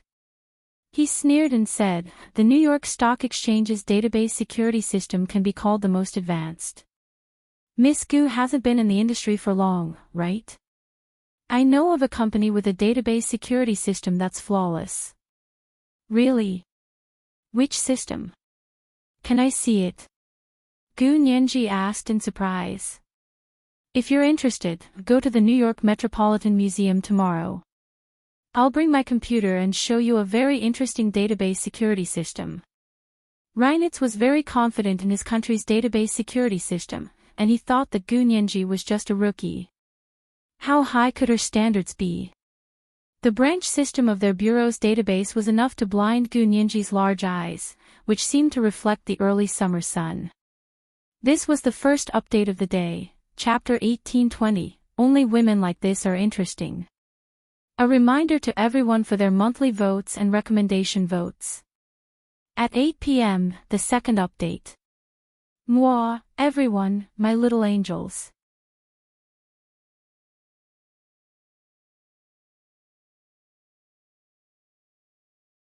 Chapter 1832. After jogging home, Gu Nianji went to the bathroom to take a shower and tidy her hair. She dried her hair with the hairdryer while talking to Hu Xiaoheng, who was leaning against the bathroom door. "I met Reinitz today. I said I was interested in the security system of the computer database. He asked me to go to the Metropolitan Museum tomorrow to show me a company's database security system." Hu Xiaoheng's eyes narrowed. "The New York Metropolitan Museum. Yes, is there a problem?" Gu Nianji finished drying her hair and turned to look at him. Hu Xiaoheng thought of something and turned to Gu Nianji. "Change your clothes and come out for dinner. I have something to ask CEO Liu." Liu Yuan was checking his email on the computer in the living room. He was still the president of the Liu Corporation, so he couldn't be like Liu Jin, who didn't care about anything. He still had to reply to work emails. Hu Xiaoheng sat down beside him and suddenly asked, "Did you send a coordinate signal to your phone at the Metropolitan Museum in New York?" Liu Yuan's hand paused. He looked up at him and replied, "What's wrong? Did you get any inspiration from decoding the signal?" Liu Jin said that decoding the signal can find the law and frequency of magnetic resonance, which will help you get in touch with us. Unfortunately, before we could get in touch, Nianji was kidnapped. Hu Xiaoheng had long guessed that it had something to do with Liu Yuan. Now that he had confirmed it, he felt much more at ease. He said, "No wonder we received the signal and found traces of an abnormal magnetic field, but it quickly disappeared. We don't have enough magnetic field energy storage. It's impossible to send this kind of enlightening signal without limit." Liu Yuan closed the computer and couldn't help but think of Song Jining. After pondering for a while, he finally asked, "Who received the signal?" Hu Xiaoheng turned his head away calmly. "Miss Song." Liu Yuan's emotions surged when he heard the address. The images of the two of them interacting in the past flashed through his mind. They were like pencil drawings outlined by ink lines, both clear and illusory. His self-control was extremely strong. Even if he missed her, he wouldn't indulge himself. Without batting an eyelid, he stood up and walked to the window, looking out at Central Park. Early summer was approaching, and the tender green leaves had just climbed up the branches. As far as the eye could see, it was all lush green.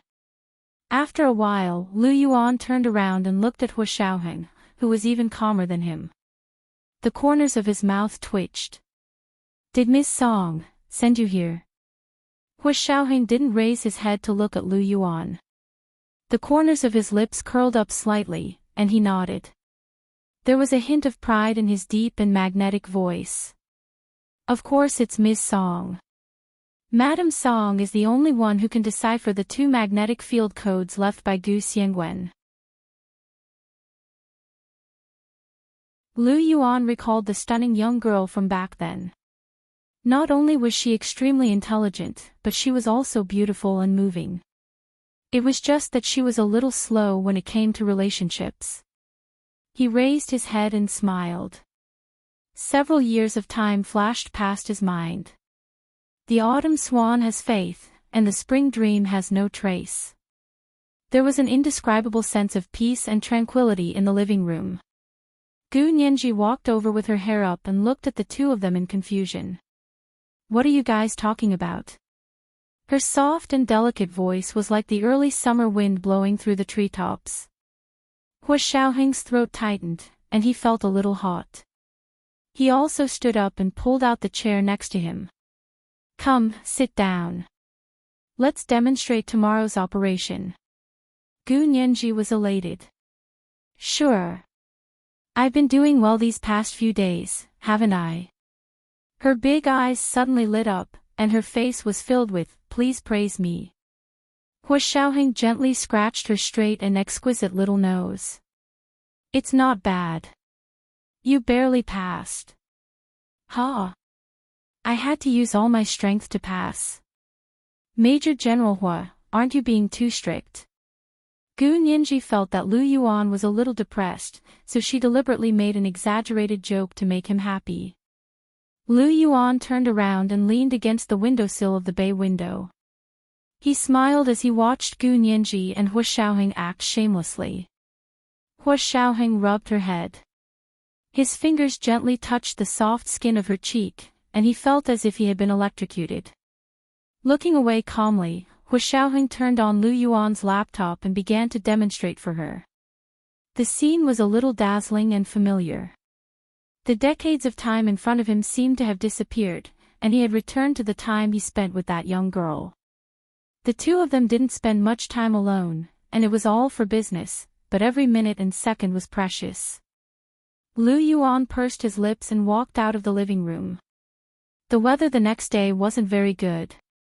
It often rained in New York in early summer, and April and May were when it rained the most.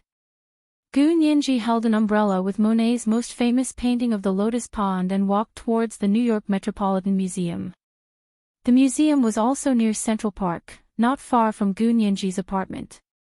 It was within walking distance. Reinitz wore a long black raincoat and stood upright on the steps of the museum. He held a black computer bag in one hand as his gaze scanned the crowd. His blonde hair, blue eyes, and handsome and tall appearance were too eye-catching among the ordinary tourists. From time to time, bold girls would go over to strike up a conversation, trying to get his contact information. Reinitz calmly used German to say that he didn't understand English. Not long after, he saw the unique umbrella, as well as the woman smiling sweetly under the umbrella. She looked up at him on the steps. Her starry eyes were the most dazzling scenery on a rainy day. Reinitz immediately put on his most perfect smile and walked down the steps gracefully. He reached out his hand to her. "Did you have a good journey? It's raining today. I should have picked you up, but you didn't want to." He spoke English with a perfect British accent. The girls who had been rejected by him saying that he didn't understand English were speechless. Gu Nianji switched the umbrella with her other hand and quietly avoided Reinitz's outstretched hand. She smiled and nodded. "I live very close, so there's no need to go through so much trouble." Her gaze fell directly on the computer bag in Reinitz's hand. "This is what you wanted to show me." Reinitz took Gu Nianji's umbrella and diffused the awkwardness. "Go in, I'll take you to a good place." Gu Nianji had never been to the museum before. Although it was very famous, for a child on the internet, looking at someone else's illustrated travel notes was basically a tour. So even though she had never been here before, she was no stranger to the layout and exhibits. She followed Reinitz into the museum and kept walking until they reached a corner that was rarely visited by tourists. Reinitz turned around with a smile and winked at her. "Come, sit here. I brought you here because this is the most comfortable sofa in the entire museum." Gu Nianji was speechless. She looked up at her surroundings. It turned out that this was Lehman's art gallery, which housed the famous paintings that Mr. Lehman had collected throughout his life. Gu Nianji looked at the biography of the person next to the oil painting, and her mood became even more complicated. This person was actually the founder of the largest investment bank, Lehman Brothers, which had been destroyed by her father, Lu Jin. Reinitz didn't know what Gu Nianji was thinking. He saw her staring blankly at the oil painting hanging in front of her and said, "This is a portrait of Princess de Broglie, the proud work of the neoclassical master, Anger." He looked at the oil painting, then at Gu Nianji. He smiled and whispered in her ear. "Compared to you, she's just a maid. You're the princess." He teased. "I'm your attendant." Gu Nianji came back to her senses and smiled. "You're really joking. She's a real princess, and I'm not a princess. Besides, I can't afford an attendant like you." Reinitz laughed at her retort and didn't continue to pester her. He sat down on the sofa and turned on the computer. "Come, let me show you my computer database security system." Gu Nianji keenly caught on to his words. "Your computer database security system? Didn't you say it was a company's computer database? Is this company yours?" The corners of Reinitz's mouth twitched. He thought to himself that this girl really couldn't be underestimated. She was really too sharp. He accidentally let it slip, and she caught on to it. However, this aroused his fighting spirit even more. It's only fun to be evenly matched, right? This is the second update of the day, Chapter 1821, The Princess and the Attendant. A reminder for everyone's monthly votes and recommendation votes. P.S. Thank you, only reading makes people happy in life, for the 60,000 Qidian coins yesterday. Mwah, all the big shots and little angels.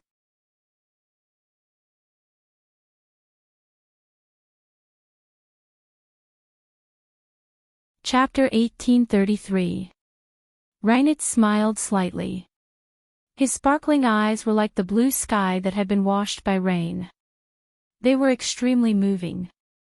His voice was clear, and he chuckled in a low voice. "You can say that, but this company isn't mine. I'm just a member of it." Gu Nianji had a look of admiration in her eyes. "Aristocrat. You're so great," Reinitz simply gave her the laptop mouse. "Play by yourself. Will it be too difficult? What if I don't understand it?" Gu Nianji appropriately acted like a novice. She hesitantly took the mouse from Reinitz's hand and randomly clicked on his computer. Reinitz crossed his legs and sat in the corner of the sofa. He rested one hand on the back of the sofa and supported his head with the other. He stared at Gu Nianji's profile and hair with a smile. He regretfully discovered that today was another day he couldn't pull out his hair. This was because Gu Nianji had changed her headscarf. It was still a Hermes silk scarf that wrapped her hair tightly. However, she had tied a small bow on the left side of her head, making her face look small and playful. He didn't notice that Gu Nianji had quickly connected to the Metropolitan Museum's Wi-Fi and was looking at all kinds of root directory files on his computer. She had also quietly opened the back door and let Lu Jin, who was lurking on the internet, in. When Reinitz came back to his senses, he glanced at the computer screen and saw that Gu Nianji had opened many programs. He couldn't help frowning. "What are you looking for?" "The database," Gu Nianji said confidently. "I can't find it no matter how hard I try." Reinitz leaned over to take a look and secretly breathed a sigh of relief. He didn't know whether to laugh or cry. He curled his index finger and gently tapped Gu Nianji's forehead. He said softly, "Little idiot." As he spoke, he found the database connection system for her and opened it for her to click in to observe. This database system was a branch system of the German Federal Intelligence Agency. However, anyone who used a database knew that the so-called branch system was only a difference in name. In fact, they were all connected to each other. Otherwise, why would it be called a database? It was like storing goods in different warehouses and eventually integrating them into a large system. However, without a key, it was impossible to integrate these warehouses stored in different locations. Gu Nianji curiously looked at the structure menu inside and asked some very basic questions about databases from time to time. Reinitz was quite attentive. He answered her questions one by one and gave her all kinds of demonstrations. Gu Nianji finally asked about the key out of curiosity. Reinitz didn't tell her the answer directly. He just smiled and said, "In 2 days, there will be an opera called The Lion King on Broadway. Would it be possible for Miss Gu to come and watch the opera with me?" He added, "When the time comes, I'll tell you in detail the rules and logic behind how we set the keys." Gu Nianji thought to herself. She didn't want to explore all the information about the German Federal Intelligence Service, but she really wanted to figure out the pattern of their keys. She felt that the key settings of the same organization in both worlds should be the same. Even if it was not exactly the same, the rules and logic must be the same. But she didn't agree immediately. She stammered, "But I might not be free in 2 days. Also, the key sounds very difficult. I have such a poor foundation now, I won't be able to understand it even if I listen."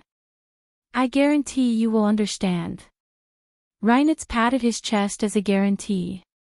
In order to pique Gu Nianji's interest, he taught her a lot more basic knowledge about the keys and used their branch's database system as a demonstration. One spoke and one listened, and they both lost track of time. They only snapped back to reality when the museum staff informed them that it was closing.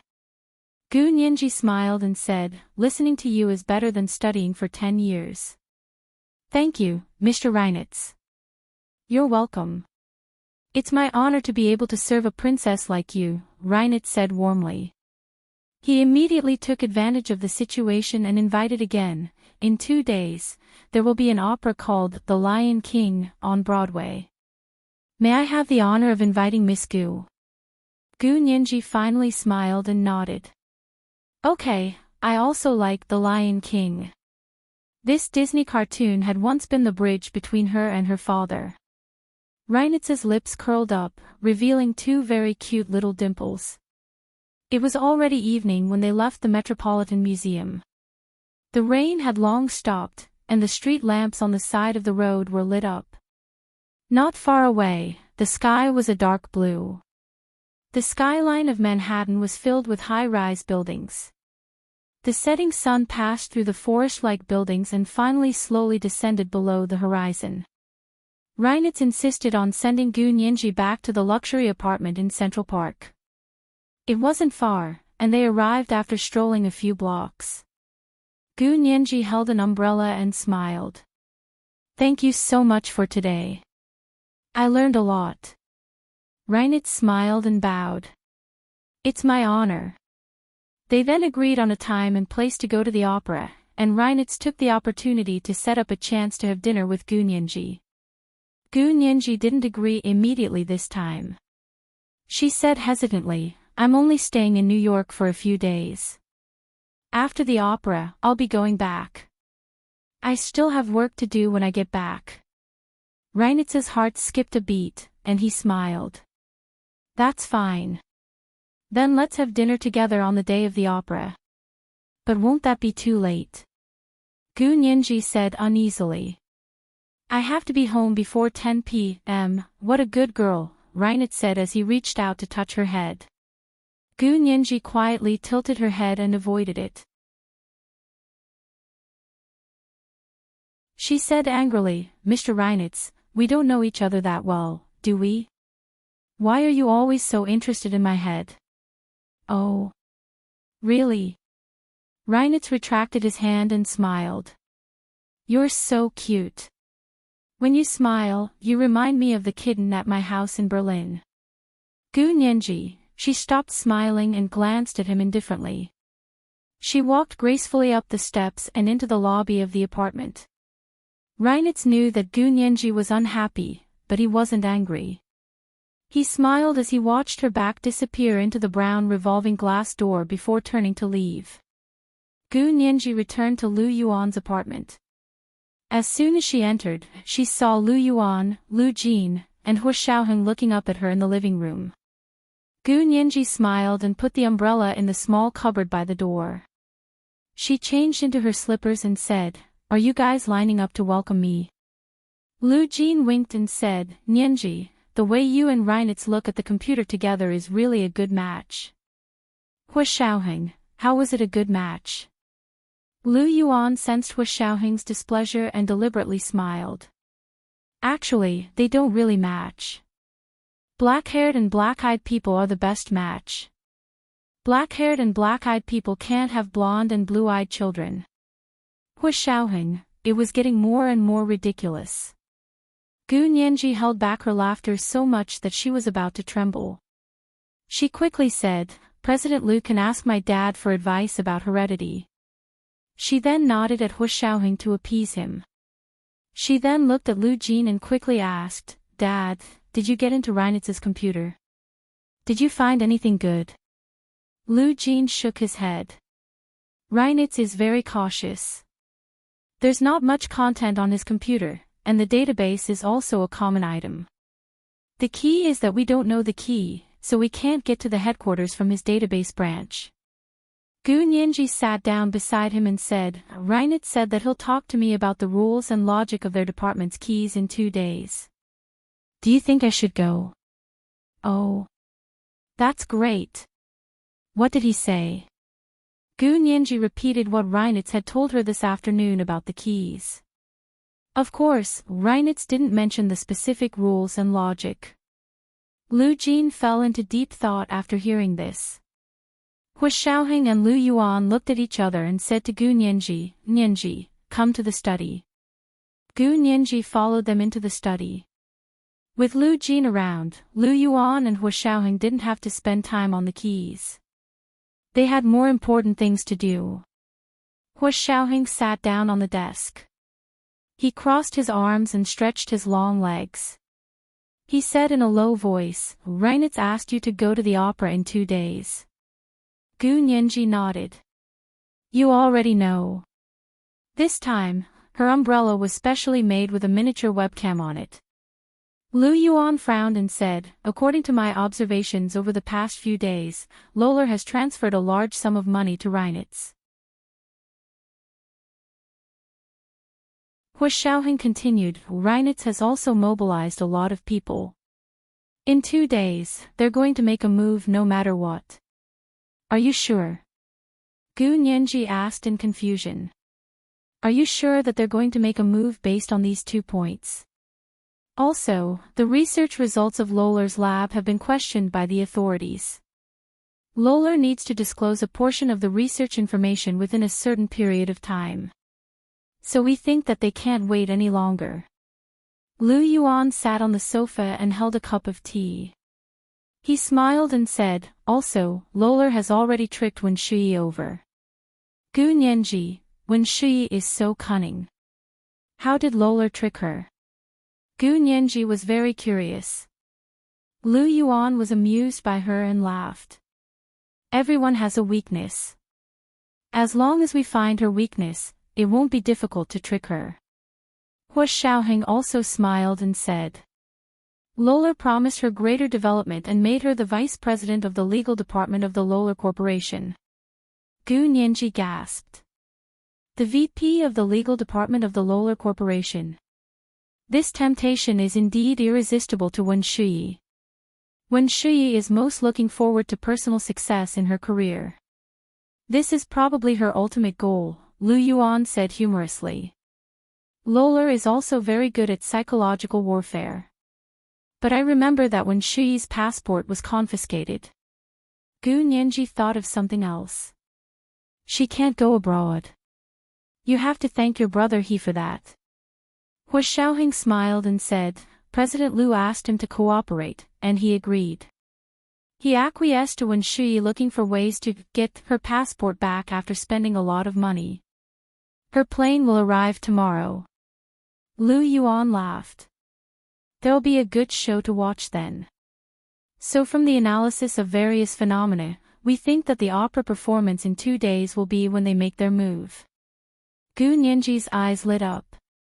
What will they do then? Hu Xiaoheng and Lu Yuan shook their heads together. Reinitz is in charge of this. We can't eavesdrop. Reinitz himself was an expert in this field. Eavesdropping on him was probably only a little easier than eavesdropping on Hu Xiaoheng. Even when Lu Jin entered Reinitz's computer through the back door today, he didn't find anything useful.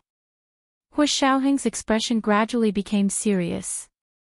Nianji, think about it carefully. It might be extremely dangerous in 2 days. Do you still want to go? This was the first update of the day, Chapter 1822, Everyone Has a Weakness. A reminder for everyone's monthly votes and recommendation votes. At 8 p.m., the second update. Moi, all the big shots and little angels. You're tuning into the LoveLore Library YouTube channel. We're so grateful for your support, and don't forget to subscribe to join us on this incredible journey through captivating stories. Your generosity through donations truly makes a world of difference, as it's the primary source of revenue that allows me to expand and enhance this channel for you. Thank you from the bottom of my heart for being a part of this adventure.